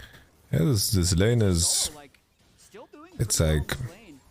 This lane is good for Cho'Gath, but... Sion is scaling champ. Eat CS, grow big. As the play is developing in the bottom lane, yeah, Vickley just gets a really good trade-off on Maple. Ah, this gate and the Q was terrible. Come on, Vickley, you're Korean. Come on, man. Very interesting. Yeah. I guess TSM were willing to call for it, and I remember Odoamne would do these gates always. So Kaboshad, what he would call them Romanian gates. When you put your E really far ahead of you. Romanian gate. And that is one of the things that we've talked about. You know, Prince, as amazing as he is, has not always been the best laner, but he shines when it comes to the mid and late game when he's online.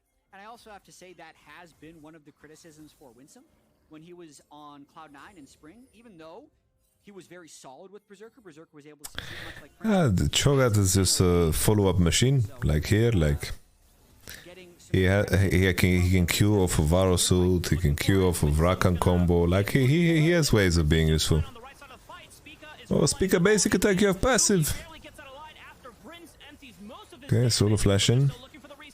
Solo flash in to die. He didn't even get the kill. And they're going to take that one-for-one trade. Currently, this game does seem like a bit of a toss-up, but remember, No, Jinx, Cho'Gath is fine here, guys. Cho'Gath is completely fine. For TSM, but another one of those things where everyone is so low they have to reset and But this Cho'Gath is buying Road of Ages or some shit. Like, I don't know what the fuck he's buying. I'm not a fan of what he's buying. Get a chance to look at that replay once again. I'm looking at Speak. I'm gonna tell you guys a secret trick. Secret trick when it comes to Cho'Gath, okay? Boogie just kind of flies in, but makes the best of a bad situation. Look at all the CC they're able to throw down onto Spica right off the bat. Boogie surviving is so big, man. It's crazy how that he survived. Solo needs to flash in, doesn't actually get Jinx is... Jinx is... So, two plays there actually. Like he's Jinx is okay. Jinx is solo queue champ, because you get away with a lot more in solo queue, but maybe you get away with a lot more in North America in general, so maybe it's okay. That's just a lot of damage off the top, but TSM still feel confident about taking up this dragon since Spica is on the other side of the map. Yeah, wow, look at the waves right now. So No, what you buy on Cho'Gath, guys, don't buy HP on Cho'Gath. If you're buying HP on Cho'Gath, you're trolling most of the time. Just buy armor, buy MR. Don't buy HP. Pressure for yourselves and start forcing FlyQuest to react to you before they really come into that comfort zone of She did get nerf. It's one of the ways that TSM need to accelerate. The Cho'Gath trick is to buy MR and buy armor. Don't need to buy HP. Yeah, this is the minigame. How many times can they kill Solo? So this is not...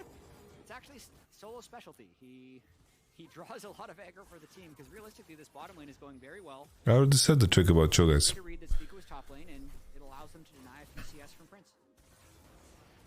I mean, this is something that It's always, you make a calculation, right? In game when you're playing.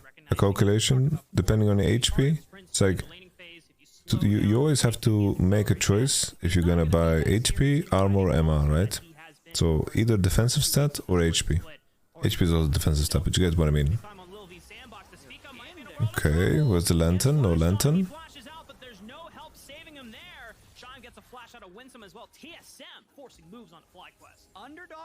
Yeah, Stoneplate is a great Cho'Gath item. Completed on the Maokai, and they just fly in. Now they fly all the way over the mid lane to get the flash from Vikla as well. They are making FlyQuest respond to them. And when you go back to what we were talking about, Jinx nerf was not little, by the way. And why so many of the players on TSM have loved working with him. He knows as a former pro how to proficiently. What mythic would you go on Cho? The most important thing that just really stood out to me in that recent Legends episode is that Honestly, all mythics suck, man. don't expect to be a top 3, top 4. Maybe just go even Shroud. Play the style that you're most comfortable with. Or the actual. Yeah, you're gonna have a chance, and this has been a very good start to the game, but I also think FlyQuest is holding on decently well. Whenever there's a bunch of craziness, I think Road of Ages is definitely bait in a lot of cases. all that Jinx has to do is just get plates down here, and he's going to be fine. Hearts. Reset there by Neo to stop. You're asking me for heart steal after what I just said. Gonna assume you just tuned in. You don't want to buy HP on Cho'Gath. So you don't want to buy an item that has 800 HP because you get more value out of armor and MR. Yeah, I don't know about this Abyssal Mask rush. At least the components are nice. I think don't buy Road of Ages on Cho'Gath, I think it's bad. Preventing FlyQuest from being able to play around sprints at the moment, so Spica wants to make sure that they can capitalize on the The Catalyst is really OP for lane, I can admit that. And it covers mana issues, so... Oh no. Oh wait, it's stuck? It's stuck? Oh my god, TSM deflect the Rift Herald. Spica's gonna just throw out the Nature's Wrath, but I mean, TSM got what they wanted out of that one. Yeah, that was, I think, a really poor Rift Herald by Spica. Possibly, there's some... Every team has a different approach to Rift Herald. To me, that was one where they said, okay, Rift Herald's not going to kill any turrets. If we drop 2 Rift Heralds mid, we'll kill mid. Yeah. But they didn't even get the first one, and Winsome caught out again. Winsome doesn't have flashes before. Yeah, I think Abyssal Mask is really troll. It's like, why on earth are you buying magic resistance this game? And that's signal for TSM to get the hell out of there. Buying MR, man. Honestly, Road of Ages would have been better than this. So aggressive. It's because FlyQuest's inevitability of their team fight is so strong, but when they trade 1-for-1 like that, it is going to be an advantage for FlyQuest. You say that like FlyQuest is about to become Thanos. Tanky, not tanky. I mean, that's kind of how a lot of their games are gone. It's part of why this roster construction works so well. Abyssal against Sunfire. Impact for years has been He's just trolling, guys. We don't need to find... We don't need to find a reason. especially when he's on tanks. So his Scion play He's playing a tank and he has an opportunity to go full armor. Not even in laning phase. He leads the league in kills. He leads in so many statistics. He should have just rushed Frozen Heart. And then it was GG. We even saw a glimpse of how well Rush Frozen Heart. doing his job of spacing out and manning targets in against TSM. Like, Abyssal Mask, I think, has like 600 range. Like... It's just troll, guys. Fucking Varus has more armor than the Cho'Gath. Even less, 550 units. And it's just more onus on TSM. They have found ways to get early picks, but they need to keep the ball rolling. Yeah, Mountain Drake coming up in 10 seconds right here. Abyssal Mask gives you HP, gives you mana, gives you MR, a little bit of ability haste, 500 health, reduces the MR of people close to you depending on your max HP. Both of his sums, but Winsome would have to position backwards if he wants to give Prince dark passage to safety. Okay, good. Holy impact. What is Solo doing?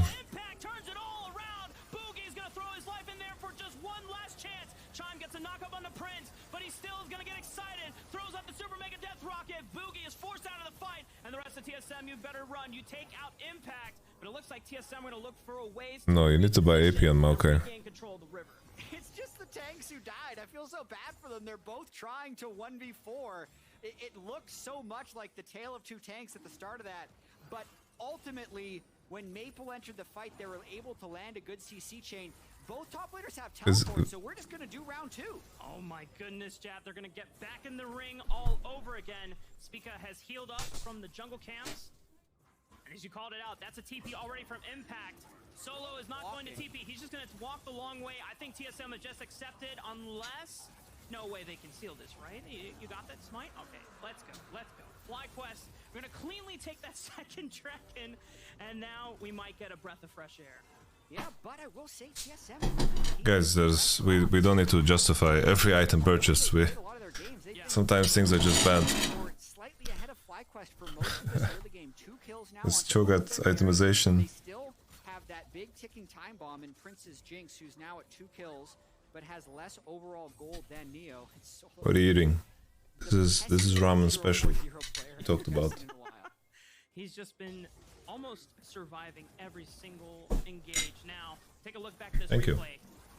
It is very delicious. Just sidestepping the Rakan engage from like an inch away. Unreal. And then Solo,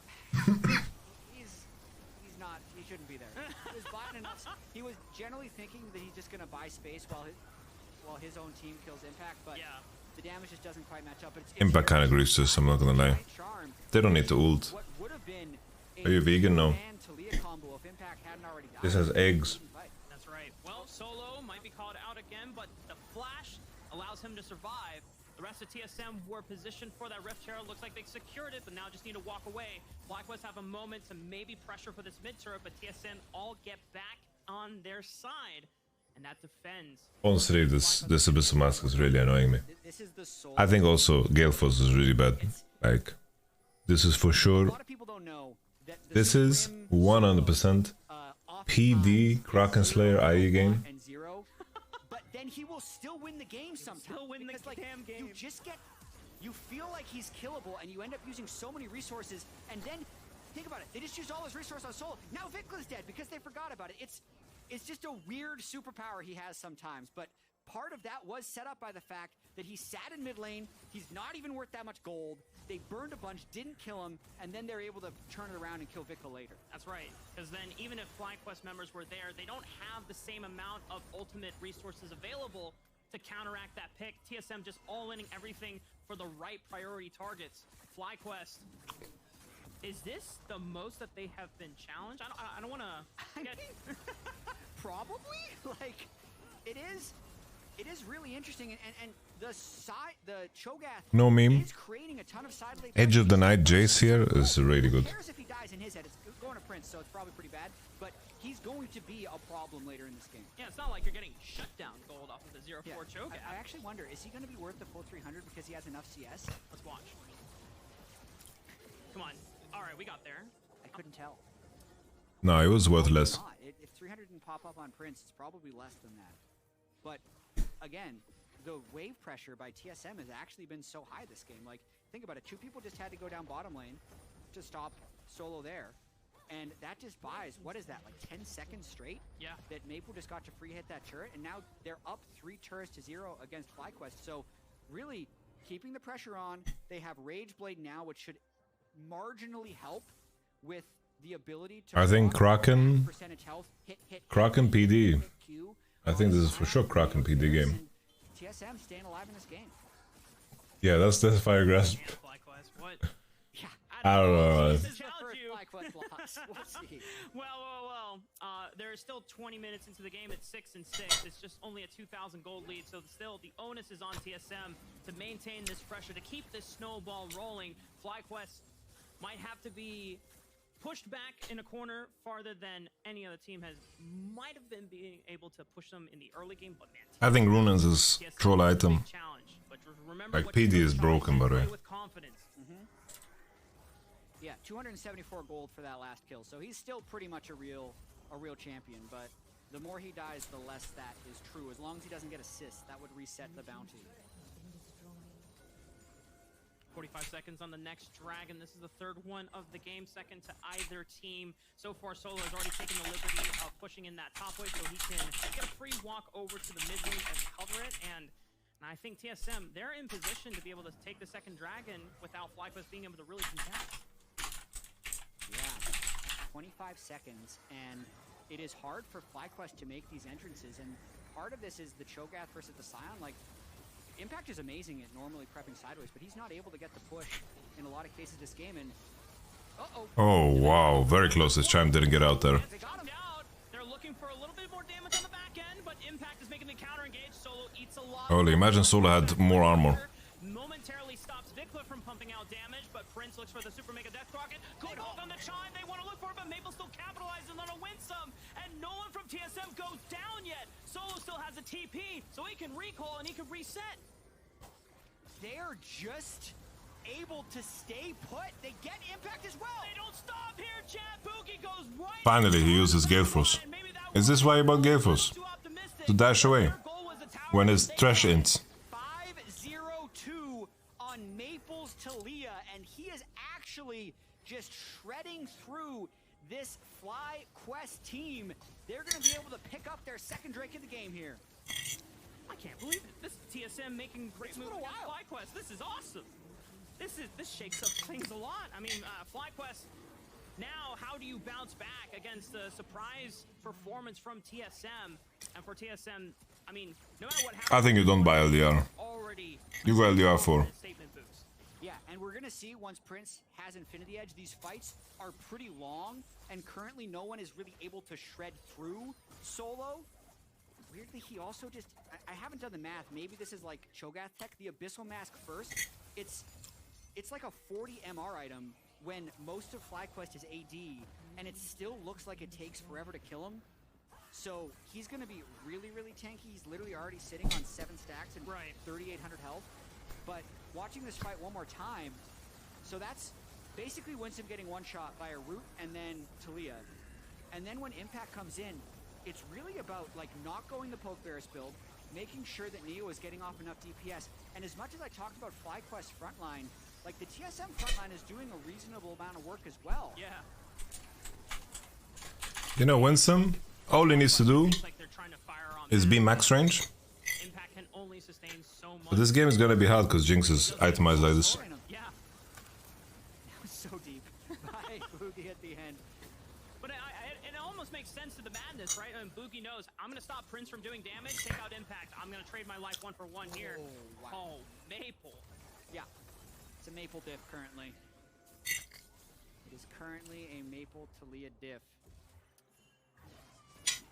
You know, Jab, back in the day when Maple was on Flash Wolves, Flash Wolves were known for being pretty damn good against T1. Yeah, against T1 in the past.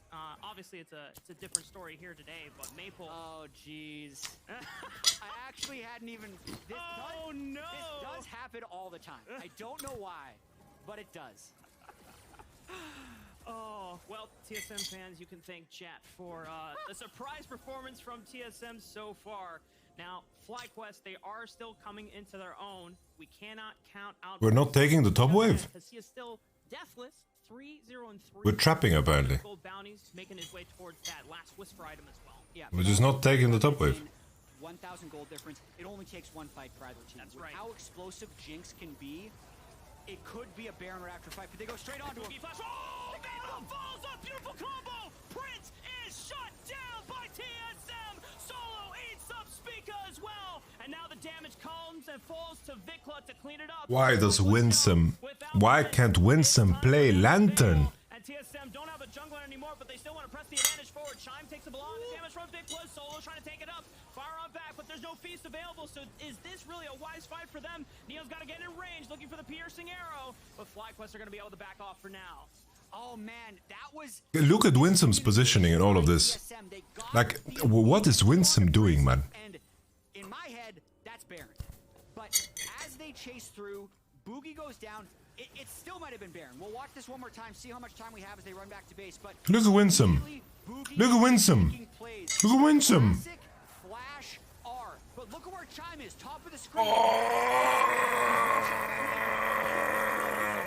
Anyway, and they're able to then take down Spica. What? That just goes to show you how much damn damage that Talia is doing right now. I was just thinking, I didn't even catch that the first time, but I think they could have done Baron after. Maple is just putting on a clinic today. What a standout performance on a champion that he has really put a lot of time and effort into making his name on between that and Galio too. He just refuses to play Lantern. Solo. Putting so much. Oh, Solo. I think he can one-shot him. I mean, Vikla still has flash. Oh, the feast comes. Holy Abyssal. Vikla's trying to dodge it, force the flash away from that last rupture. Solo saw the execute health, and as he was pressing the R, the Eclipse Shield procced for Vikla, and he didn't get the eat. But still, that just goes to show you, when a Cho'Gath is that deep in your jungle, a 2-5 Cho'Gath, and he does that to your 250 CS Jace, you got issues. That's right. feel like we have to bring up the Scrim solo story again, where it doesn't matter how many times this guy gets taken down, he just gets stronger and stronger and stronger the later the game goes on, because he knows what his role is and how to pilot these champions. Chill-proof, man. So I'm going to check his feast stack. So he's currently at 8, and he has maxed out the number of minions he can consume. He's got 1 champion, 1 dragon. So he can no longer get any bigger from minions, but if he can eat Baron or champions, that's the way he's going to be able to stack up that ult even more. Damn. Yeah. What a game. Please, Winsome, play Lantern. So there's still a world they're where... just going to go for him. Okay, well, Press all the looking for buttons. Spica. Spica still has flash. What's my man doing here? Lockdown means that he ain't going nowhere. Jinx is doing wolves, and you are in river. Away immediately for this team, FlyQuest. Okay, so Chime still has ultimate if they want to peel off. Boogie does not, and they can... He's looking for mushrooms. Look, Winsome again, bro. Winsome is refusing to play Lantern. All over again. As soon as one person gets locked up, the rest of the CC follows up. And just like that, chat, it's a 5-on-3 advantage. Bro, no, I understand why he's Gale Force. He's buying Gale Force because Winsome is the most unreliable. Feast is there for Cho'Gath. They can easily secure this. And he can't step up too far forward. Super Mega Oh, he actually could have gotten it. like last year, where those things could steal the damn thing, but No, Prince has no faith in Winsome, by the way. He went Gale Force because he's like, fuck this dude. 28 minutes against FlyQuest. Yeah, it definitely looks like TSM is now in pole position to hand FlyQuest their first loss, make it so there will be no undefeated team left in the LCS. And let's just check if Solo's screaming at his team, say, let me eat this, I need to get big. Don't let some sweat. Boogie, don't fight it, let Solo eat it. Maybe Solo saying, you know what, let's fight immediately right after. If he dies on like 100 health later, you can point to that point in the game. But yeah, this is a fight that FlyQuest is never going to win. Also, Winsome being in the front as the Thresh, I hate that needs to be Impact. They can engage on Impact. You can pull him out with Lantern. You can buy more time. But he is just not in the right spot, and TSM is crushing them. That's right. And TSM, man, oh man, who would have thought out of all the teams to match against FlyQuest, a team fighting powerhouse is TSM itself. They're doing a Crazy, hell guys. of a job. They have 3 dragons to their name. Crazy. 4 minutes before their soul could be theirs to claim. And they're setting up all the ways on the top side of the pressure map. Vikla is gonna have to recall soon. Yeah, and here they go. I mean, this is gonna Give this inhib. Don't fucking dare fight this. Don't dare. Don't fight this. Don't you dare fight this, FlyQuest. Give this. Ping. Jinx, IE gold. Pink. Pig. Ping. Jinx. Gold. And do nothing. Oh, what's the point of Maokai buying AP when enemy tank has 200 MR? They have just had... Yeah, he should max. Of course, he should max Lantern. He needs to play Lantern. FlyQuest doesn't have a reliable forward engage when behind with this team comp. FlyQuest ahead. Nah. Okay, it's off the seismic shove. Why, man? Oh, I can't believe it. Why is he looking for hook? Why is he looking for hook? Absolutely, level 16. Why is he looking for hook? Don't look for hook. Winsome, please play Lantern. Please. Like deactivate all other buttons. Just please. Winsome. Bro. And I imagine that this is where FlyQuest just have to show everything against the wall. Even if they don't feel like they're poised and the most ready to fight TSM. No, guys, I think Winsome would play better if he had no points in Q. Why is he queuing? You keep Q for when Vi ults. So when she ults, she's gonna be hooked out of it, so she can't follow up with Q. And then you just play Lantern. This FlyQuest team comp can work if they get first setup. Play Lantern. For other teams to walk Play Lantern. Access to Prince, but when FlyQuest is the ones trying to enter and they don't have vision, it's too hard for Prince because Winsome doesn't play Lantern that he knows is safe for Lantern. So you can have Boogie who can just flash ult you or cute play Lantern. Like a screen away. that can be easily. I swear to God, Winsome, I don't even want you to show your face to the enemy. All you need to do is play Lantern. Control your pro gamer ADHD, okay? And just play Lantern. Max range Lantern. Just Lantern, Prince. Prince, get IE and pop off, okay? Fuck, this Talia is a problem. You need to be able to pick a lane to play through. If you end up trying to play through bottom lane, like if they sent everyone here, they probably just lose this inhibitor, and then it's like Talia and just dashes into your base and can start killing your Nexus turrets. So normally I would say you just try and like literally just group mid and force your way in with Scion Thresh, but that still leaves you open to too many angles, and FlyQuest is in a pickle. Winsome. Slippery pickle, one might say. You better Lantern your boy, man. All you gotta do is Lantern your boy. Here, TSM don't need to show on anybody. Don't show. Don't show. Stay in fog of war. Make it as awkward as possible to Feshek here. Just... No, why are you even pushing this wave with Varus? What's the point? You're just letting FlyQuest take position. Why does Varus show on bot wave? You think this bot wave matters? I'm gonna lose 6 to a turret. So it just gives FlyQuest like opportunity to take space. Or Chime think they have an angle on Prince, and then Prince can like gale force away and they can turn. Okay, Prince. Any type of straight up eye contact team. Okay, Prince. Talia and Varus are, I think they lose it at this point, and if it's a clean engage, it's also a loss. Soul is gone. They can't contest. That's why they're kind of just posturing in mid. I think if they go any further, it's not going to work. They said, screw the dragon. We can't contest it. We're not going to flip for it. We're going to look for the positioning on Baron. And as you talked about, if FlyQuest can set up positioning first on an objective, that gives them a more advantageous fight. It's a big gamble giving Hextech Soul over to TSM. And TSM say we're not. This Soul is a bit unbalanced. Why bother? Like they Oh, no wall is actually a big deal. I don't know why Maple uses wall, dude. Like, what is this? That was a terrible wall. When they have full control, but I think honestly they just hope that FlyQuest checks somewhere, and then they make an engage happen.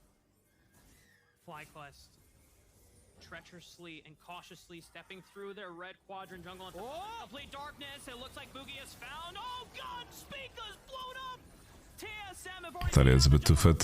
so that means there is no possibility for a 50-50 smite. It would have to be a miracle. Okay, Prince. Channel Unir Gumuyushi. Gumuyushi. No wild, no wild. Prince.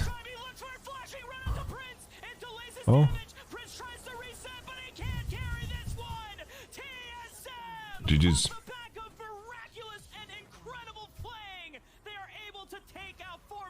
I think Chime chases him. Doesn't look like the game is going to end at this moment, though. They clutched out at the very end, killing Boogie and Maple. It really did look like that was going to be the end of the game, but TSM win the fight. They're going to burn down this Baron, and then I think they're going to push for the end.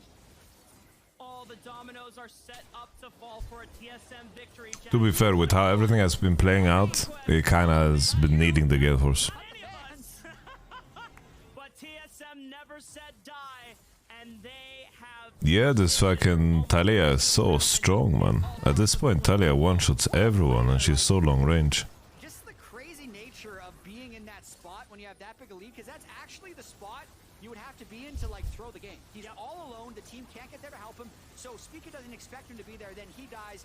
Chime around the side as well.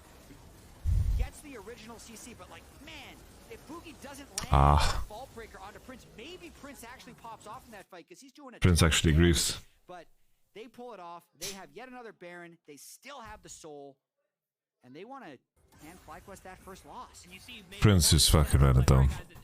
Let's be honest. But little nervy. We're almost there. We're doing it. Like stopwatch on Prince as well. So if they Boogie needs to check that inventory. Yeah, Spica's getting caught on cooldown. Could be But it's a hard game for them to get space. reset off of. He's not that tanky on the buy. No stopwatch anymore. And for this team to come together, TSM, amidst everything, amidst all expectations. Here, Jinx can stack a little tempo. It's the coaching staff, it's the managing staff that have Okay, good item. Not sure what this Jinx ult was. Sure, this is broken, guys. It seems you can build whatever the fuck you want on this jump.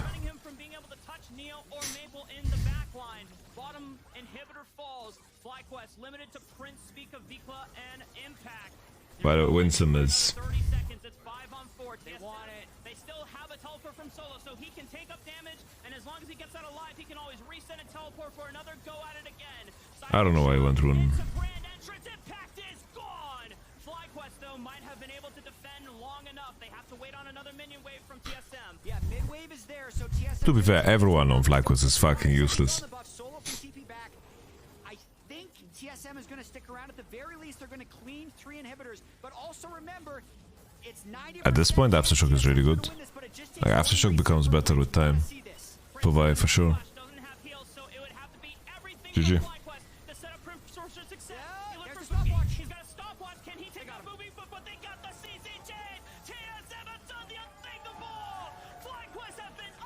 Damn. TSM move to 4-4 and hand Prince and FlyQuest their first loss of the year. That is the happiest I have seen this team in a long while. It has gotta feel good. And you can see if the managing staff, the coaching staff, Chawi, Glenn, how important is it to them to show their players who they have been given full confidence and full trust to turn around amidst everything, the image that has been given around them when it's not even about those players. These guys just want to play some damn League of Legends. They just want a game. They just want a game. And they have shut up all the negative posers and all the negativity around them. This team shows that when they band together, they trust in each other, they can do anything. Solo. What a player, man. 0-5-0 to 5-5. What a player. The start to that game, 8-0-8 for Neo, 7-1-12. Yo, Maple had a really good game, honestly. This was R5 trash, dude. Their early game had been so weak, and their win conditions had felt so narrow, and it felt, to me, it felt like the right play in the moment for FlyQuest to just say, let's pick a huge amount of scaling, and TSM won't be able to jump out to a lead. But that's exactly what TSM did. They stepped up.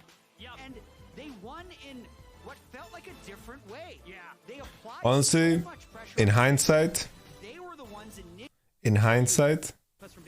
blue side comp, like the way the fights played out, it was fucking broken.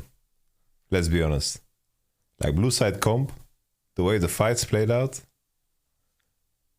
they have so much tools and shit that you need to dodge. It's like they have so much synergy. Like, this was a fucking team fight party right here, man.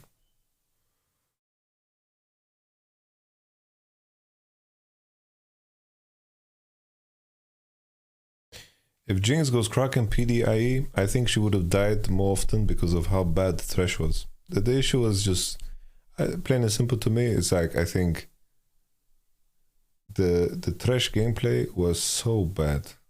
Like, sorry Winsome, but this was a very rough game, dude. Like, my man was like, how many times does he have to posture to try to hook and get one shot by Talia combo? Well, how many times does it need to happen before you learn? What was the point? It's crazy, man. Yeah, that was a rough game from Winsome. Vikla died on side, Speaker got caught, but I don't blame Speaker. Impact played the fights a bit too fast. I think the itemization from Prince needs to be different. I think like Hurricane is complete trash here. It is what it is, boys. I'll catch you tomorrow, because there's no way I'm watching another game, guys. I'm very tired. All the best to all of you guys. Have a good night.